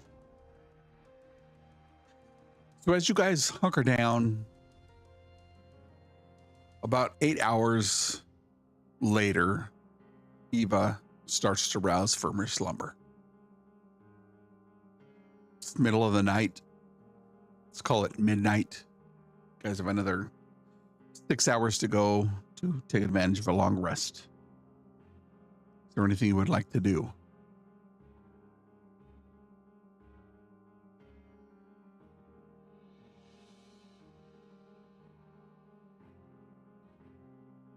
Eva comes awake and you hear the crow squawking a little bit. And she's still, I assume she's still bound like the rest of the people. Is that fair to say?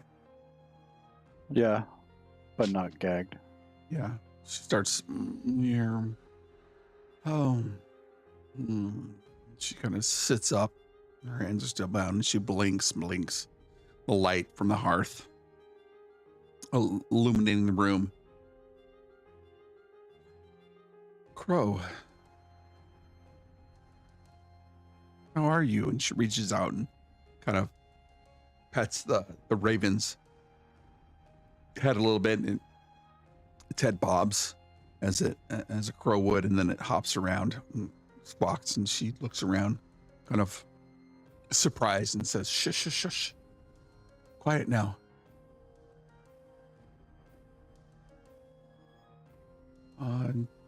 She sees the group. Are you with the creatures? Foul beasts. Do we look like we're with the creatures? I just start laughing. Well, I mean, there were others who looked, I mean, not like you exactly, but similar. So I'm not sure. And her eyes flare a little bit.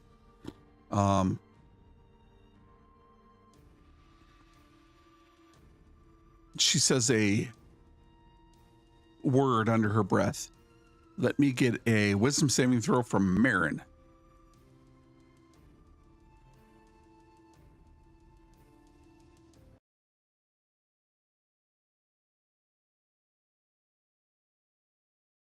Is that six? Say that one more time. That was a 16. Okay.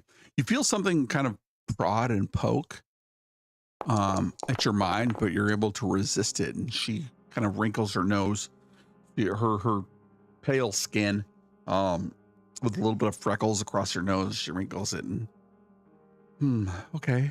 I'm not sure, so I would assume not. Where are we? We're in the tower.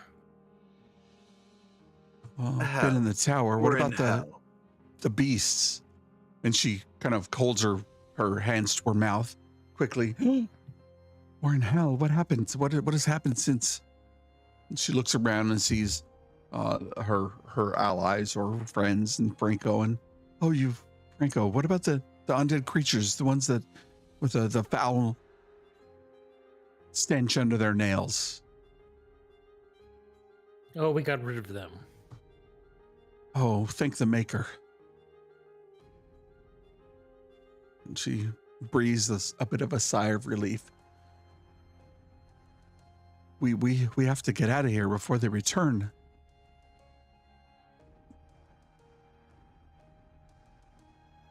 Well, we're amenable to leaving if everyone else.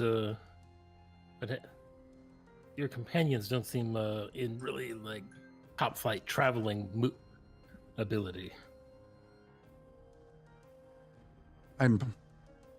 We were drugged. Some concoction that they had given us knocked us out. Some are more resistant than others.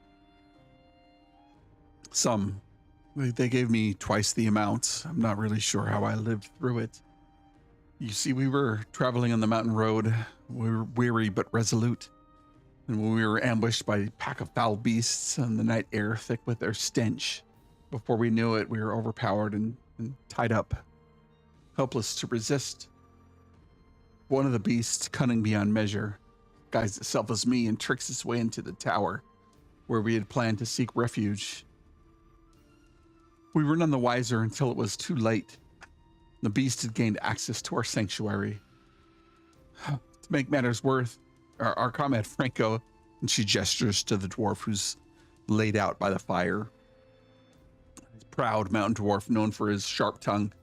Well, he has a big mouth, to be honest. Insulted one of the beasts, and enraged, they beat him mercilessly and shoved him down the drainage hole. Thought he was done for. As I understand it, those drainage holes just are garbage chutes and they lead out into nothing.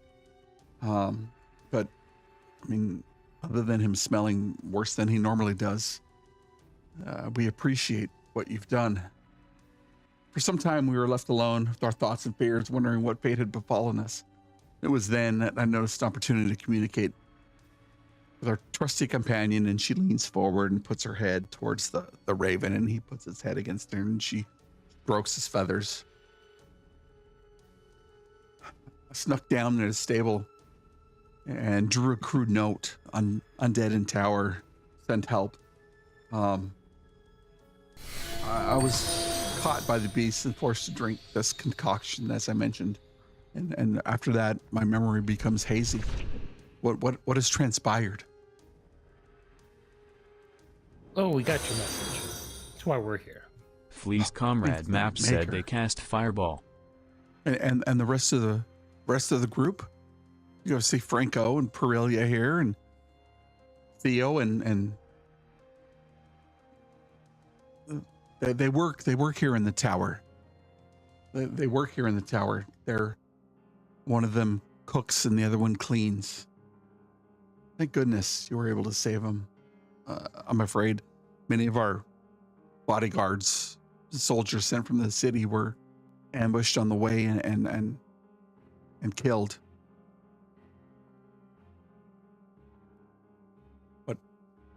What are the plans? You mentioned they drugged you all. Is there someone else besides the creature with the daggers? There's a woman. She's some kind of spellcaster, apparently. Not really sure where she is or what she had. She's the one that took my form. And there were other creatures, tall and dark. The light almost absorbed into their bodies. Have you not seen any creatures like these? Can't say we have. She took your form? I'm not sure. I mean, some call it doppelganger, but I'm not sure. She made signs in the air, drew sigils, and then became like me. Kind of disguise, magic, or whatnot. I'm gonna pull out my scimitar and put it right in her face and make an insight check to see if she seems legit. Sure, give me a insight check and you can take advantage.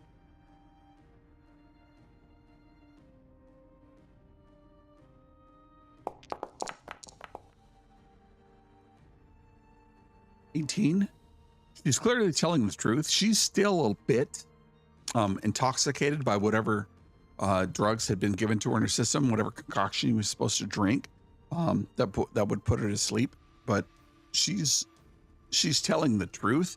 And as you draw your scimitar, you hear the the crow squawk, and it starts to like almost bite or peck at your iron shod boots. Does she seem like she is the real person, or maybe the doppelganger? Do I get the sense that With an I 18, guess- she seems like the real person. You would probably think that they would go a long way to drug somebody to wake them up in the middle of your guys' watch. Would be a little bit outlandish, particularly for those who hang around undead. So she seems to be telling the truth. I'll retract my weapon. I'll look at it, look at everyone else. A doppelganger, really? This place is weird. I'm not sure it was a doppelganger. It was, I mean, she drew symbols in the air, so perhaps disguised self or something similar.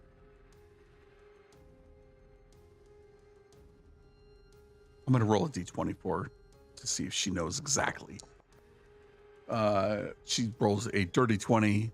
I'm sure it was a spell of some kind.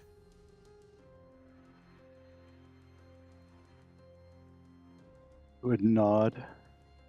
I don't know, guys. This seems weird that there was just zombies here. No, These you people don't are- understand. There are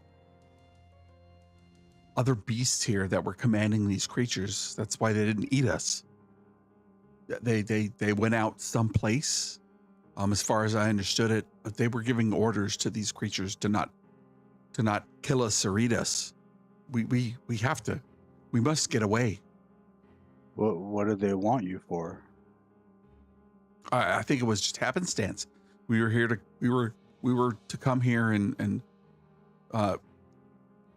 put continual flame on and she points upstairs on the light. That's what powers some of these lights to be able to signal. I was not just prepared to do that, and we were ambushed on our way, like I had said. But I don't want to stick around if there are these foul creatures here.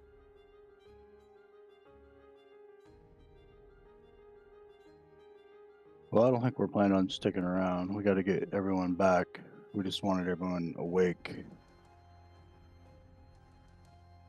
And as you're having this conversation, the other people start to rouse from their slumber around about the same time. You hear the dwarf, "Hey, crikey!" That's Richard Dwarf's. Damn skeletons and demons and whatever else would be. What's going on? Ava, what is happening here? Why am I in my skivvies? I have a real pain in the backside. What was that from? What's going on? Oh, this fire feels amazing. And he kind of gets closer to the fire. I'm so tired. What happened? As undead, Theo starts to rouse. One of the other people in the dark tunics and light beige trousers. I received a signal. Somebody saying undead in the interior, but undead, really? And then, oh my God. And he kind of looks around. Okay. And each one of you, firelight kind of glinting off the armor and the weapons that you carry. None undead. Okay. Oh my gosh. And he rouses the person next to him. Hey, wake up. Wake up. And that person, what do you want? What do you need? Do you have any food? I can make some food. I mean, we have some guests. And he pulls on his, I can't make food with my hands bound. Undead, oh my gosh, what's happening? And as you sit there, they all start to come awake. You all need to calm down. We were hired to come clear the tower and save everyone. Okay. Okay. You're saved. But we're still in the tower. We have to leave. That's the plan. Well, let me unbound my wrist. Let's go. Let's go then. I can't run with my legs bound. Which one of you is the cook? And the one, I am. I'm the cook. I'm looking for his name. I can help you. But yeah, and I clean and why is the kitchen gone to shit except there's some fresh barrels there? I mean, I ordered some from Nuanthus. They sent me some fresh barrels, but I mean, we've been trapped here for a while. We've been given a little bit of food and drink over the last, I don't know, 10 days, 14 days. Is the kitchen, is it ruined? It's pretty bad shape. Oh, you got to let me go up there and clean up.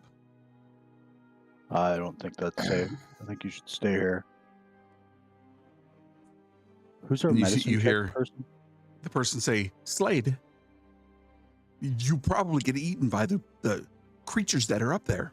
Don't you remember? He says, but it's dirty. Ralph, it's dirty. And Ralph, look, you don't have to cook, but it would be nice to be able to cook. Do you have anything to cook? It's like, well, I have no cook. I can use the, and they start bickering amongst themselves as co-workers might. So maybe we should see if that stuff is poisoned?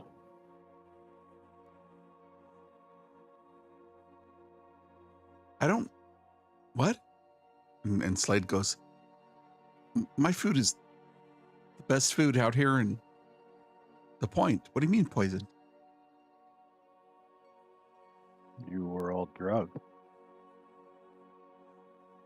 Oh, they fed us this foul drink. Some lady, I don't know. Her hair was red, kind of long. She fed us this foul, made us drink it. Undead held us and she poured it down our gullets. It was...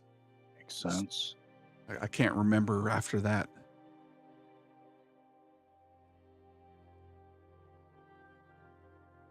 You said you got a delivery of food. Was No, it the same oil. time that... Like Oil. cooking oil. Is that how... was that... So they came in with the delivery? I'm sorry, I'm not feeling too well. No. We were just working and suddenly they burst in and he gestures towards the dwarf and the Eva. No, they as a matter of fact, and the lady, there were two of them, and he points to Eva, two of her, and they said they were here to do magic on the tower, and so we let them in.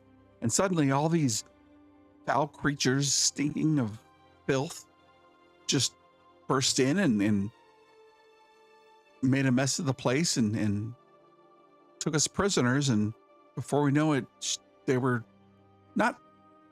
Another woman, red hair, long red hair, was administering like this foul smelling drink. She cooked it right over there, and he points, gestures towards the hearth. Can we think of any reason why they'd keep them alive instead of killing them?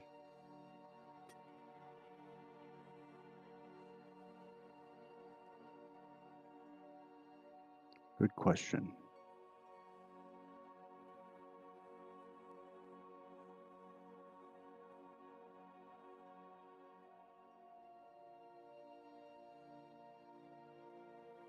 Does that story we just heard sound legit?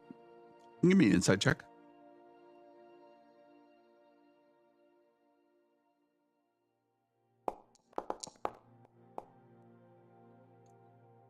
Natural 20.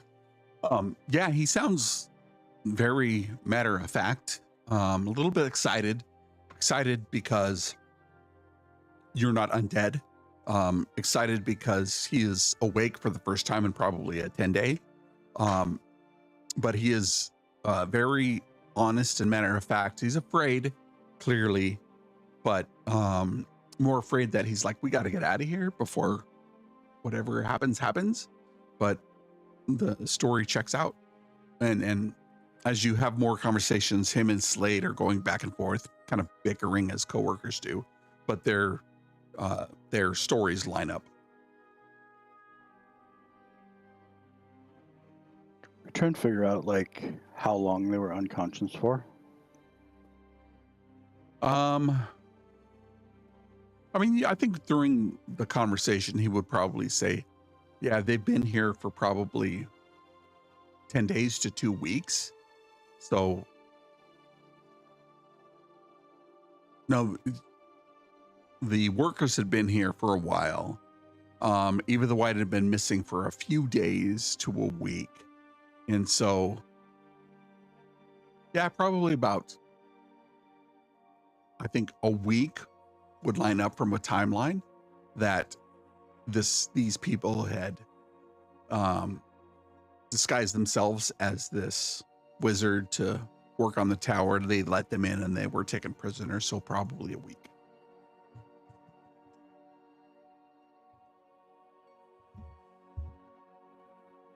And so we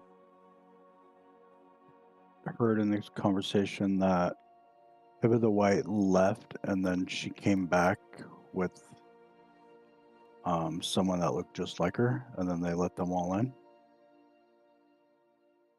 No, they were. Eva says, no. We were ambushed on the road. I don't know if you saw our guard. They were killed on the way here, and then we were ambushed by the lady with red hair and some of these foul creatures, dark, tall creatures. And then she disguised herself as me, and for whatever reason, they looked through and found my contract in my spell book, and knew we were coming to the tower to perform some magic. And then she disguised herself as me, and they let, and she gestures to Slade and Ralph. They let them in, and Slade and Ralph shrug. Didn't know, like, we're up here by ourselves, had no idea. So we let them in and open the door. I mean, you can't get in without, knowing where the secret door is. Ralph's like, yeah, we had no idea.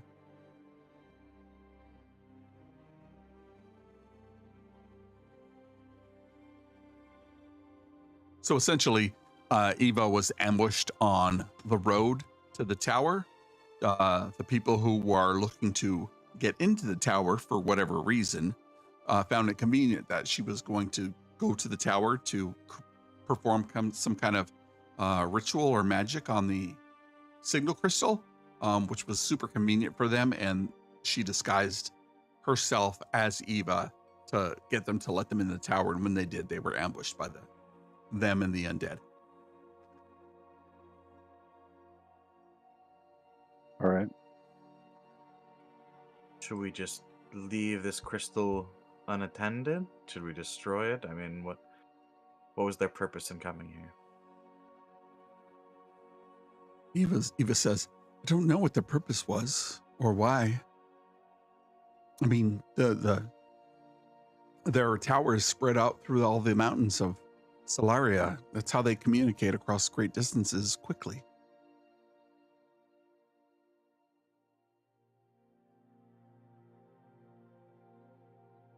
Do you have to use this crystal in a direction of another tower, or can everyone pick it up?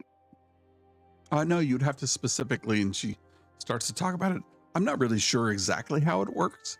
But Eladan, you understand that it's like the next nearest tower is probably the next peak over, and it has to be a certain direction or a certain area. And there are specific codes, almost like Morse code, to get there. And so once we let's look at the splash screen. Pantera Tower is seated on this here. And then to get to the next tower, you'd signal here, or you could signal here, or you could signal here.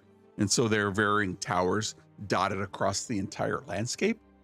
And so you would be able to communicate across great distances via relay, depending on where you wanted to get to.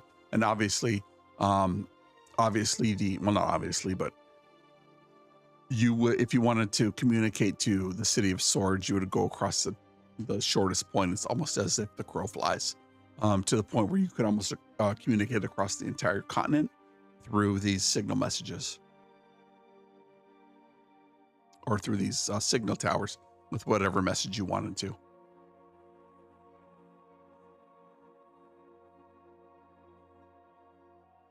Maybe you could send a message to the tower that it's currently pointed at and see what was sent.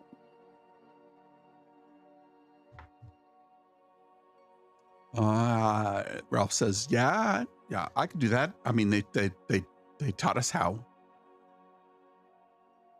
They taught us how to do that. Do you want to? He looks around. Would one of you come with me? Sure, I'll come with you. Sure. Okay, so we want to find out. Repeat last message. Status of operation. What, like, are we like super secret, like informants, or how does this work? Repeat that last message and status sounds great. Trying to figure out why the tower was attacked. Maybe they're next.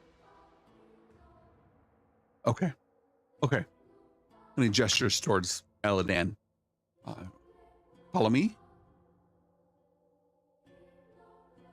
And you make your way, I'm assuming you make your way up the ladders to the top deck.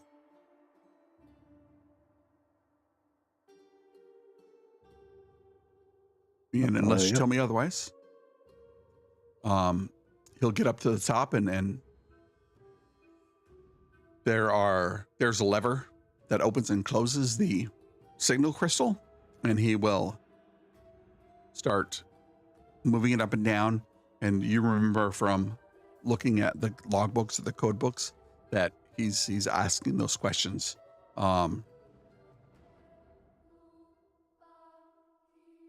Repeat last message and status of operation.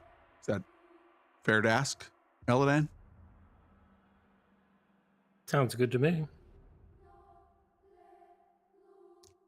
You see him flash, and the crystal is pointed towards the interior of, as opposed to along the coast. It's pointed towards the interior. And you wait a moment, and a signal comes back again.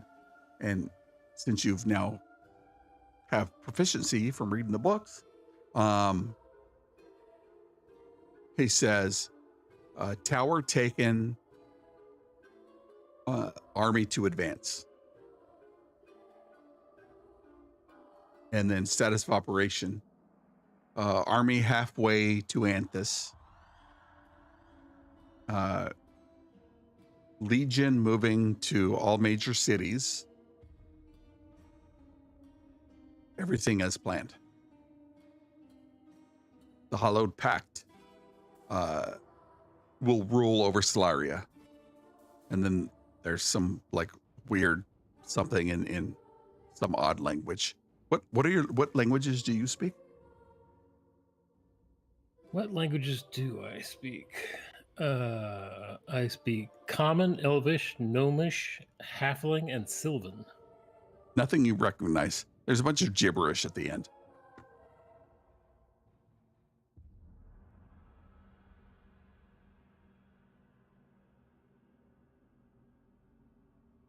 Just a bunch of symbols, numbers, letters. In the code book, you're like, this doesn't make any sense.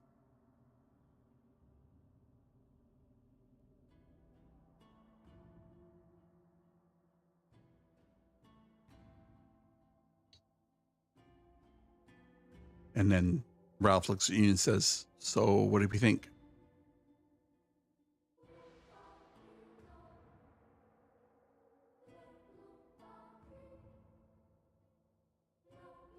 Does Eladin repeat that?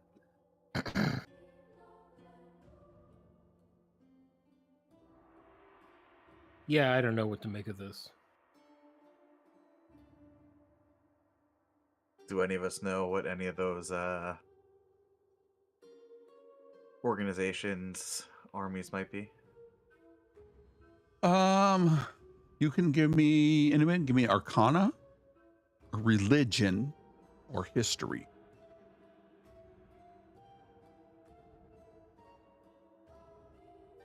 Can I cast guidance on myself?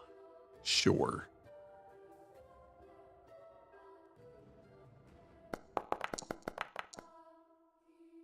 Wow.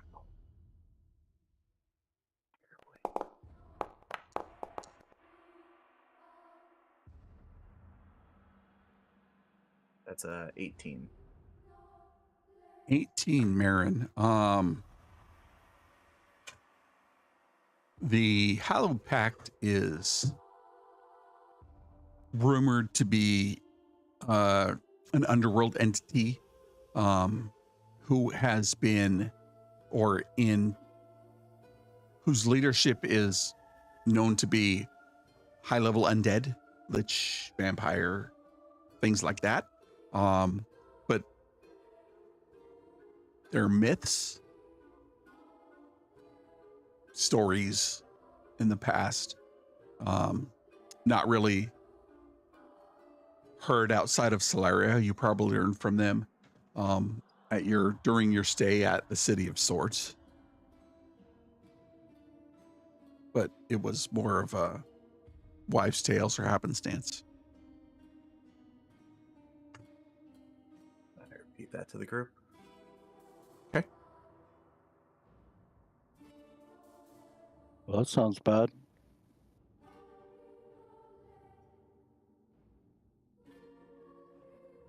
We should probably hurry back and warn that the cities are about to get attacked.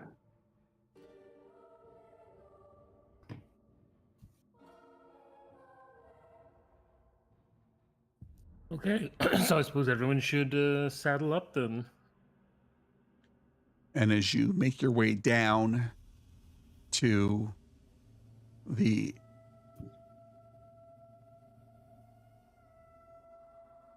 the stable area, you scramble to gather up your injured survivors, mount them onto the backs of the available animals. You hear an ear-splitting shriek that echoes through the surrounding mountains, and the hairs on your back and necks rise. Your hearts pound with fear. And as you exit the building, we'll just go out to the exterior. Let me activate this.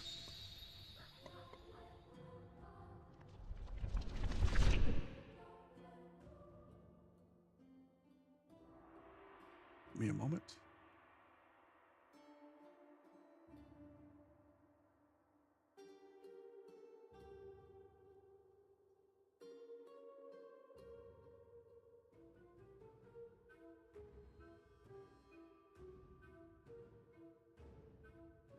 I should have copied you all.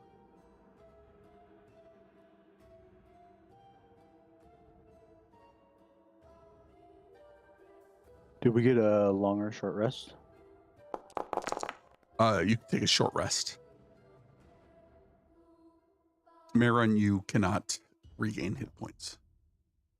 Yep.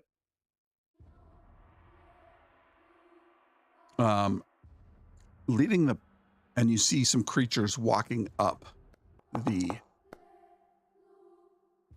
pathway here.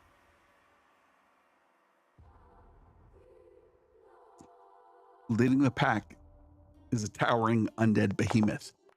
Its skin a sickly shade of gray and its eyes glowing with an unholy fire. Sharp claws glisten menacingly in the pale moonlight as it lets out another deafening screech, signaling its minions to move forward. The rest of the pack consists of skeletal warriors wielding undead swords or rusted swords and axes, and grotesque skulls gnashing their sharp teeth. Its vile race, with long, wispy tendrils, lash out in all directions. The sight is enough to make even the bravest warrior's blood run cold. But it's a small humanoid catches the party's attention. He's bound and gagged, being carried between the two hulking undead creatures. This man is in grave danger in need of rescue. The situation is dire, and the party knows they're facing a powerful and formidable enemy.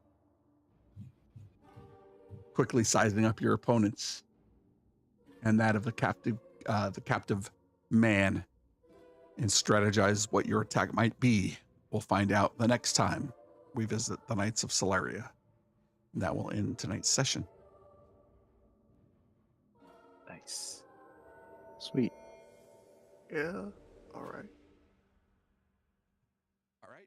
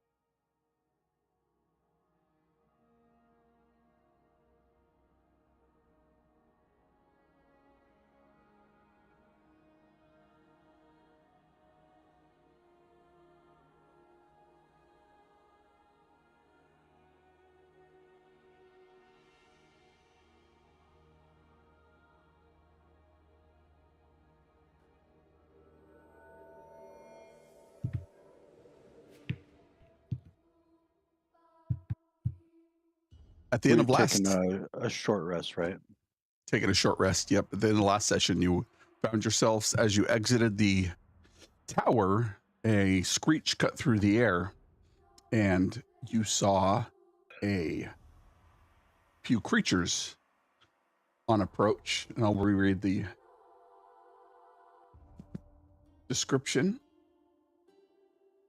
As the party scrambles to gather up the injured survivors and mount them onto the backs of available animals, they hear an ear-splitting shriek that echoes through the surrounding mountains. The hairs on the backs of their necks rise, and their hearts pound with fear as they see the horde of undead creatures and other foul beasts approaching from around the bend in the path ahead. Leading the pack was a towering undead behemoth. Its skin a sickly shade of gray and its eyes glowing with an unholy fire. Its sharp claws glisten menacingly in the pale moonlight as it lets out another deafening screech, signaling its minions to move forward. The rest of the pack consists of skeletons wielding rusty swords, axes, grotesque ghouls gnashing their razor-sharp teeth, vile wraiths with long, wispy tendrils that lash out in all directions. And the sight is enough to make even the bravest warrior's blood run cold. But it's the small humanoid man that catches the party's attention. He's bound and gagged, being carried between two hulking undead creatures. It's clear that this man is in grave danger and needs immediate rescue. The situation is dire, and the party knows that they are facing a powerful and formidable enemy. They quickly size up their opponents, counting their weapons and strategizing a plan of attack.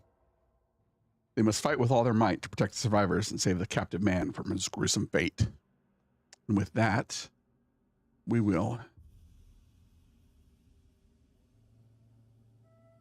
roll some initiative.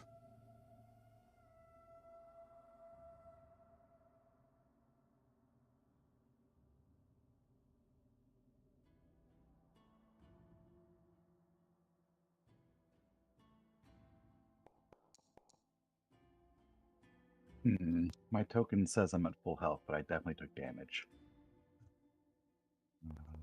I'm just gonna take off 9 hit points. Did you do your short rest?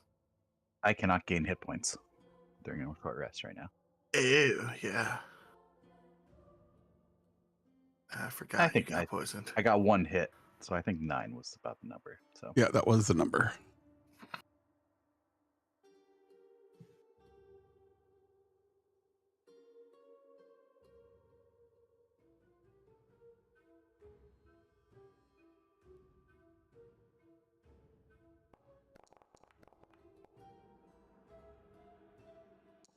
another natural 20.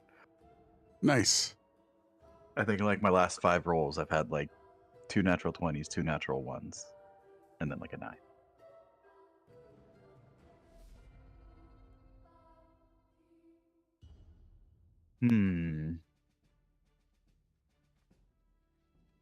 Behemoth coming towards us. What do I? Not a lot. Not a lot. 60 feet.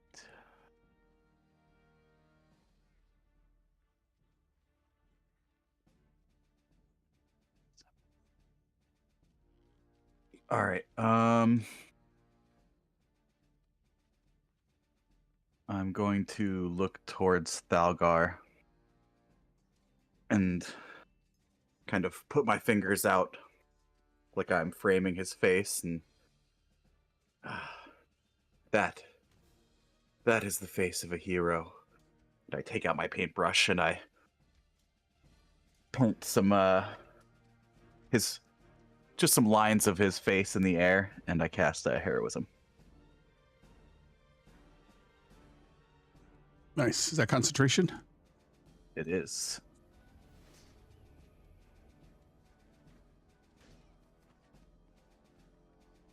Bonus action movement?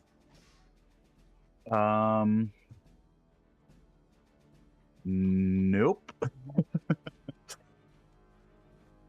Yeah, no, I'm good. Let me end my turn. What's your spellcasting modifier? It is a +3. Ready? Is anything Washi gonna do? Washi is going to hold an action to move with Dalgar. All right.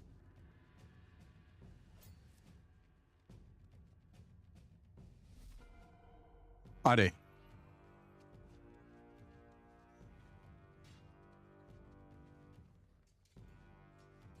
Yeah, Ade is gonna start chanting, and you'll see some of the moisture in the air start to condense as as the temperature drops. It condenses into a bit of an ice spike, but he's gonna hold his action to throw an ice knife as soon as something's in range. Bonus action. Movement. Nope, I think I'm good here.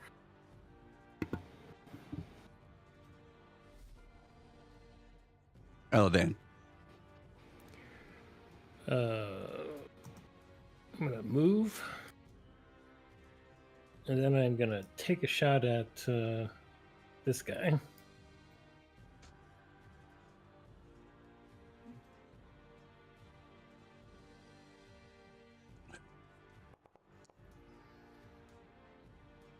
The 17 will hit any one of them. Which one were you shooting at? Got Can it. you see that guy? Yep, the green man. Yes. 17 hits, certainly.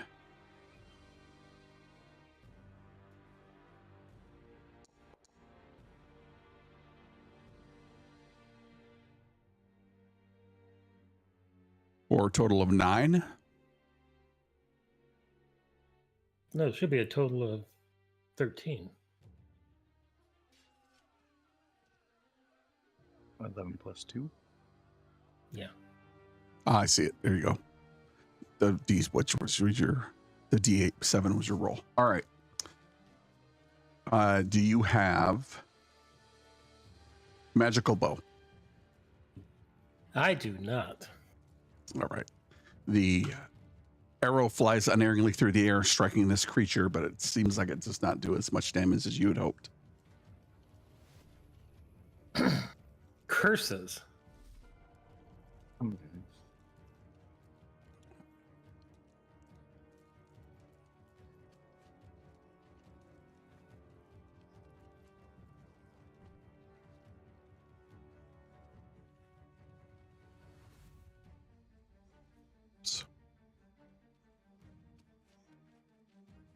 As this creature moves forward and you look at it and has, like, you're unable to really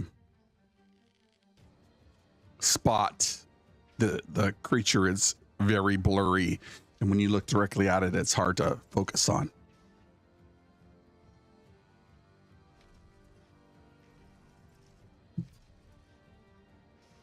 But that was his turn. Your held actions so go that off? creature would be the one that went. Yeah, so is there like any mechanical effect to it being blurry? Yes, but nothing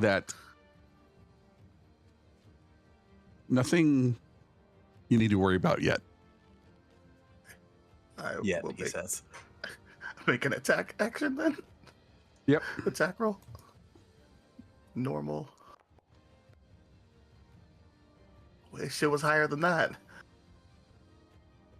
A 14 is going to hit, as it's a large gray blob. It's actually supposed to be bigger. He suddenly grows into my ice knife. I love it. Yep.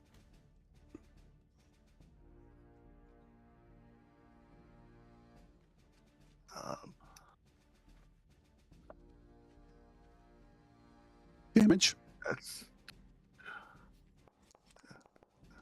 Oh, it's rolling the 2d6 as well.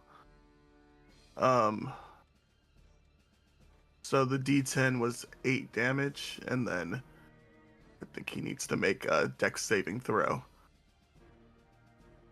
D10 was 8 piercing damage, and then a dex saving throw versus the other 6 cold damage. Got it. One moment.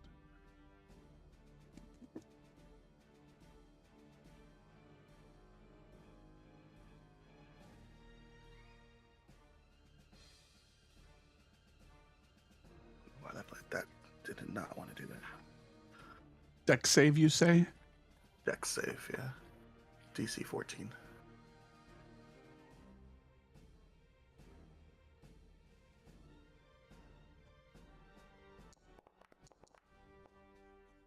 That is a That'll do 19. it. What was the total damage? Total damage would have been 8 piercing plus 6 reduced to 3 cold, I think. So 11 total. Oh, no, wait, I'm sorry. No. I think if you've targeted each creature within 15 must succeed on a dex. Oh, no. I think if he succeeds, it's not half damage. I think so. It's just the 8 damage of. Got it. 8 piercing.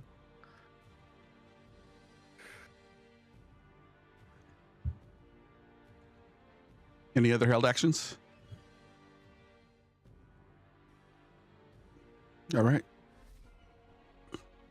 Skeleton will move forward. Speed is 30.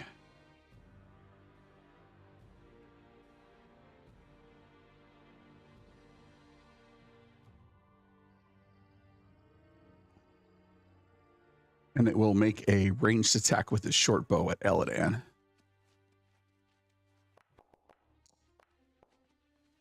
A 15 to hit.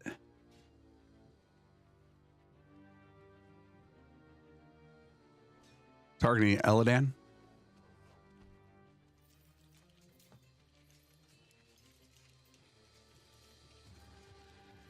You won't be muted, Randy. No, he'll miss. Nice. The next creature will move forward 30 feet. I think it'll move forward another 30. Dalgar. I'm currently in my reckless stance. Do I get advantage on attack? Yes.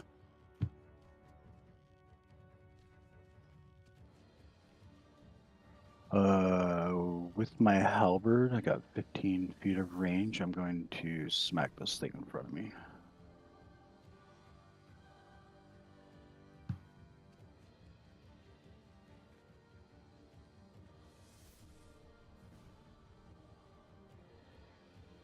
Make your attacks.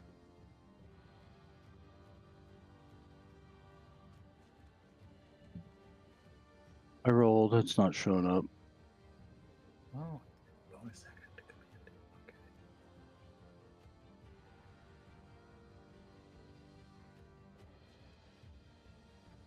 Do you have your Beyond 20 extension enabled? I do. Let me swap browsers. Does Washi's held movement go off? Yes.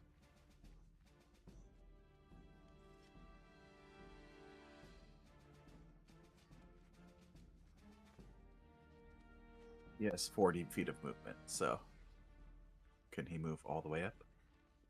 Yep.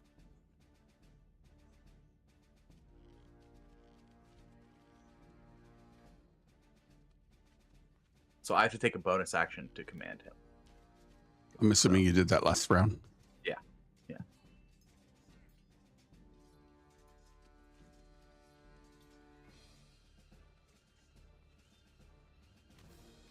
I see your 25 to hit, Dalgar.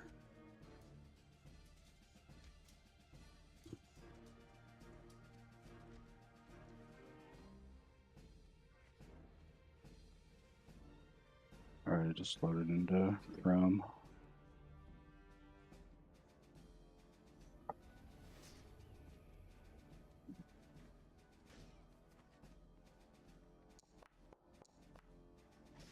Nice. Max damage. And then I'm going to pump in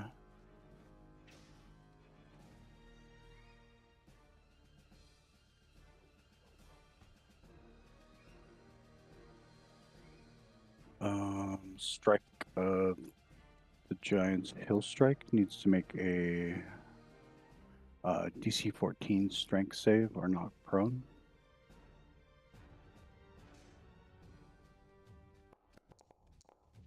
and it takes an extra 4 damage.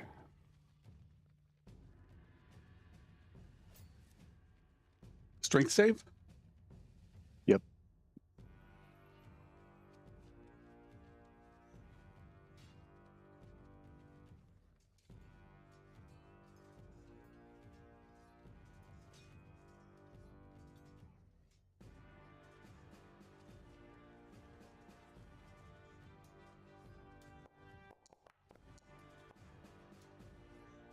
That is a 9 on its strength save. It is knocked prone. Unfortunately, the creature is immune to the prone condition. It is not knocked prone. How much did you do? Damage was 18. It's bloodied. You hurt it pretty bad. Bonus action, I am going to swap stance. I think it's called Steel Serpent Stance, which gives me advantage on Dex and Con saves. Okay.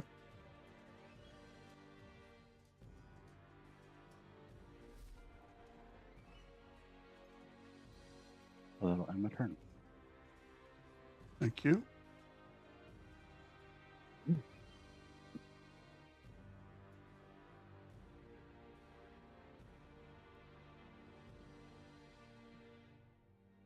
Creature moves up 40 feet. Oops.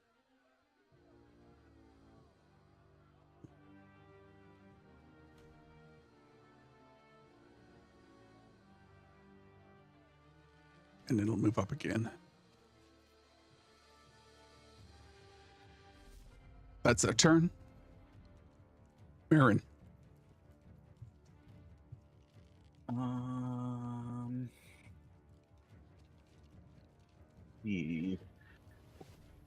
I am still concentrating. That's right. You're heroic. Inspiration. Whoa. I have inspiration. Nope. I was thinking of something else. Oh, Heroism versus heroic inspiration. Yeah. I will move up here.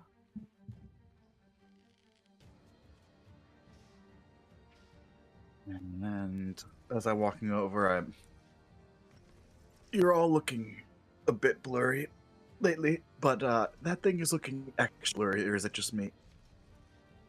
Either way, you've got this, Washi. Good boy. And I'm going to... Oh, no. Is guidance also concentration? It is. Never mind.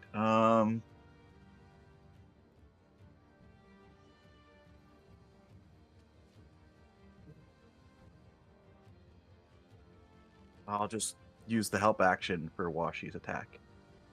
Okay. And then for my bonus action, command Washi to bite.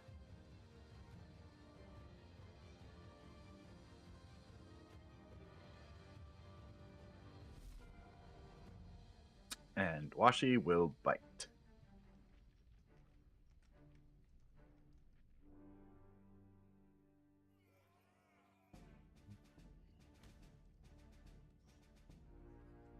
That's and using my spell attack modifier.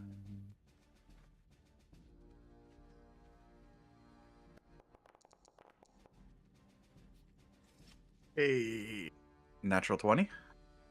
Yeah, that's gonna hit. I don't know why I did it. I think I pressed the wrong. Yeah. So I need to check that Richard's dice. I think they're loaded. Is it shift for advantage? Why don't you just roll it again? What'd you push last time? Control. That's right. Shift.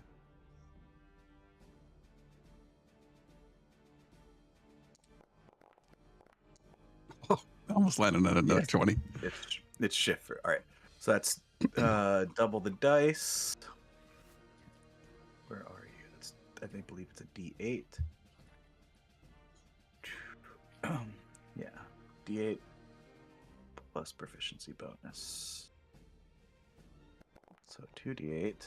Oh, terrible damage. 7 damage. Force damage.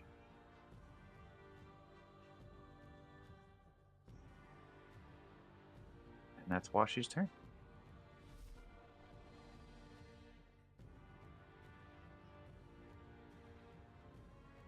Ade.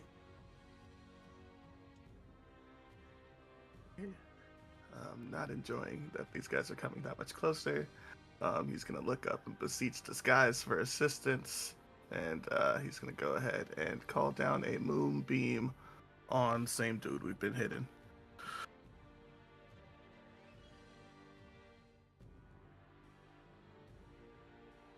I guess somewhere in there. I don't know if that actually does anything. Keeps asking me if I want to put down templates, but that should be on his turn. And Ade's going to go ahead and back away from the scary things that are coming up at us. And that'll be his turn.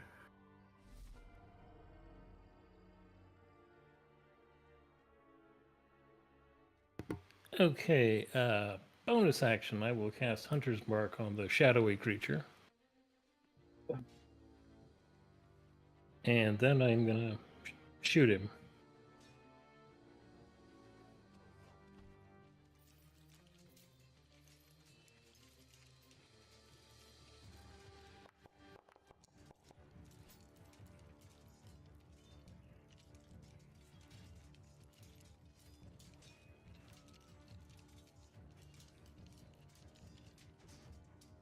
Hello?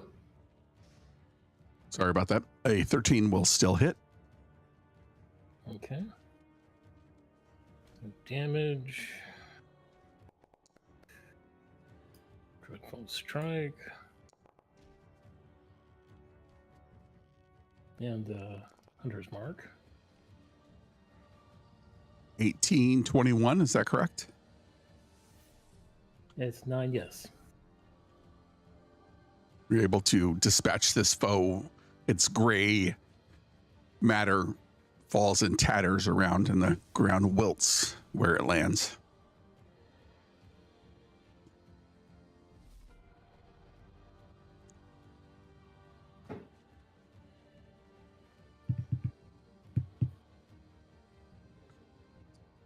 Remember, on this creature, the skeleton will attempt to shoot you with his short bow. That is a 15. Wait a second. How far am I from him? 110 feet. I don't know. Longbow have that kind of range? Or a short bow? I'm shooting at Mayron. I might have said it L and N. Mayron. Oh, okay. 15 misses. All right.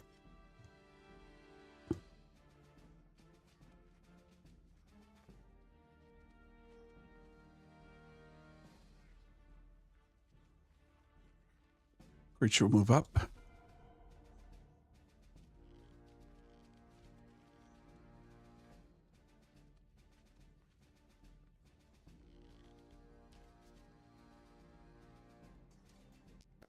Another one at Marin. That's a natural 1.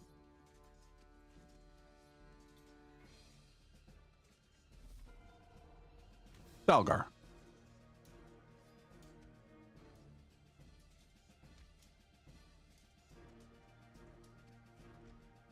I will move up to there, and this big green guy, I will take a swipe at him. Mm-hmm.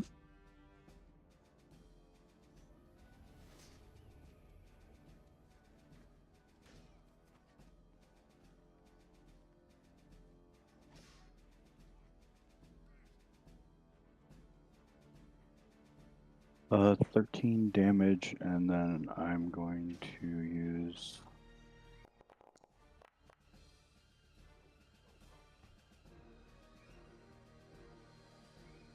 my last strike of the giant, Frost Strike. Needs to make a DC 14 con save.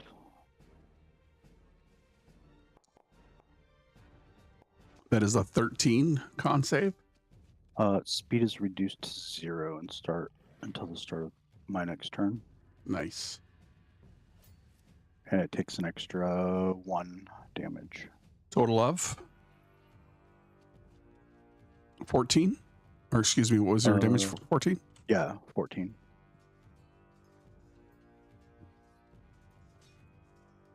Richard is barely injured.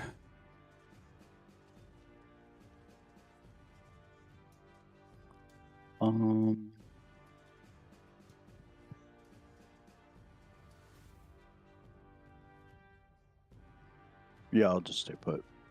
Okay.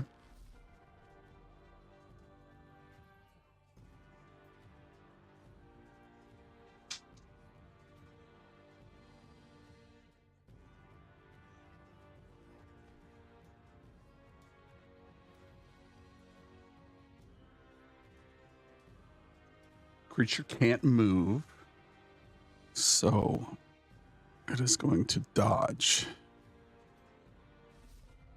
Marin.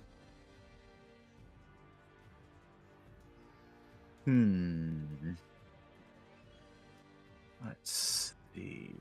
Do I want to try to deal with the creeps? 30.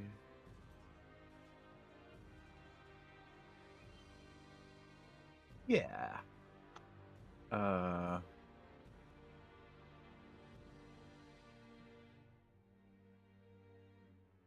going to move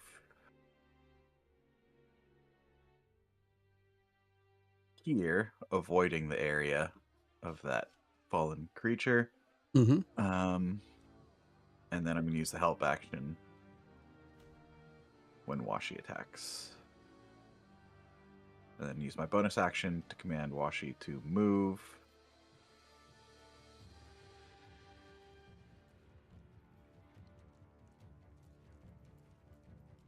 Can he just go straight through? Yeah, he's just going to go straight through. And then he's going to attack this skeleton. Mm-hmm.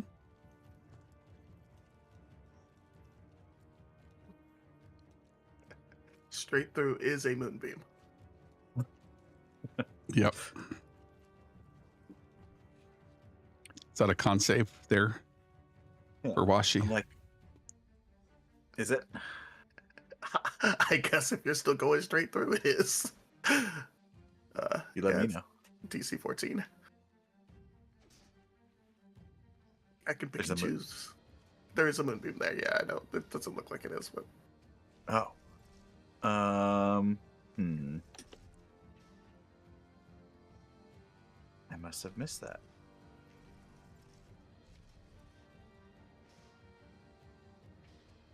Can't reach.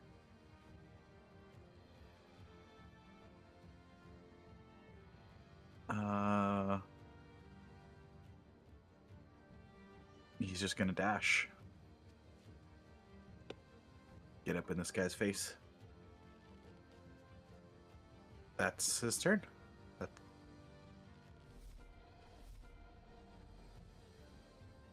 Ade. I can't figure out how to move this template, but I would shift it directly to the right onto the other big guy. And be safe, take another 15 or so back. And that would end Ade's turn.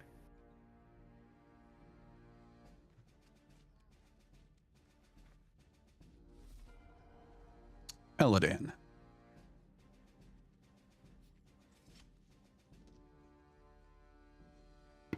Okay, I'm gonna move, and then bonus action, I will move the hunter's mark onto that skeleton.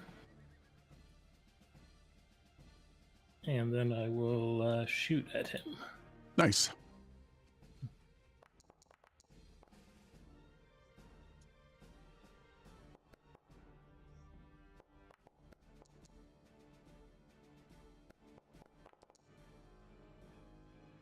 Or 17. The creature Yes. crumples into bones. And then I'll move back.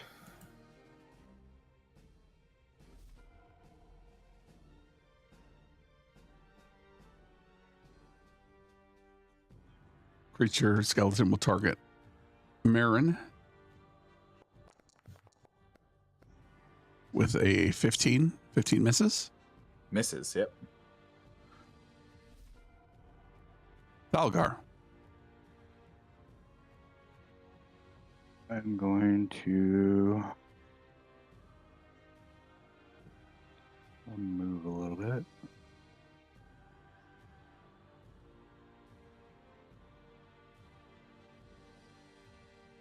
Get in range of the skeleton, and then I will smack him with my halberd.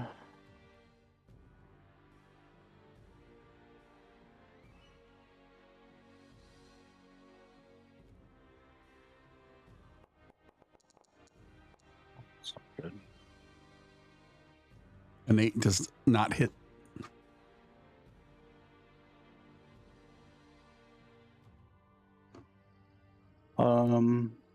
You know what? I'll action surge. Action charge. Dun dun dun dun. Try it again.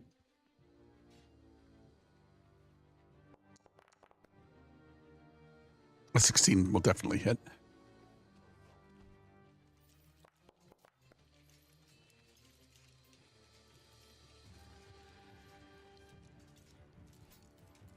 Adding anything to the strike? No. 9 slashing. Yeah. And then I will move 10 feet.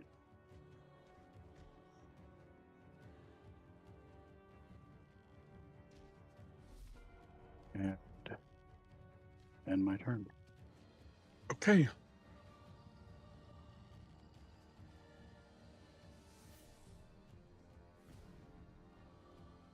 This creature will move down towards Thalgar.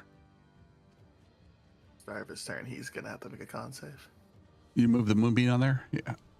Yeah, I just can't move the template. Sorry about that. I don't know why it won't let me move it.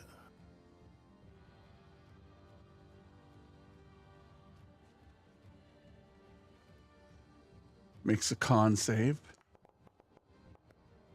That is a 7 or 16 radiant. 16 is correct. Yes.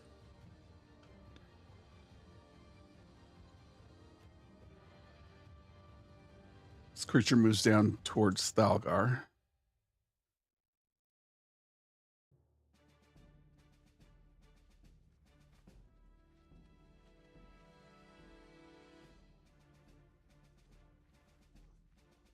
And it will attempt to slam at you.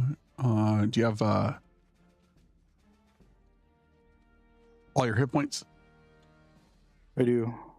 Plus 3 temp. Okay.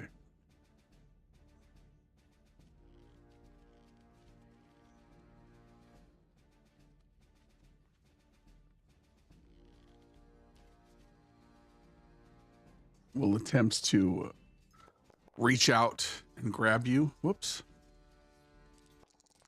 I gotta roll to hit. That is a 10. It misses. It has advantage since you have all your HP. So that would be a 20 to hit. 20 is going to hit.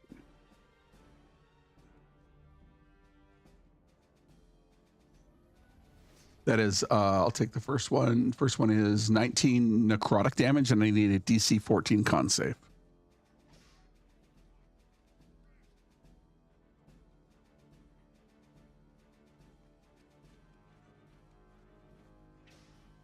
I'm going to use Stone Endurance as a reaction to reduce the damage. Okay. Reduce it by half. Is that right? Or D12? 6. D12 plus 6. 3. Okay, so that's 13 necrotic. And give me a DC 14 con saving throw.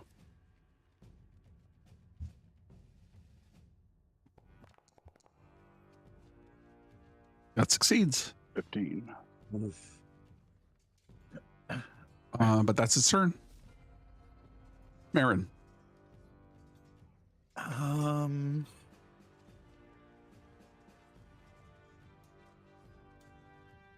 Move here. Use my action to give the help action to Washi and bonus action to him to attack. Go up and attack.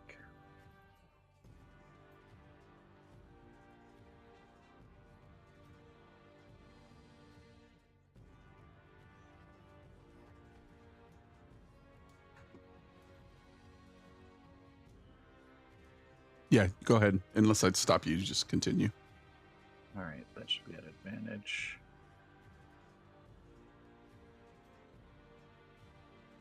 $23. 23 will hit, yes. All right. 4. 6 force damage. And that's our turns. Ade.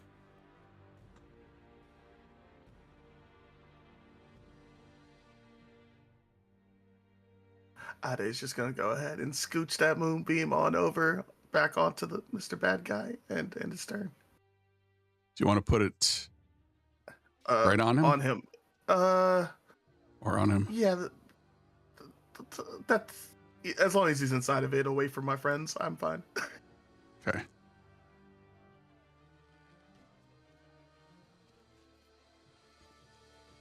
Is that in your turn? Eladan. That's in my turn.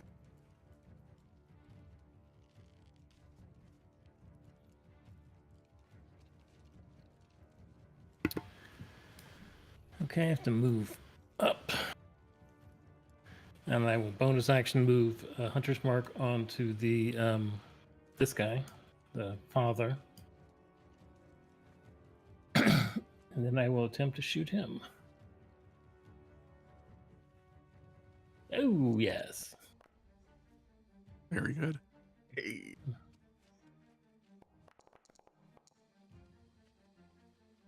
That's interesting. Don't know if Dreadful Strike gets doubled too. Yeah, any dice gets doubled. Okay. And Hunter's Mark, which I guess would be 2d6.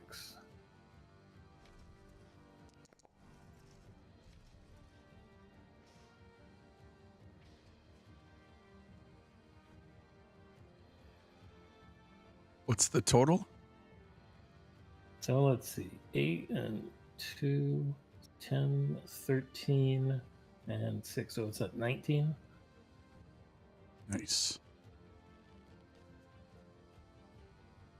Creature is badly injured.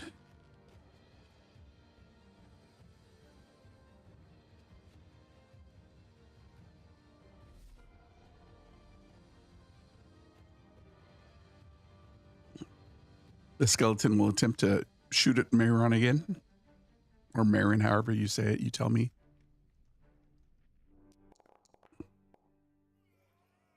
$24 That will hit this time.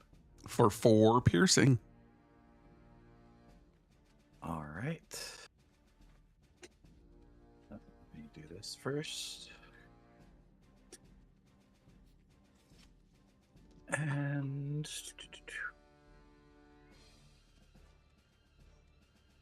Give me a constitution. Yep, Concentration. 21. You maintain concentration on heroism. Yep. But that's that creature's turn. It is now Thalgar. You regain that 3 temporary hit points. Right. I'm going to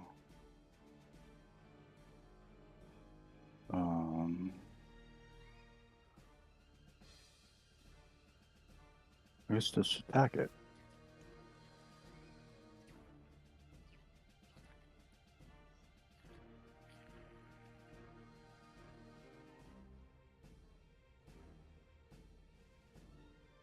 Actually, I'm going to swap to my double-bladed... No. Yeah, I'll swap to my double-bladed scimitar.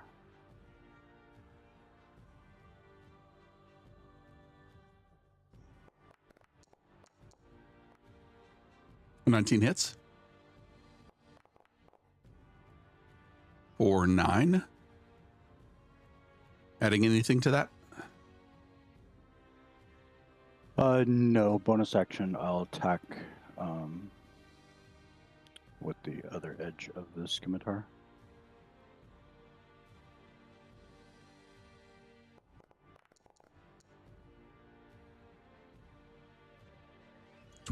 Hits as well. For 1 damage. Nice. Every point counts. I think that'll end my turn.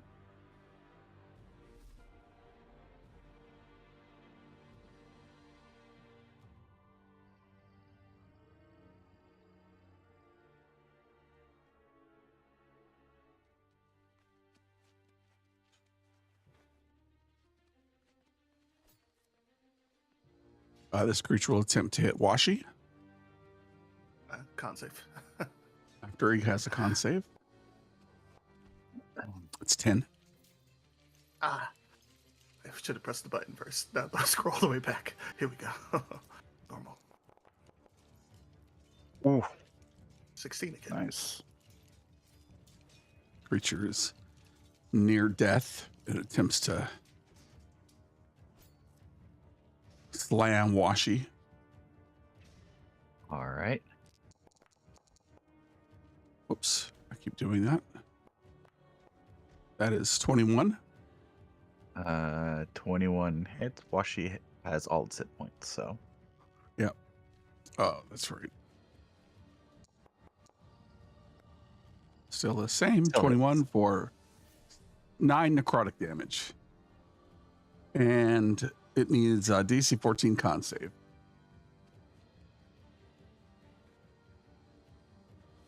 He didn't have all his 3 down. Anyway, con save. Woo. 20. Okay.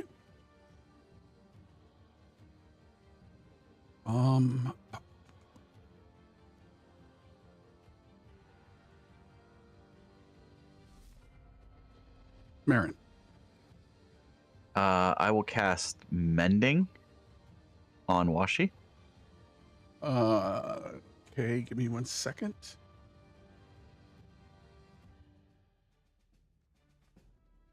What school of magic is that? Transmutation.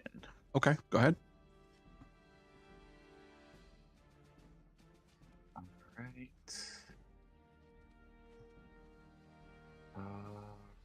What is the healing on Mending for it? I forgot. Give me a second. Defender 2d6. So for 7. And then with my bonus action, I will command him to bite this foul creature. So I can please find somewhere to rest. I feel terrible. And he will do that.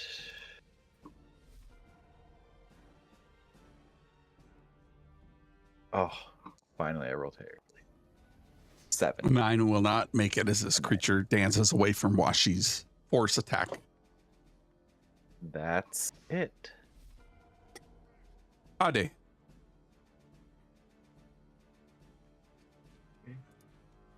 It's not in range. We're going to move that on top of Falgar. Exactly.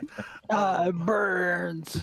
I actually, the father's looking pretty messed up. I trust my team. Ade's gonna move it on to the stupid guy who's shooting Marin in the back because I'm tired of him killing Marin. And that will end Ade's turn. Hopefully my trust is not misplaced. Marin's looking around like, where the hell is everyone? Okay, I'll attempt to shoot the guy with another arrow. Oh, that ought to hit. 20 hits. Wow, you're rolling just crazy damage today.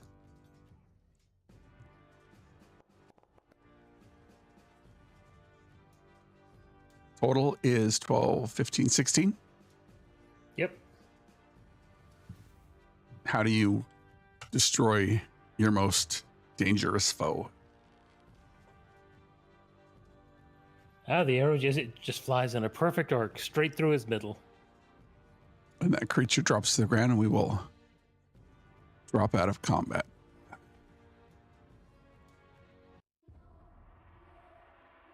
Let's take 5 minutes. We are back. Okay. All right.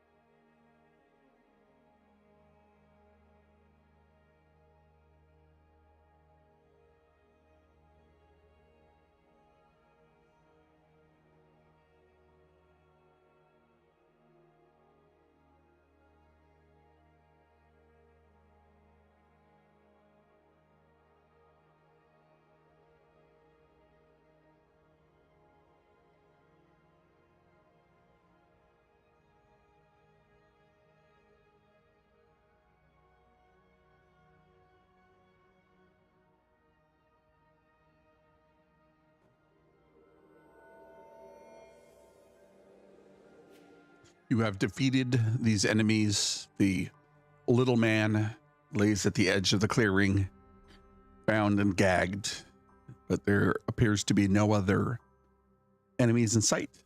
What happens now?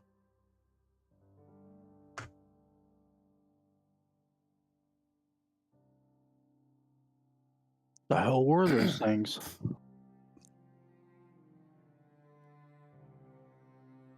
Very unfocused sort of creatures. I mean, literally, I had a hard time seeing that one. The large one felt like it was draining me.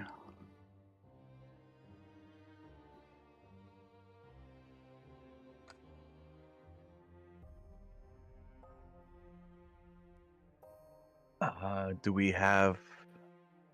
Would Maron know anything about these creatures by any chance? You can give me a Arcana or Religion check. All right. Wah, wah. That's an 8. I don't think you've ever seen or heard of anything like these creatures in the past. The likelihood is they're probably very rare, like skeletons, zombies, ghouls, ghasts. But these creatures, no, not so much. The bony ones, they seemed quite common, but I have no idea about the others. The fact that there's a large, unfocused creature out in the wild just terrifies me. Agreed.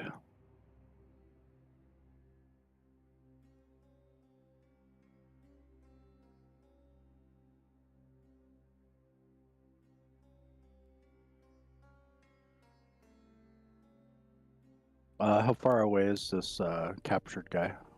He was where they were first away from you, so 150 feet or so. You see him kind of just barely moving around on the ground, trying to get free, but he seems to only be perpetuating himself down the hill, or at least down the path, as it slopes gradually.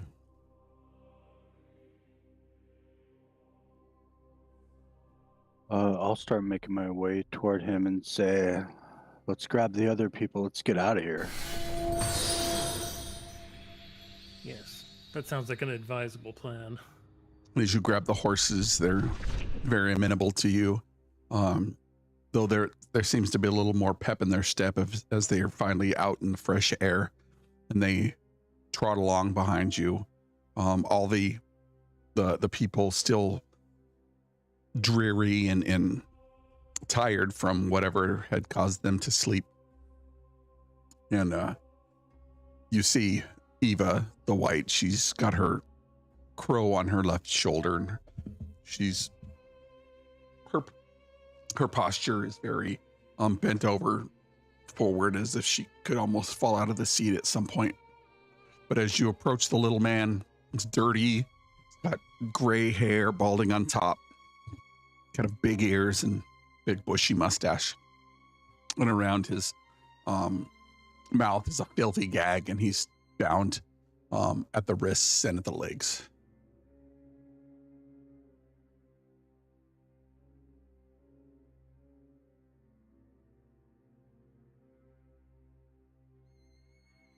I'll reach down and ungag him and say, what is your name?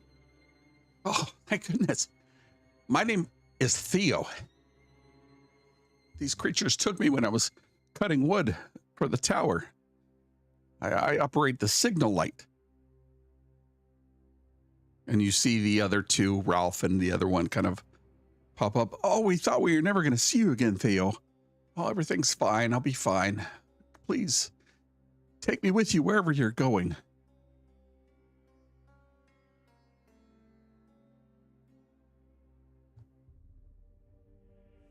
I believe we're heading back to Anthus.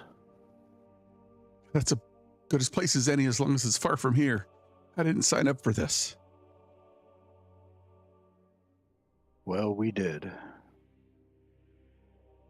You're braver than anybody that's been out here.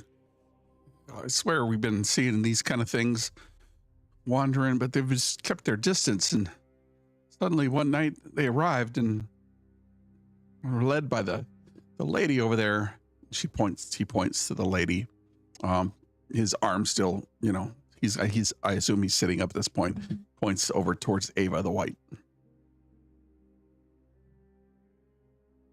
And they just broke in, and then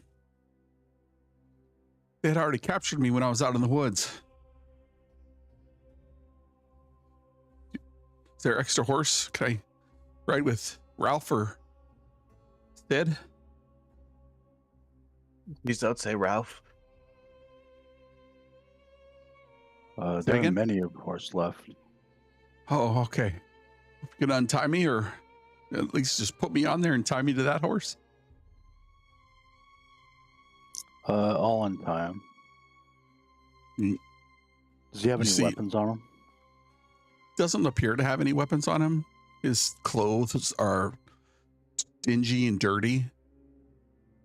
The same make and style that both Ralph and the other gentleman were wearing. Did you see any more of these undead, or was it just the ones? I mean, they were all over the land. I mean, there was more where these came from, and he gestures, points now that he's been unbound, out towards the interior of the land where he was chopping wood. You see down below, there's a little bit of a forest line on the trees that grow higher in the elevation. Just over there were some just big hulking beasts. I don't know what they're doing. Do you know if the path down this mountain is safe? I haven't been down the mountain in a while, but I mean, I imagine so. I mean, you defeated those two giant ones. One you couldn't even look at. I couldn't even focus on him.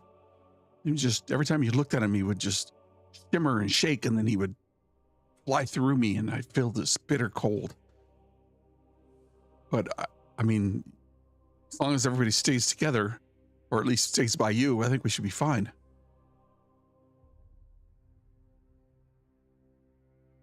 I'll do a little stoic pose.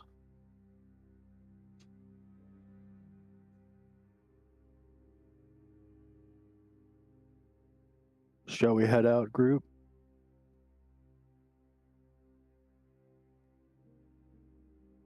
I am so over this. Let's get out of here, please.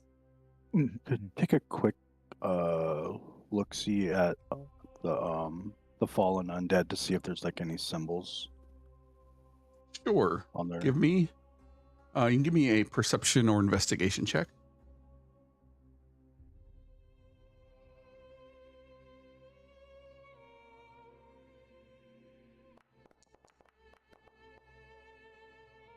That's pretty good.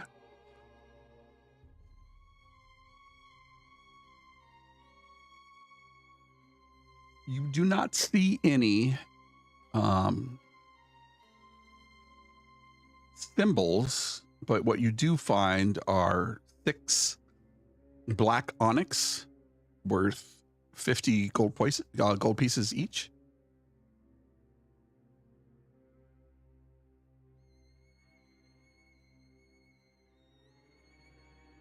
Six of them? Yes.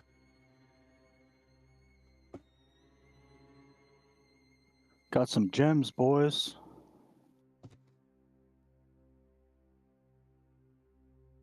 At least something out of all this. Do we have a bard in the group? Nope. Nope.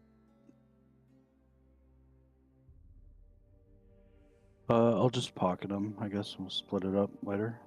Okay.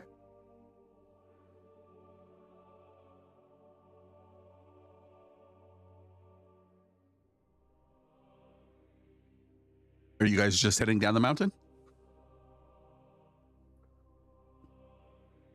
Be coming around the Yep. Yep. Yep. Yeah, I think that's the move. Okay. As you start heading down the mountain, the fog seems to roll in more as the night starts to come across as the sun dips below the mountains. And it's approaching evening time. If you would like, you can make you can look for a camp if you'd like, or continue on down the road.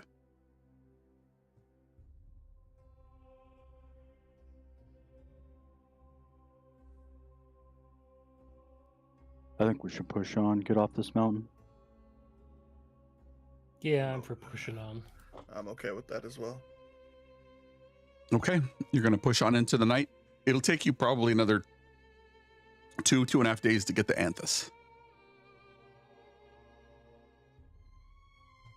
How far away would you say is that main road from where we're at? The main road comes and runs alongside this, alongside here before it starts to wind up. You're probably an hour, maybe an hour and a half from the main road. I'd say we at least push to the main road. Yeah, that sounds fair. Okay. And you continue on and find yourself on the main road about an hour later. No sign of any undead beasts, no sign of any travelers either.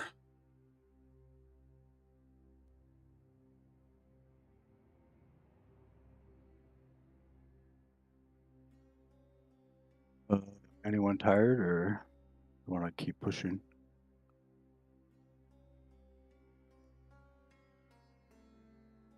Maron just looks completely out of it and will just go along with anything. Do I have to roll anything? For everybody, if they want to push on to the point of being skipping, setting up camp and heading on, it's going to be a Constitution saving throw every hour. We do have that one guy that's pretty fucked up.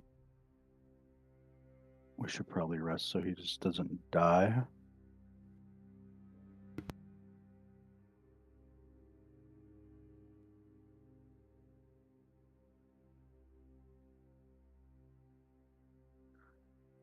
Yeah, I guess Much. looking at our NPCs, we should probably camp.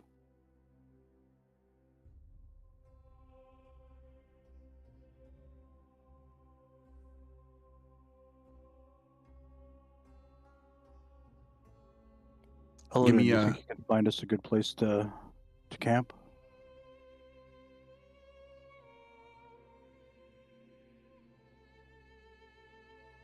Yeah, I'll find something. I start looking around for a place to make camp. Okay, give me a survival check.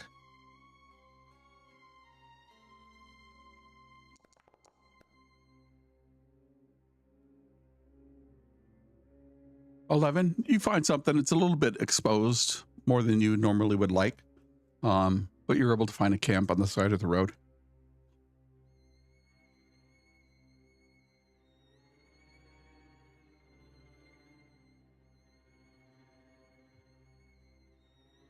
Start breaking down for camp.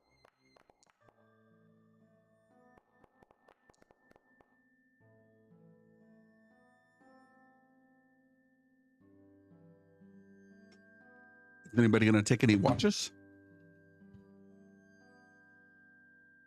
Yeah, do we want to Yeah. do 2 people or 1? Maron just sprawls out on the ground after like dry heaving for a bit. Well, under the circumstances, having some kind of watch would be prudent.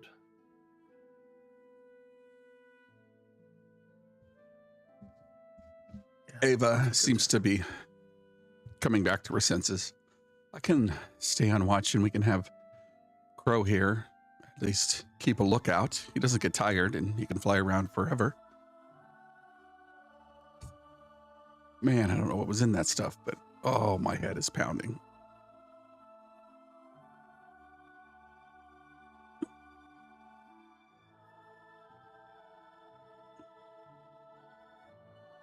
I I can do. I'll do second watch, I guess. If I'm still alive, I'll be up in 4 hours. You can What's wrong with you? You don't look good. Excuse you, I look fabulous, but I feel terrible. You've been throwing up all day. Yes, but fabulously. Yeah, I guess you look good throwing up.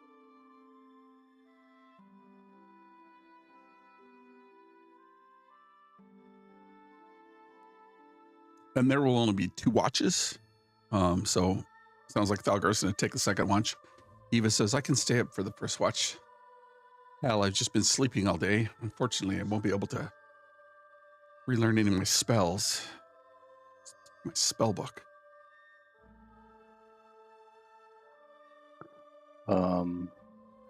Someone want to stay up with her? Yeah, I can stay up with her. All right. We'll help with second watch. Okay. Anybody taking a watch can give me a perception check. Let's do Eladan and Eva first.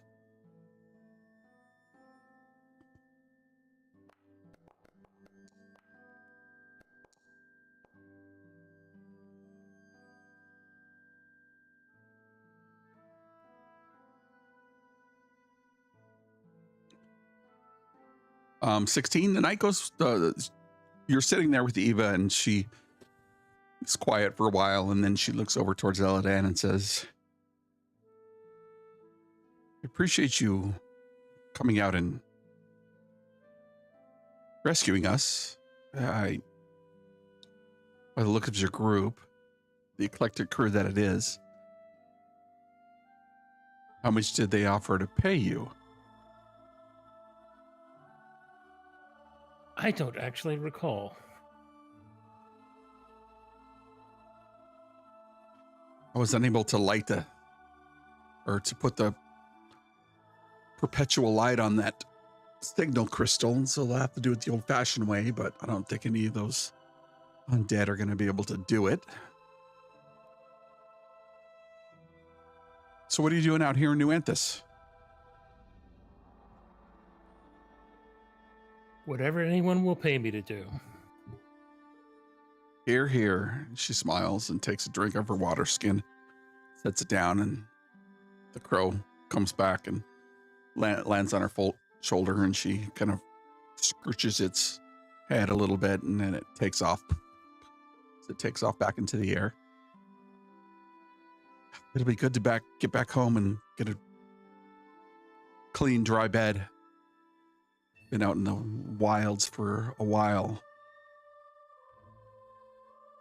So how long have you been in town?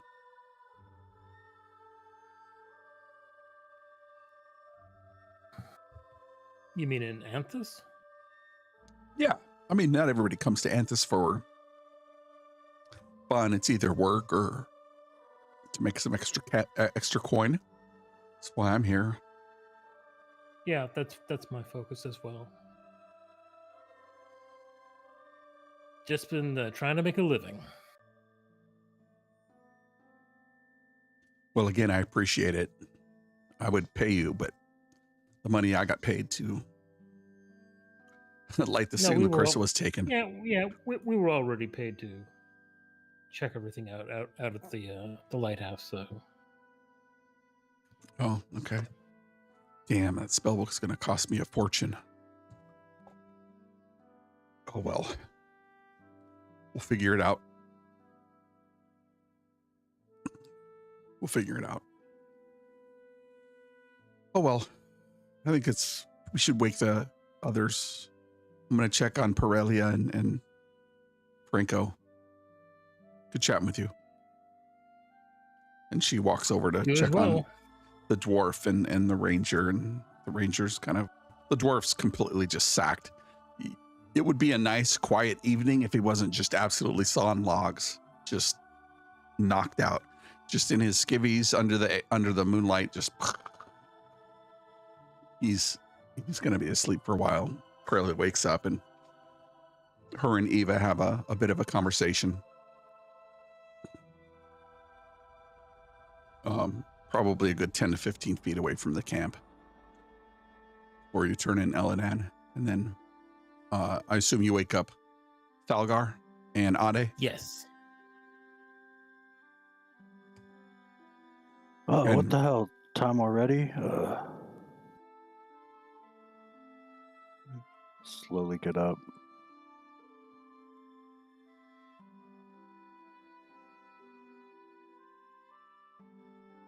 Eladan, how was the watch? That was Something quiet. suspicious? Nothing to report.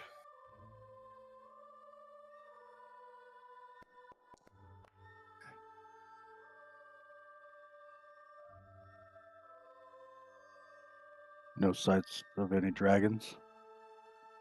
No, but if anything's searching for us, that dwarf snoring will lead them right to us. Perfect. If only we had a silence spell.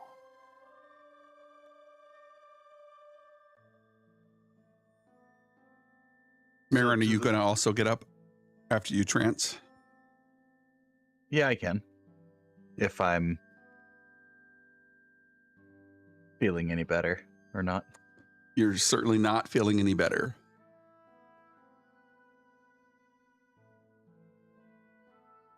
Well, I feel absolutely terrible. I'm not getting any more rest this evening. And let me figure out what spells I want to prepare. Unfortunately, you didn't get any rest. Oh, do not get a long rest then. Correct. All right, so I cannot. Can I prepare different spells still? You have to take a long rest to prepare new spells. Yeah, that's what I figured.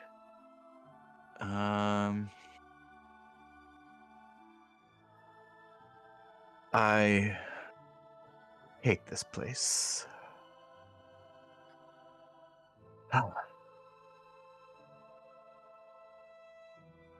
So, how's your night going? As I look towards Thalgar and Ade. Tired. Yeah, I prefer more hours in bed, but I also prefer not getting jumped by skeletons. So Marin's not really listening to any of your answers. yeah, it's rare for you to get up less than perky. You want to survive? Yes. Mm-hmm. Have you tried fixing yourself? You know what? I didn't think of that. As I just stare blankly at Ade. Got an old home remedy we could try. You know what? That at this point, I'll try anything. Whatever you people from this realm do. I'll take out my water skin and dump some of it into a cup, and then I'll just pick up some dirt and put it in and stir it around, and then I'll spit in it and I'll hand it to you. I'll say, we used to do this at home.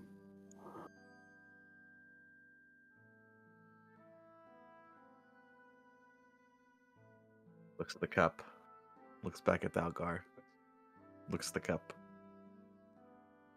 I don't think I feel that bad yet. Thank you. Very well.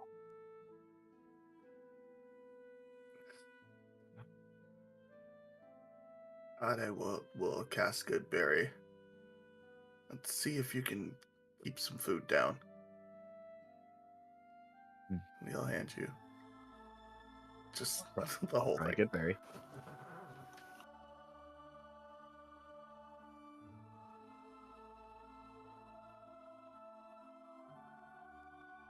Does it feel like I have any restorative properties from eating the good berry?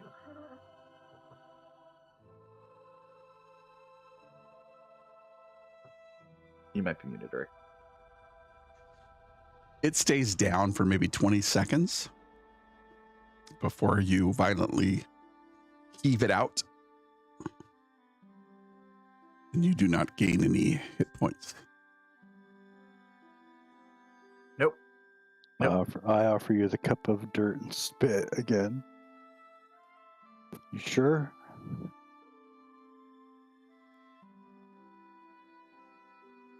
Maybe if I'm on my deathbed, Thalgar, then you can give me the spit dirt.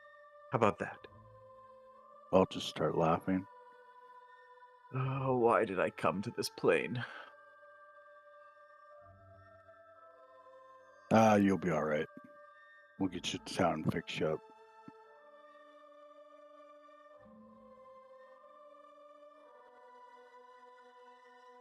But the night goes by without incident, and you wake up the next day prepared to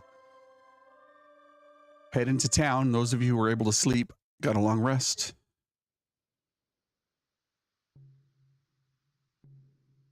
Do I have to make a con save? You will have to make a con save in the middle of the day. For exhaustion, right? Nope. So I don't have to make a con save for exhaustion then. No. That's if you want to just continue traveling in through the night to the point where you were too tired, which would have been everybody, but you guys stopped because you would have killed Franco had you kept going.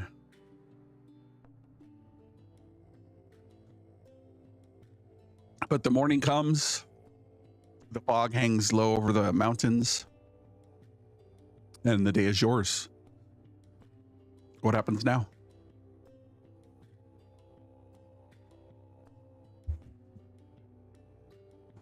I suppose we keep traveling.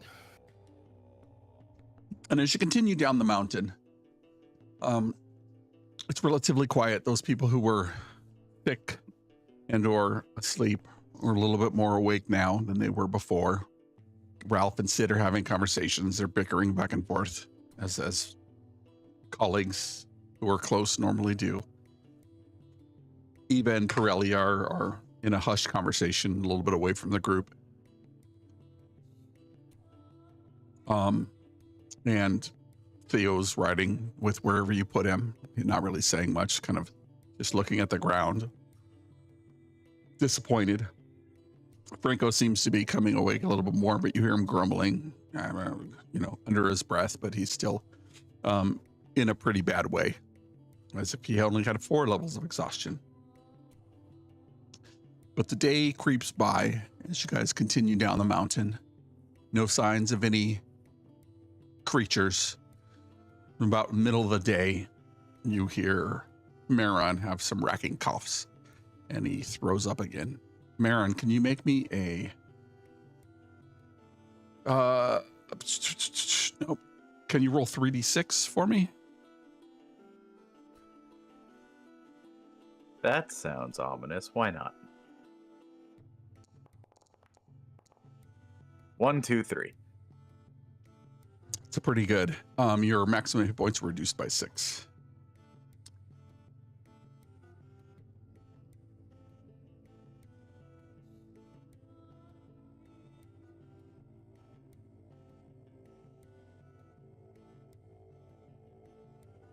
But other than Maron's outburst, you guys travel throughout the day and into the evening. Night comes. You see Pirelli start not scavenging for food, but looking to find some small beasts, hares, etc. for food. She doesn't want to be imposing on the group. And so she goes forages for some hare. Does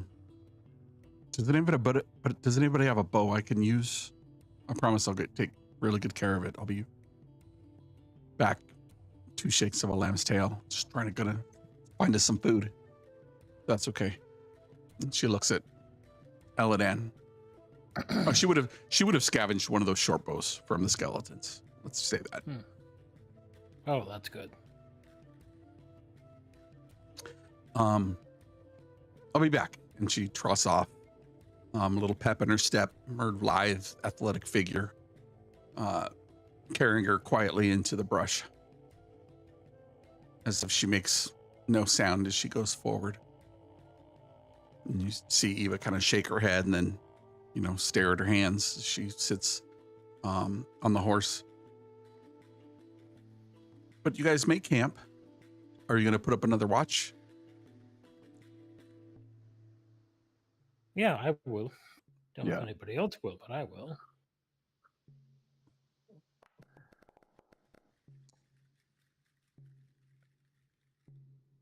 Marin, you're feeling absolutely terrible.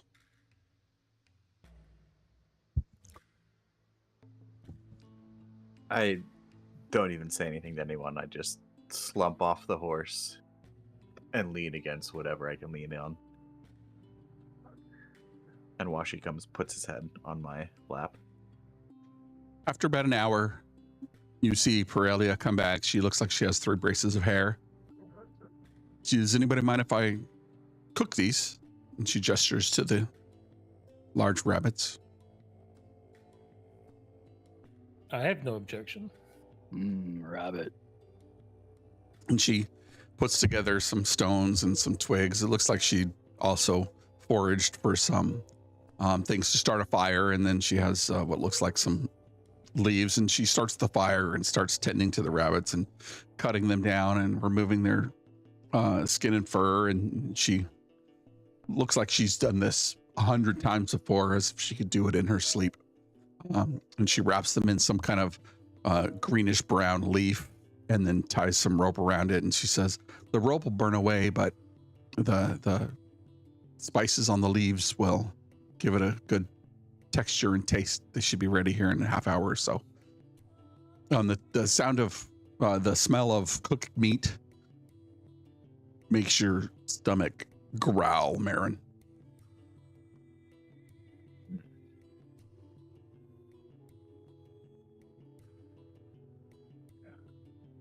Being very, very slightly worried about our friend who's still not doing too well. I'm gonna go ahead and take a page out of our fighter friends book and spit in some dirt and hit Marin with the symbol across the forehead and cast Lesser Restoration. See if that does anything. What are you removing? I'm trying to see if he's poisoned.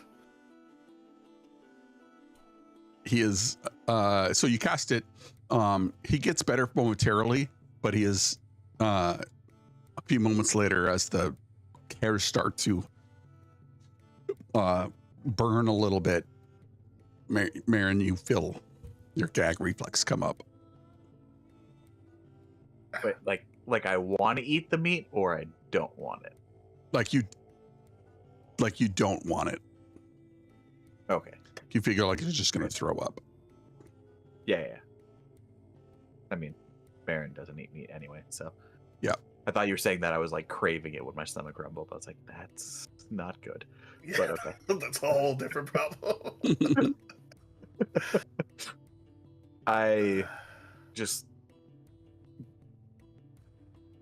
am unable to force down my gag reflex, and I just start crawling away as far as I can, still being within the camp from the fire.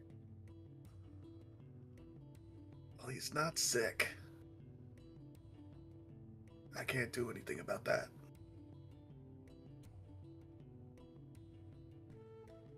How come none of us are sick? Did he eat something at that place? I think he's just weak. I thought one of those creatures did something.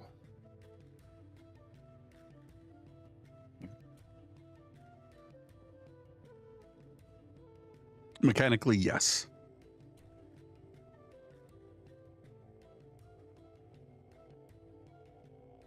Hey, did you get bit by one of those creatures? Nothing bit me.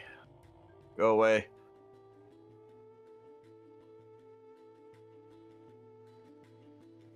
We definitely should keep an eye on him. Yeah, like you would tell us if you're gonna turn into like a werewolf or something, right? Absolutely not. Yeah, that's what I thought. I guess we should tie him up and just start laughing.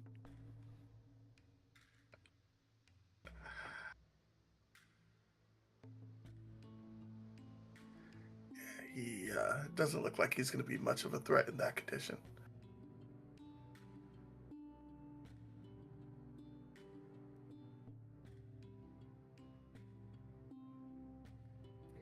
Well, I guess I'm just waiting for the rabbit to get done. And after about a half hour, Pyrelia finishes it and she diplomatically goes around the group and starts giving portions to everybody. And she looks at Thalgar and she looks back down at the portions, looks up at Thalgar again and gives him an extra portion. Maybe a portion that was meant for Marin. You hear Marin retching in the background. He's not going to want this, is he? You can have it. Nope, he won't. And I'll just scarf it down. And it's a very sweet, spicy flavor that she's put on the hairs. But the hairs that a little gamey, a little bit less meat on the bones, maybe this late in the summertime. But you guys have dinner. Looks like Ava's trying to take care of Franco, who's absolutely out of it, but at least not throwing up a Maron. And what are the watches going to be for this evening? I don't mind taking first watch. I'll do second again. We'll probably do the same. I'll probably ask Eva if she has any spells in her pocket that she can use to help our friend. And she starts crying.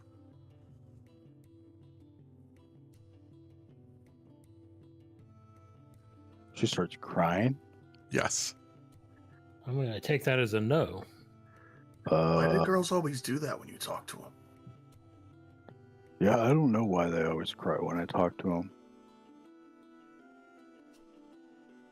them. Miss, you okay? I don't have any spells. They took my spell book. Oh. I have no money. I don't know what I'm going to do. I mean, Pyrelia says she can get us food, obviously, but what am I going to do? What am I going to do? You got your crow. Yeah, and if Crow gets killed or destroyed or eaten by a dragon, then I don't have anything to get him back with. And then I'll be all alone again. Well, you're alive. Yes, and if I had money, I would pay you. Thank you. Sure, when we get to town, you can get a new book. But I don't have any money to buy the book. Everything in Enthus costs so much more. Everybody's there trying to turn a buck, and like me, but I had stuff when I went there, and I don't have anything. Probably I said maybe I could borrow money from you guys, and enough to get me a new spell book, and maybe I can learn some spells from. And she points to the guy thrown up over there in the bushes, but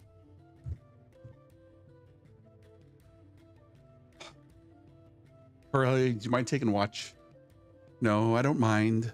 Okay, I'm gonna just go. I'm gonna go to sleep. And maybe this is all just a bad dream.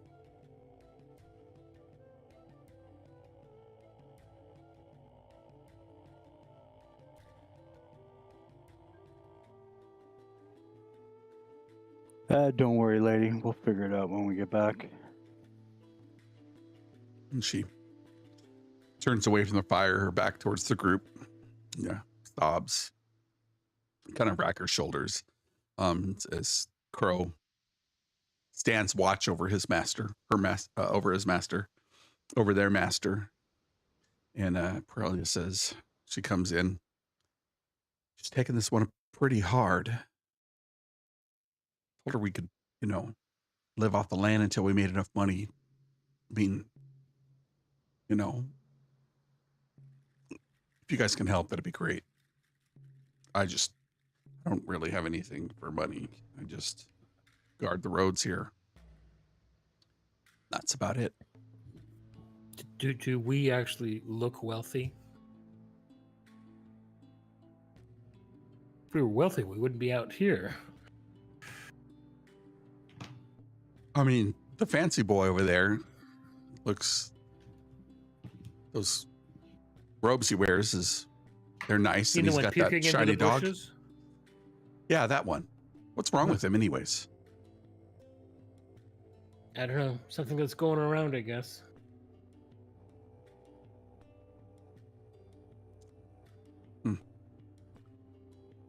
Well, maybe I could take a look at him. He'll let me take a look at him, right? Or you guys want to come with me? Or one of you? Yes. She points at the big person. Well, I believe in he'll let anyone look at him in his current state. Well, I take out a cup and I pour some water in it, and then I put some dirt in it, and I spit in it, and I say, offer him this. half smile comes across her lips, and she's like, okay. And she puts some herbs in it. Yeah, maybe it won't smell so bad. Old hill giant recipe for when you're sick. And you hear footfalls approach Marin. Yes, what? I made something for you to drink. Sure. It's dirt, spit, and some leaves. Dalgar, the big guy over there, says it's a hill giant recipe, and well, we are in the hills after all.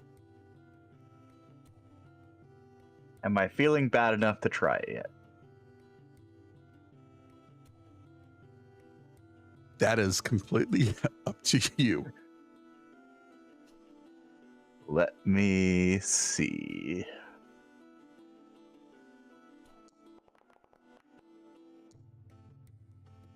Fine. I don't care. Anything to make this go away. And I try it.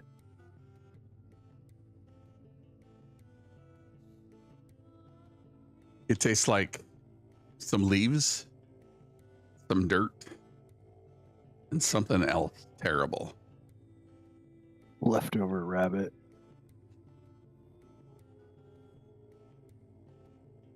It probably takes about half a second for me just to spew it everywhere. But she's going to do a medicine check on you.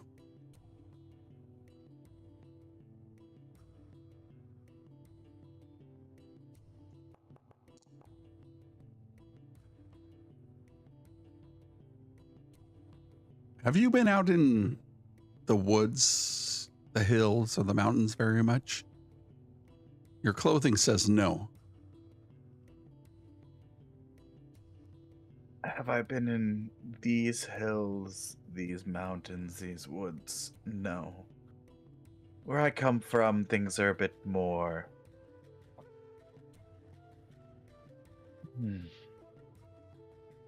different, let's just say. I can't think straight to explain it to your sensibilities right now. I couldn't see anything wrong with you.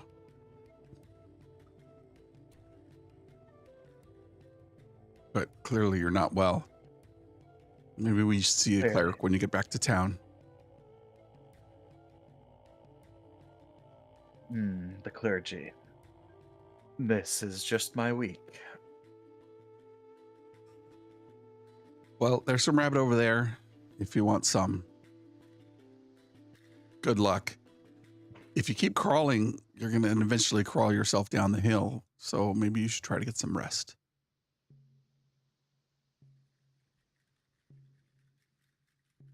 I'll try. And he just struggles to smile. And she turns on her heel and walks back.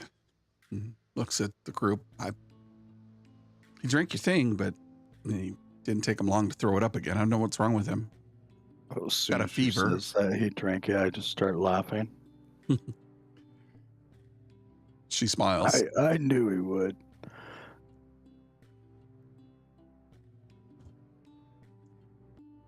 I don't know what's wrong with him. I mean, do you guys... She waves. Does anybody besides... I mean... do any magic? And she wiggles her fingers. I can do a few things, but not much. Mostly. Not that type of magic, no. I've done what I can. This isn't natural. No, it's certainly not natural. Just hope he lives long enough to get to town. He's seems to be wasting away, but well, what do I know? I was asleep for like 5 days.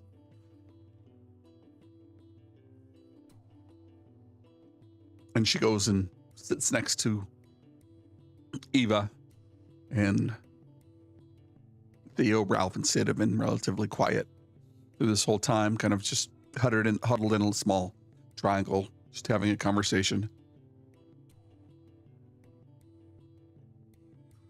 But the night carries on.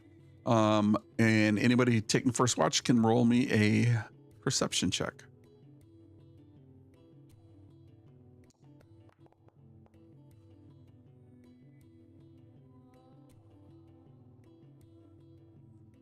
It's quiet. I mean, other than the sobs you hear from Eva every once in a while. She eventually cries herself to sleep and really kind of shakes her head, and she pokes at the fire a little bit and says, "So where did you learn your craft? I saw you fighting those creatures and you were quite the marksman, I must say." Oh, just, years of practice. And she kind of smiles, and she rubs her ear a little bit. It's clear that her ears are more elongated, but not fully pointed. And she's likely a half elf, or long dark hair. And she's got some creases in her skin, as if she spent a lot of time here out in the wilderness. Oh, I know what it means to practice for a long time.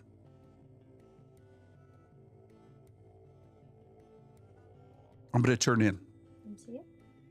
Have a good night. Good night. You didn't But see it? it's nice and quiet for the evening. Your watch goes by without incident.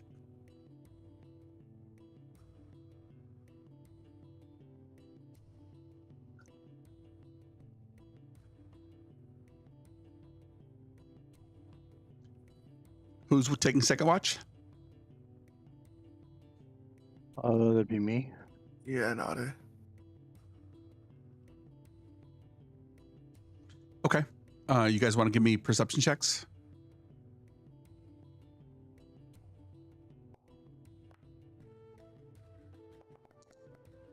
Pretty good rolls there. The night goes by and you see the cloud cover start to break apart a little bit. And for the first time in probably a week, you see a little bit of the sunrise, the moonlight filter through the evening as it starts to alight on some of the trees. And treetops and some of the bushes that grow nearby begin to glow a brief luminescent, almost absorbing and or reflecting the light of the moon back to its source. Is there anything you want to do during your short rest or long rest or watch? Excuse me. There was one thing when they woke up. Mm-hmm. Maron might feel like shit, but he still has enough energy to pay back Thalgar. So as Thalgar wakes up, Maron hovering like an inch above him, licking his lips, and has your neck always looked that good? Roll an intimidation.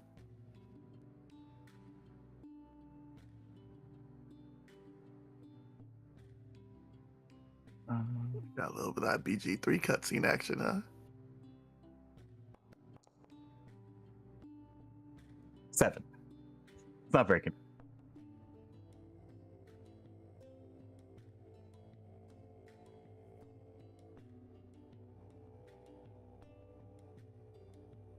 Although he is looking a bit more like a skeleton at that point. I would have woken up and I was just like, oh my god. Really? When I turn, I'm eating you first. And I go off. I just start laughing.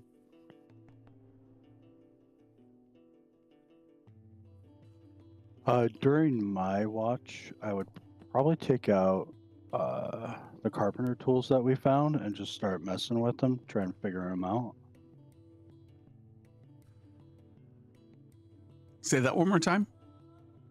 During my watch, I would have just taken out some of the carpenter's tools that we found. Oh, okay. And just started messing with them, trying to figure them out. You can roll a straight int check to see if you make any kind of progress. I'm assuming you're doing this downtime activity. Yeah. Pretty good. Yeah, you get to, you know, I mean, you're no stranger to the forge, and a lot of the tools behave very similarly to perhaps your ancestors, or at least the things you might have learned at the City of Swords. Being one of the bigger guys, they ask you to move a lot of things. Then you're around a lot of the people who work with tools all day long, and so you get the hang of it, but you're not quite ready to become proficient in it. Very well. And your watch goes by without any incident, and you guys wake up the next morning feeling refreshed from a long rest. Can I say that I made like a cross and then I put it on the vampire's chest? Yes. Easy enough to do.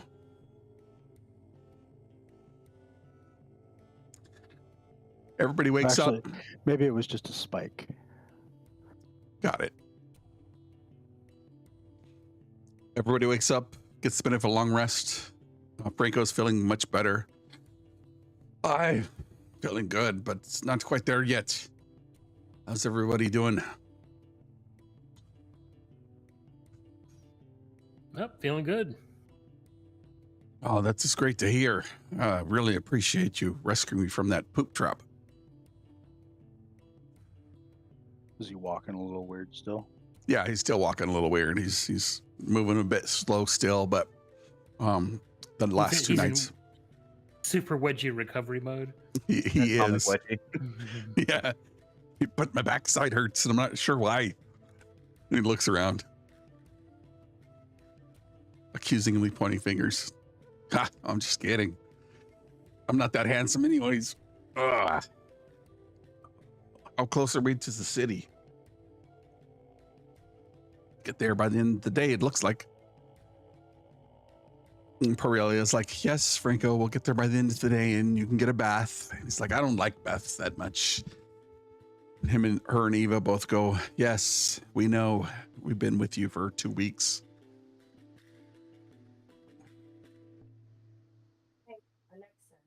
But the night goes by. You guys head out on the road. You could probably be able to get to town middle of the afternoon.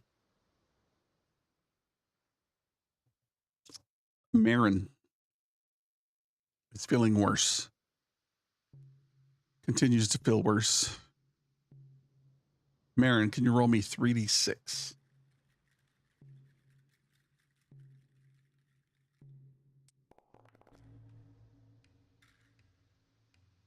Your maximum hit points are reduced by 8. Ouch.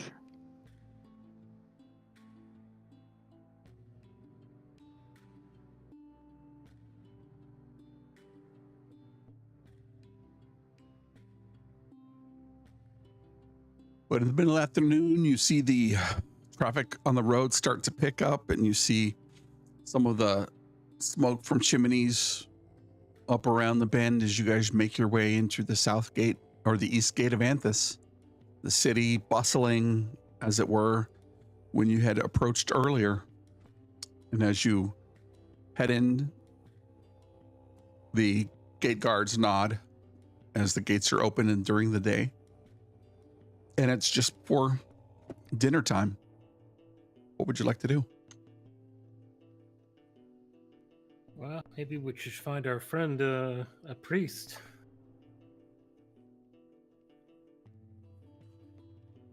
Yeah, do we know where the local clerics area is? Yep, there are two well-established districts in this new city. One is the Merchants District, and the other is the Temple District. If you recall, Xanthos procured a couple healing potions for the group early on, set it to premium. And he said many of the clergy were busy due to the undead attack from the graveyard when you guys first arrived to the group, or first arrived to the city. Thalgar, you'd heard reports that there had been an undead attack in the graveyard, and some local heroes matching the description of a couple of your friends, or your at least now companions, had put down. But you make your way through town into the Temple District, which is on the southeast side of town. Merchants District is on the south side of town. So those two districts have been pretty well put together. Any specific deity you want to go visit?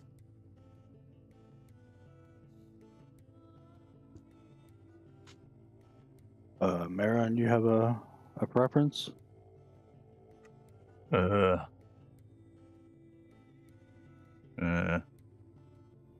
guess the closest one, as he's mumbling. Yeah. Which one looks the cheapest? They're all really, each, as opposed to having multiple deities at a single location, each temple, though many are still under construction, are separate. And they're all created from this very fine marble. Think Greek mythology. And they're all lined up on Temple Street, just one after the other, and the people are out front, preaching the word of their deities to get people to come and see. Clerical food trucks. Yep. Passing out pamphlets. The wonders of Pelor. I'll pick Come see the one light of that the morning has- Lord. Has a weapon as a symbol,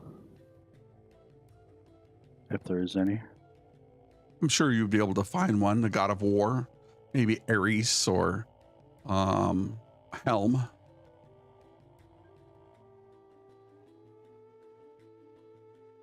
Sounds good. Hey, we need some help. Our friend's not feeling well. Oh, you've come to the right place. Please, come in. And a gentleman who looks like he's got a bowl haircut, wearing some priestly robes, but they're not dirty at all. So either he's brand new or they've supplied their clergy here with some very good clothing, if serviceable.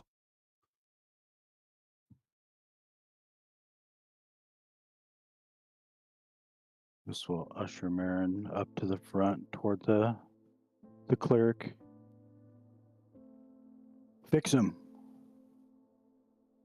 Oh, what is wrong with him? We have a clue. Yeah, well, that, yeah. Okay, come in. He's ill and he's sick and getting sicker. Sick and getting sicker. Have you gave him a potion or healed him or Everything we've tried so far hasn't done anything.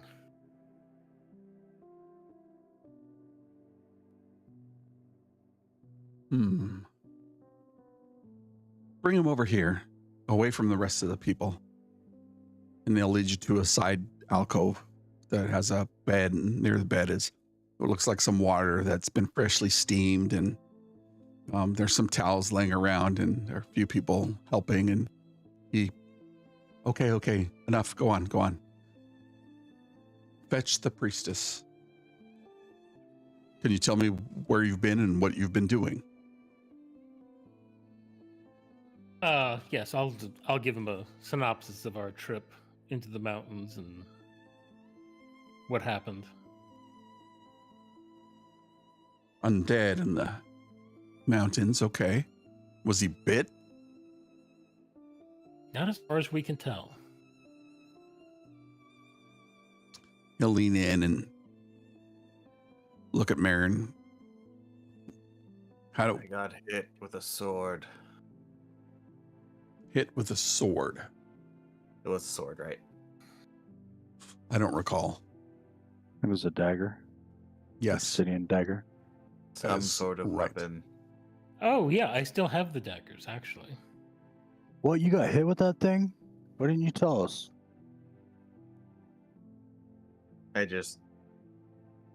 All I have energy to do is just roll my head over and just stare blankly at Doug.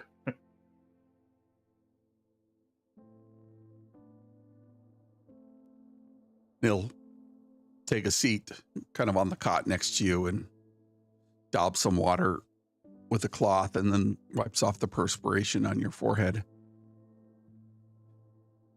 Healing magics, have we tried that? Look to the group. I believe we have. That we have. So no healing magic. Doesn't take effect. Restorative magic. Also didn't work. At least not the lesser ones that I have access to. Oh dear. Is he going to turn into a vampire? I don't think so. And he says, give me 10 minutes. And he'll kneel down next to Mayron's body and he'll start ritually casting a spell. My head starts doing a full 360. I'm just kidding. Take out some jerky and just start eating it.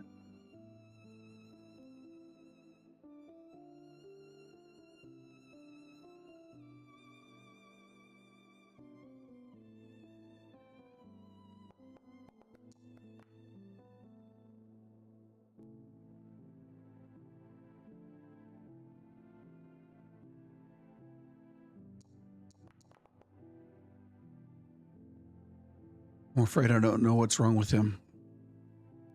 Give me a moment, I'll be right back. He heads out, and about 30 minutes later, he walks in with a woman. She's got short cropped dark hair, wearing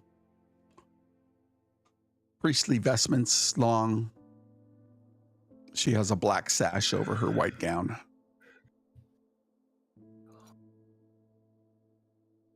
My man said he couldn't figure out what's wrong with him. Good lad. You were hit by this dagger. Does somebody have this dagger? Yeah, I have both daggers. May I? Please. Sorry, we don't have any insurance. Do you have money? Oh, we have some money. And we can get some. Were we paid before we went, or are we getting paid after we come back? You're getting paid after you come back. Yeah. So we'll have more money in a bit. Okay. Does somebody want to come with me to my chambers? I need to figure out what these daggers are. I'm not going to take them, obviously. Your man is here sick, and we need to figure him out. Figure out what's wrong with him. All right. Well, I'll go with you. Sure. Very well. Come with me and keep your mouth shut. And she takes you through some large ordained doors at the very end of the throne room. Looks like the inner sanctum of whatever priestly area this temple has. And she walks to the altar and she goes about ritually preparing whatever it is she prepares there. She unfolds some cloth and she takes some water and wine and mixes them in a bowl, and then she puts the daggers in this bowl and she starts to intone some kind of incantation. She takes them out and then she sets them on the cloth and she kneels in front of the altar for a while.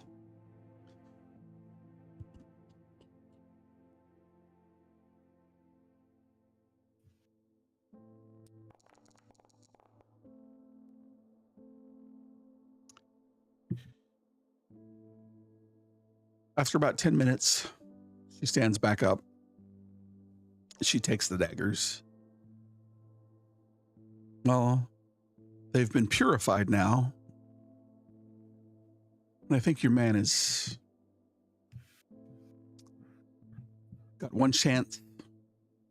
If he lives through the night, I can prepare perhaps 2 spells that can cure him of this disease.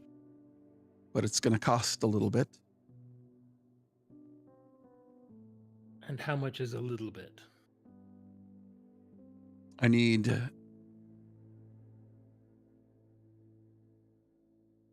I'm looking at the spell.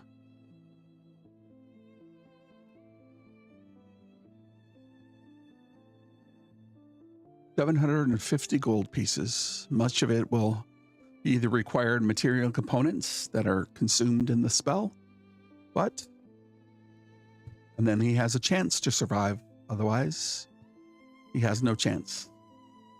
I see. Well, I best go tell my companions the bill. All right. Would you like just me go to back wait and tell here? Mayron, I'm sorry, I'm afraid you're gonna die. I'll be waiting here upon your return, preparing for what we might have, what your answer might be. Gods be with I you. knew I should have never come to this realm of America. Yes. Healthcare is very expensive here. No, you make it, but we can take you to Canada.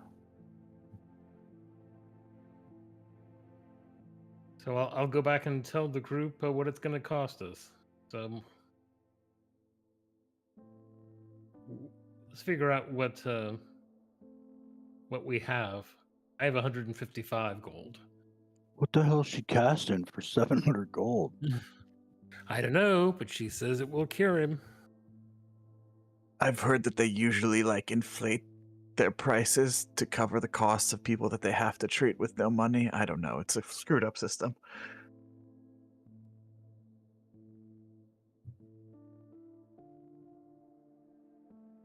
Well, shit. No one has insurance. Have you tried to get individual insurance? Really I went with expensive, I especially went with in a our high profession. deductible. I thought what could go wrong?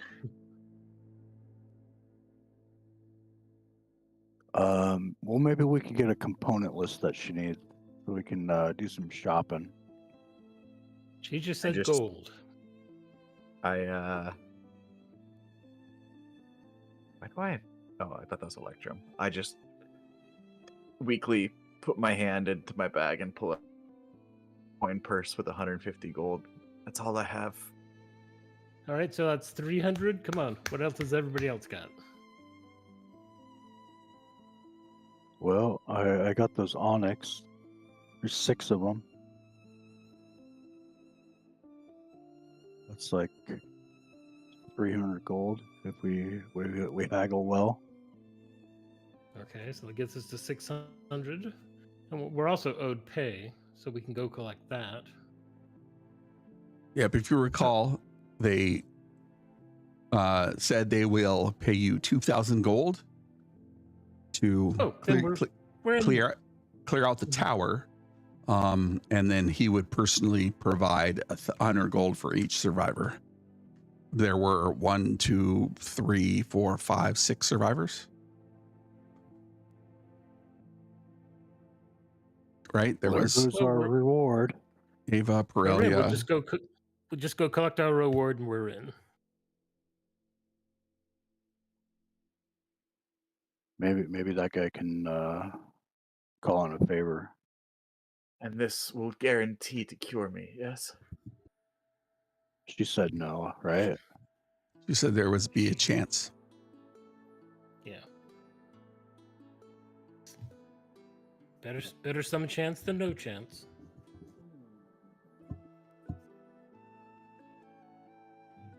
Well, you stay here. We'll go cash in our reward. Try and save you.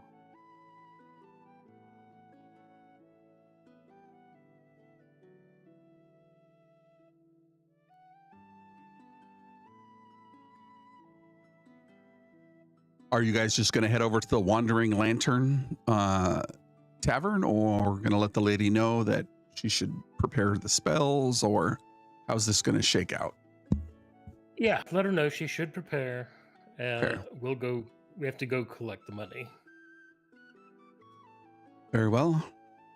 I will be here. If he lives through the night, I will prepare the spells first thing in the morning, and should you have the gold ready, then we will administer services, and if he has the will to shake off the disease, or the curse as it were, then should be golden. See you soon. Did you just say curse? Curse. Mummy rot. He must have been Bad. playing with undead and those daggers of some ill repute. Carried some kind of curse, and if he wasn't bit, or he wasn't touched by a mummy or a mummy lord, but sure enough, he's got some kind of rot and it's eating him from the inside out. Gross. If I don't make it, will I become like them? No, we'll burn you first.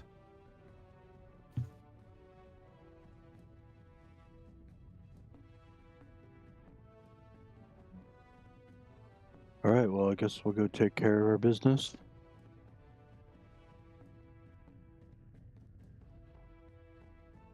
What time will you be performing this ritual?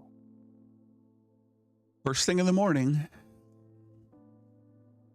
If he lives through the night, first thing in the morning. Yes, we've got the whole. If he lives through the night, I think you've made that very clear.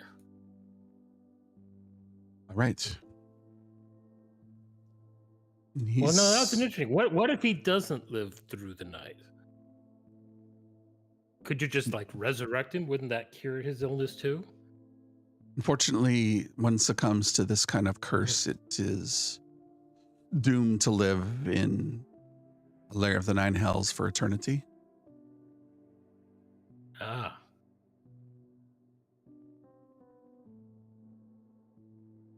If he has any family or kin, perhaps you should also let them know that he is sick and may not survive. No one locally, no. Very well.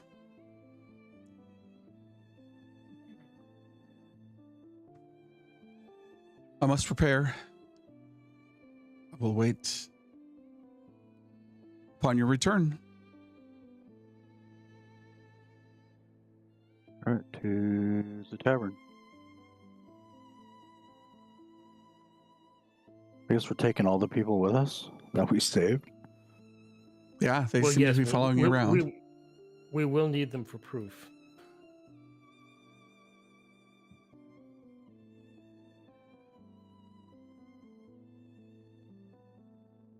And as you make your way just down the street from the district, you make your way into the merchant's quarters.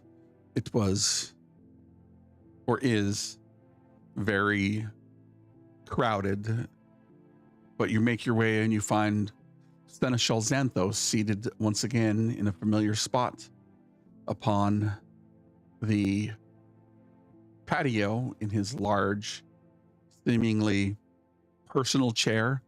A man of his size and girth, probably other than Thalgar, not many people would fit in the chair. You could probably sit 2 or 3 people there, but he sees you and nods and waves you in as you go through the gate of the patio. Friends, and he smiles, stands and walks forward and greets each one of you. Well met. I see you've at least returned with some of our people. Ava, everything go well? And she kind of looks down meekly. I wasn't able to place the enchantment. We were beset by undead. He looks, undead? That's terrible. And the tower now? She's like, I think it's cleared out. At least that's what Eladan says. Is it? And he looks to you. Well, Eladan? We cleared all the invaders we could find. I want to express Clear when we left. my gratitude to you for all your help. And he gestures to the party. I'm new to this region, and I don't have much understanding of the area's history. Apart from the eruption that took place here, you've been a great help to me, and I appreciate all the knowledge and guidance you've provided me with. And he gestures to his man, Halvar. Halvar, yes, my lord. And he heads across the street to the council house.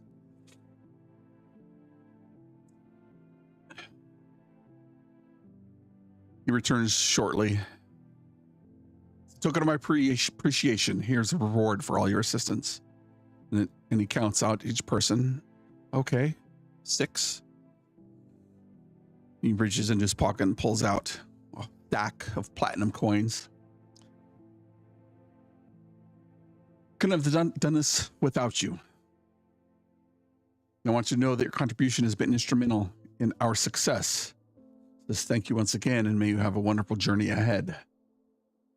As a newcomer to the city, my understanding is history is quite limited, save for the fact that it's experienced major volcanic eruptions, and the remnants of ash and debris that lay scattered throughout the landscape are constant reminders of the calamity that struck this place. I'm in awe of the sheer power of nature. Despite my limited knowledge, I cannot help but feel drawn to mysteries that lie hidden within this land. It is said that the temples dot the countryside hold many secrets. Perhaps they can offer more insight into the events that shaped this region. I'm eager to explore these sacred places and unravel these mysteries and what they hold. I've heard whispers of a time before the eruption when this land was teeming with life and vitality. The people who inhabit this region had a deep connection to the land and its natural wonders. It is said that the temple served not only a place of worship, but also centers of knowledge and learning. I journey deeper into the land. I cannot help but wonder what secrets lay hidden beneath the ashes and the ruins. Perhaps people at the temples can shed some light on the past and help me gain a deep understanding of this unique and mysterious place. For that, here is your reward. Enjoy your stay in this fair but foreboding land. And with that, he bids you a good day as he sits back down in his chair and resumes his evening meal in hushed conversation with diplomats or merchants looking to win his favor.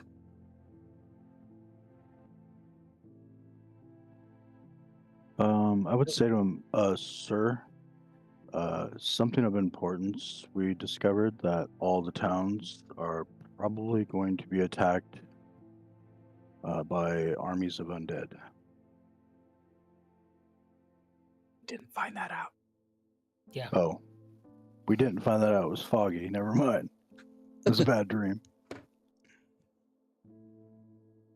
We appreciate your service to the city. this new Anthus, as they call it, this new time. Should you need a favor, please let me know. Or if you're staying nearby and should I need a favor and you want to relieve me some of my coin, perhaps we can make an arrangement.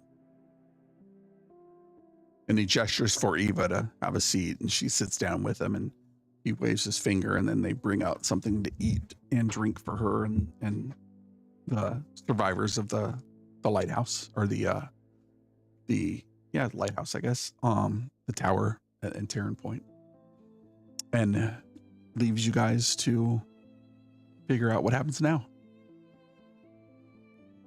So, how much money did we each walk away with here? So you have 2,600 gold pieces to split amongst the group.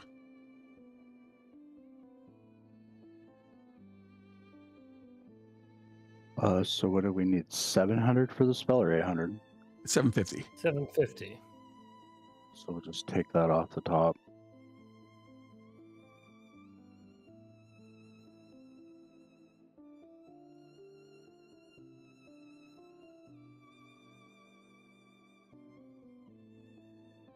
So what happens now?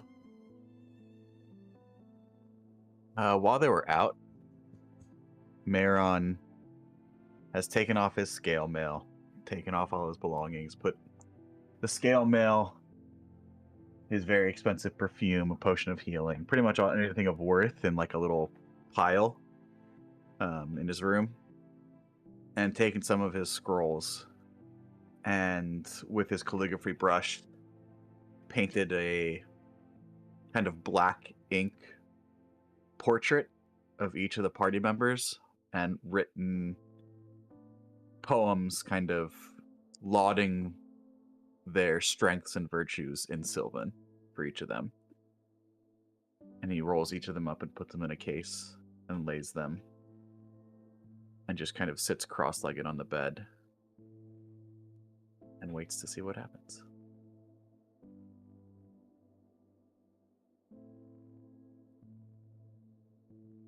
What was that balm that we found? Wasn't it Keoftim's ointment or something?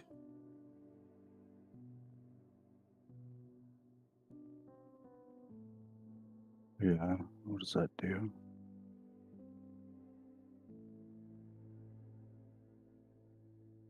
Oh, it cures disease. Could have tried that, but I guess it's a curse, so.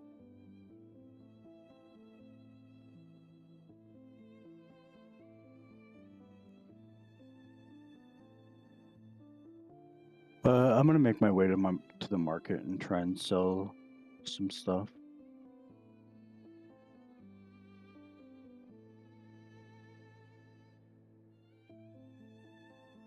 Okay. You make your way to the market. It's teeming with people. There's always stuff for sale. It's primarily goods that have to do with anything that has to do with building, construction, general goods, general store goods. Nothing that is, at least not yet. There aren't anything available that it would be considered luxurious or otherwise. It looks like it's just catering to the blue collar workforce that has been staying here and rebuilding the city. Sure. Did anyone want jeweler's tools or mason's tools? No, not I. Try pawning those. Okay. But in the meantime, we'll switch back to Marin. Marin, you take off all your belongings, you gather some scrolls and a few things, and you sit on the edge of the bed. What's going through your mind?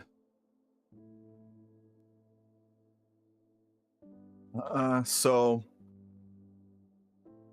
as Marin's kind of sitting there trying to focus and bring calm, his color, whatever's left of it, and his hair, his skin tone, his eyes keep changing from pale white and silver to hues of orange to green as his mood is just rapidly shifting and the seasons change through within him.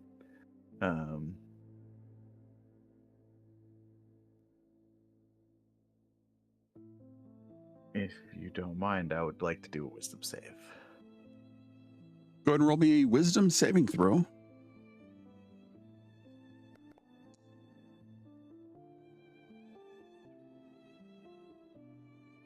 So what happens on a failure? So the color finally settles on almost like a bright red, like flames. Sweat's just pouring off of him. His eyes, kind of glazed over, but furrowed brow, and he gets up, and Washi picks up his head, and he says to Washi, "No, I won't go out like this. They won't burn me. Distract them." And he's going to try to leave. Are you going to do it? How are you going to do that?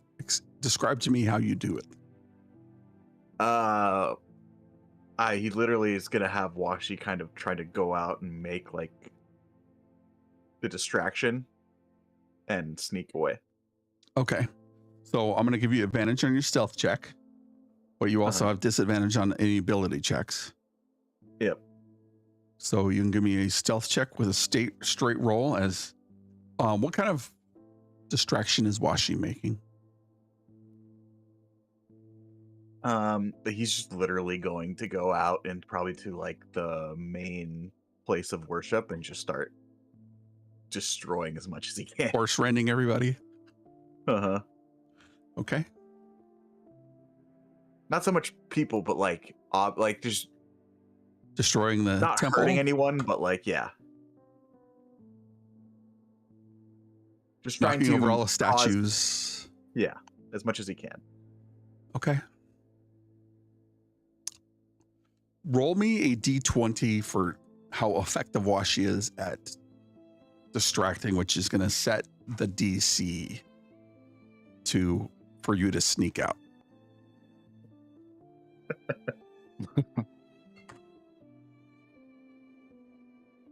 Now roll me a stealth check. Not at disadvantage because I took out my scale mail. You have Like I level said, 3 levels of nothing exhaustion, great so roll. you're... Yeah. But it's a straight roll because Washi was... Mm-hmm. As you begin to head out, you see the man that was at first brought you in eyeball you as Washi's jumping around from pew to pew and place to place and causing commotion and stealing towels away from people. But his heart's not in it.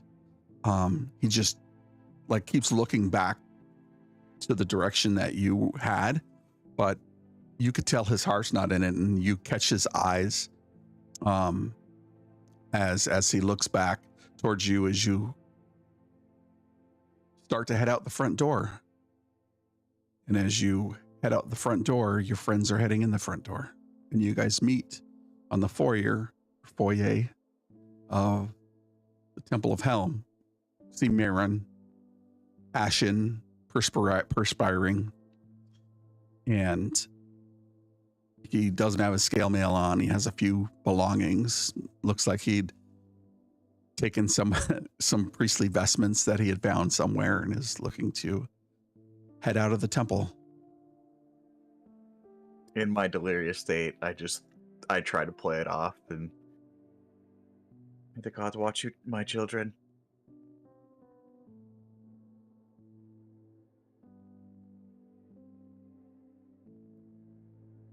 How does the party react?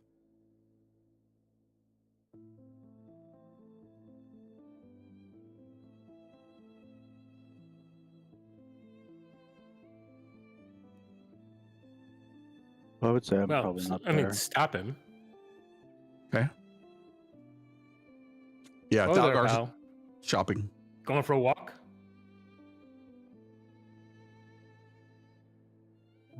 Disadvantage on attack roll saving throws.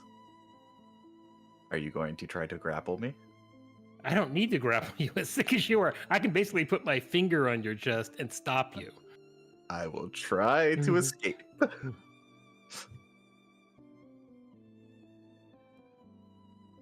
You can roll acrobatics or 7.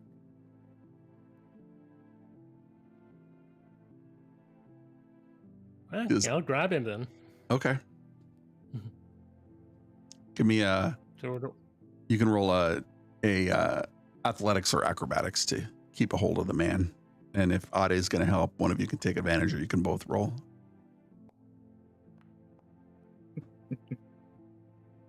He literally puts his finger on your chest as you try to move past him. Let me go. Let me go. you're not going anywhere. I need to get home. I just literally turn him around so he's walking back in. And we're walking. My What is ladies that in need dog of my doing? service. What lady?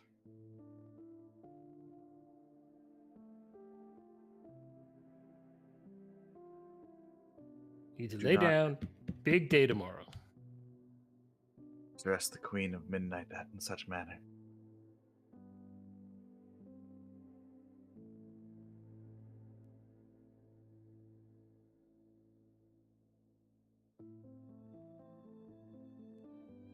As you come back in through the Yeah. door, Just frog march him right back in. yep, some of the clergy are there, and they kind of look at Mara and look at you and catch eyes with you, Eladan, and go over there and then help Maron back to his room.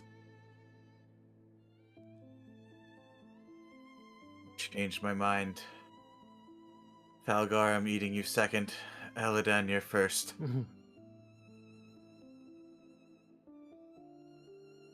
Fine. Scoundrels and rogues. Let me go. That's Mr. Scoundrel or Rogue to you.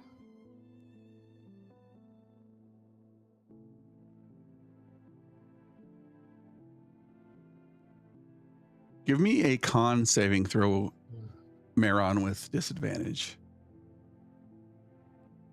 All right.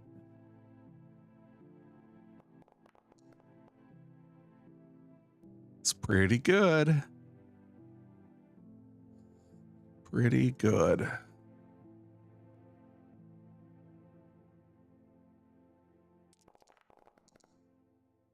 How many hit points do you have? My max? Oh, you have 9. One of the clergy. So okay, here's the thing. I was at 17. Yeah. And then and then when I lowered my max hit points, it went down to 9. So I don't know if I should have done that. I mean, Either way, either way, you fall asleep. Yeah. And you see Marin kind of fall asleep, and the clergy carries him back into his cot and lay him down for the night. And we switch back to Thalgar. Thalgar, what are you looking to get?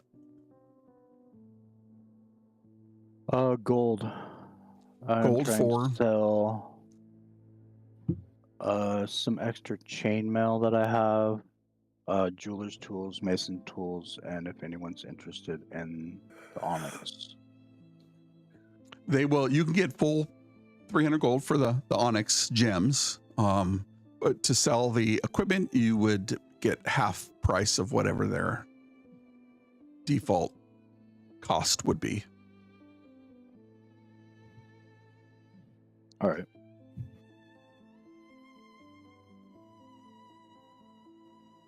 Is there anything else you would like to do while you're out away from the group?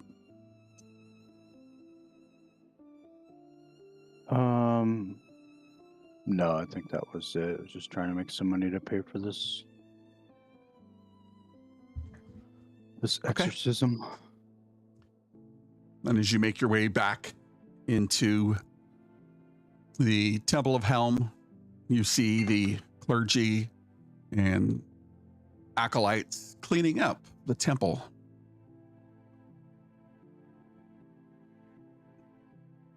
And you head to the room where Eldan and Marin and Ade had been before. You see Washi curled up at the end of the bed, or at the head of the bed, kind of keeping protection over his master. And you see Marin tossing and turning in his sleep. The priest excuses himself momentarily, and 10 minutes later he comes back with the priestess. She says, well, your man and his paper dog kind of created a little bit of a mess, so hope everything goes well tomorrow. Any recompense for the destruction of that expensive statue would be much appreciated.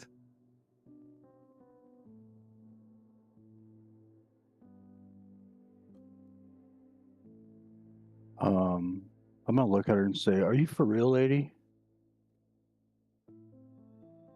Your man's dog knocked over that statue that cost hundreds of gold pieces. I was merely going to charge you a fraction of that.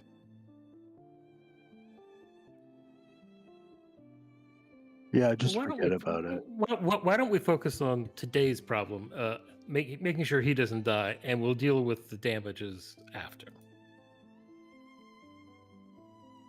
Very well.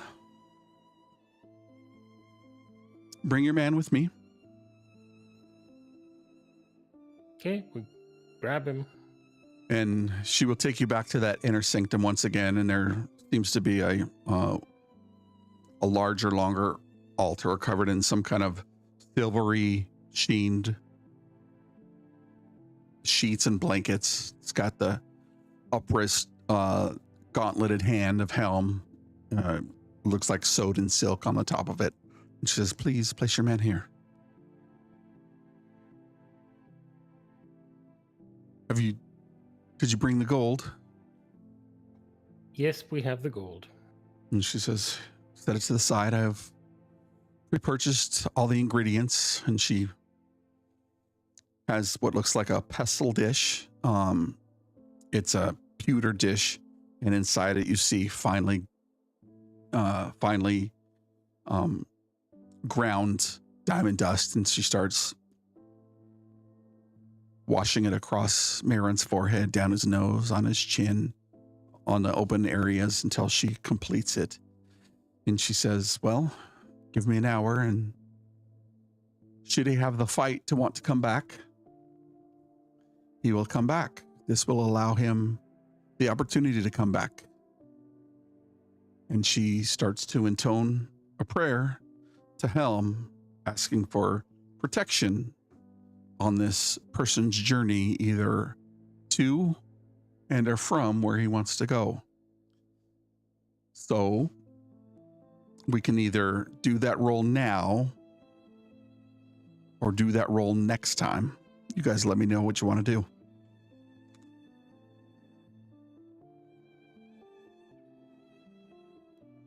Marin, what do you want to do? Do it now.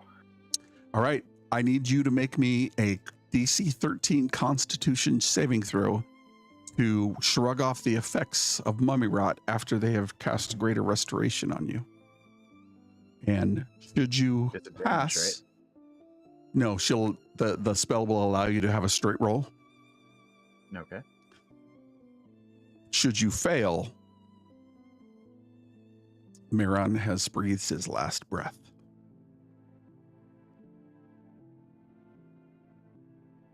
Does anyone have enhanced ability or guidance? I do not.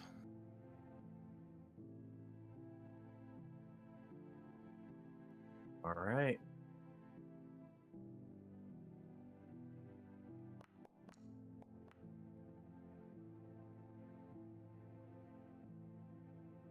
21. Marin, you find yourself back on your own plane, visiting the different ruling Eladrin, winter, summer, spring, autumn. You find yourself walking through the halls of the winter, the Queen of Winter, the blue, midnight blues, dark, and you continue down this long hallway, and it gets darker and darker and darker to where it's almost pitch black, but everything you see is shades of gray. And then you see the light, and you hear the intoning chanting of voices. What do those voices say? And what do you do?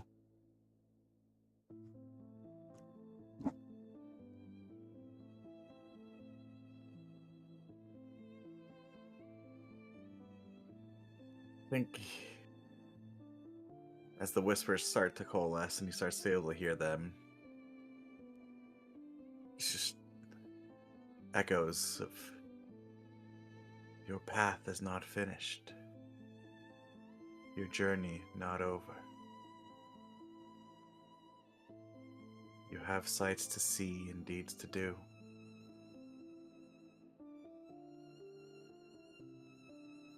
The wandering page.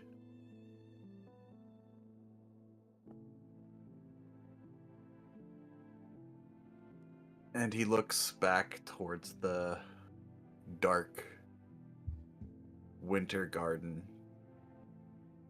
outside, as much as he wants to just lay in the snow under the silver bear trees. He goes towards the light.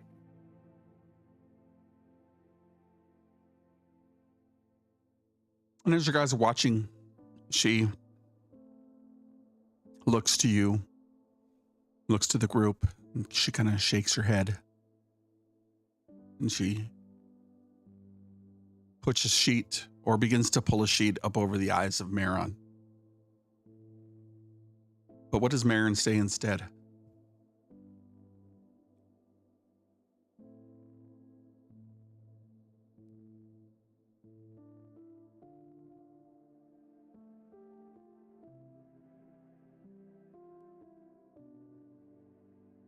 Think as the sheet's about to cover him,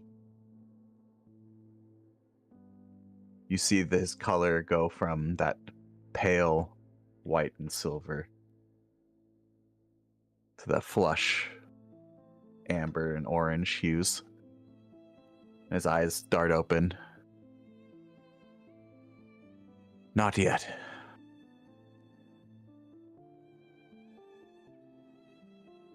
Not yet. And that's where we'll end tonight's session. Congratulations. Everybody can level up to the next level, Pray you including didn't Marin. die. All right. I had an answer.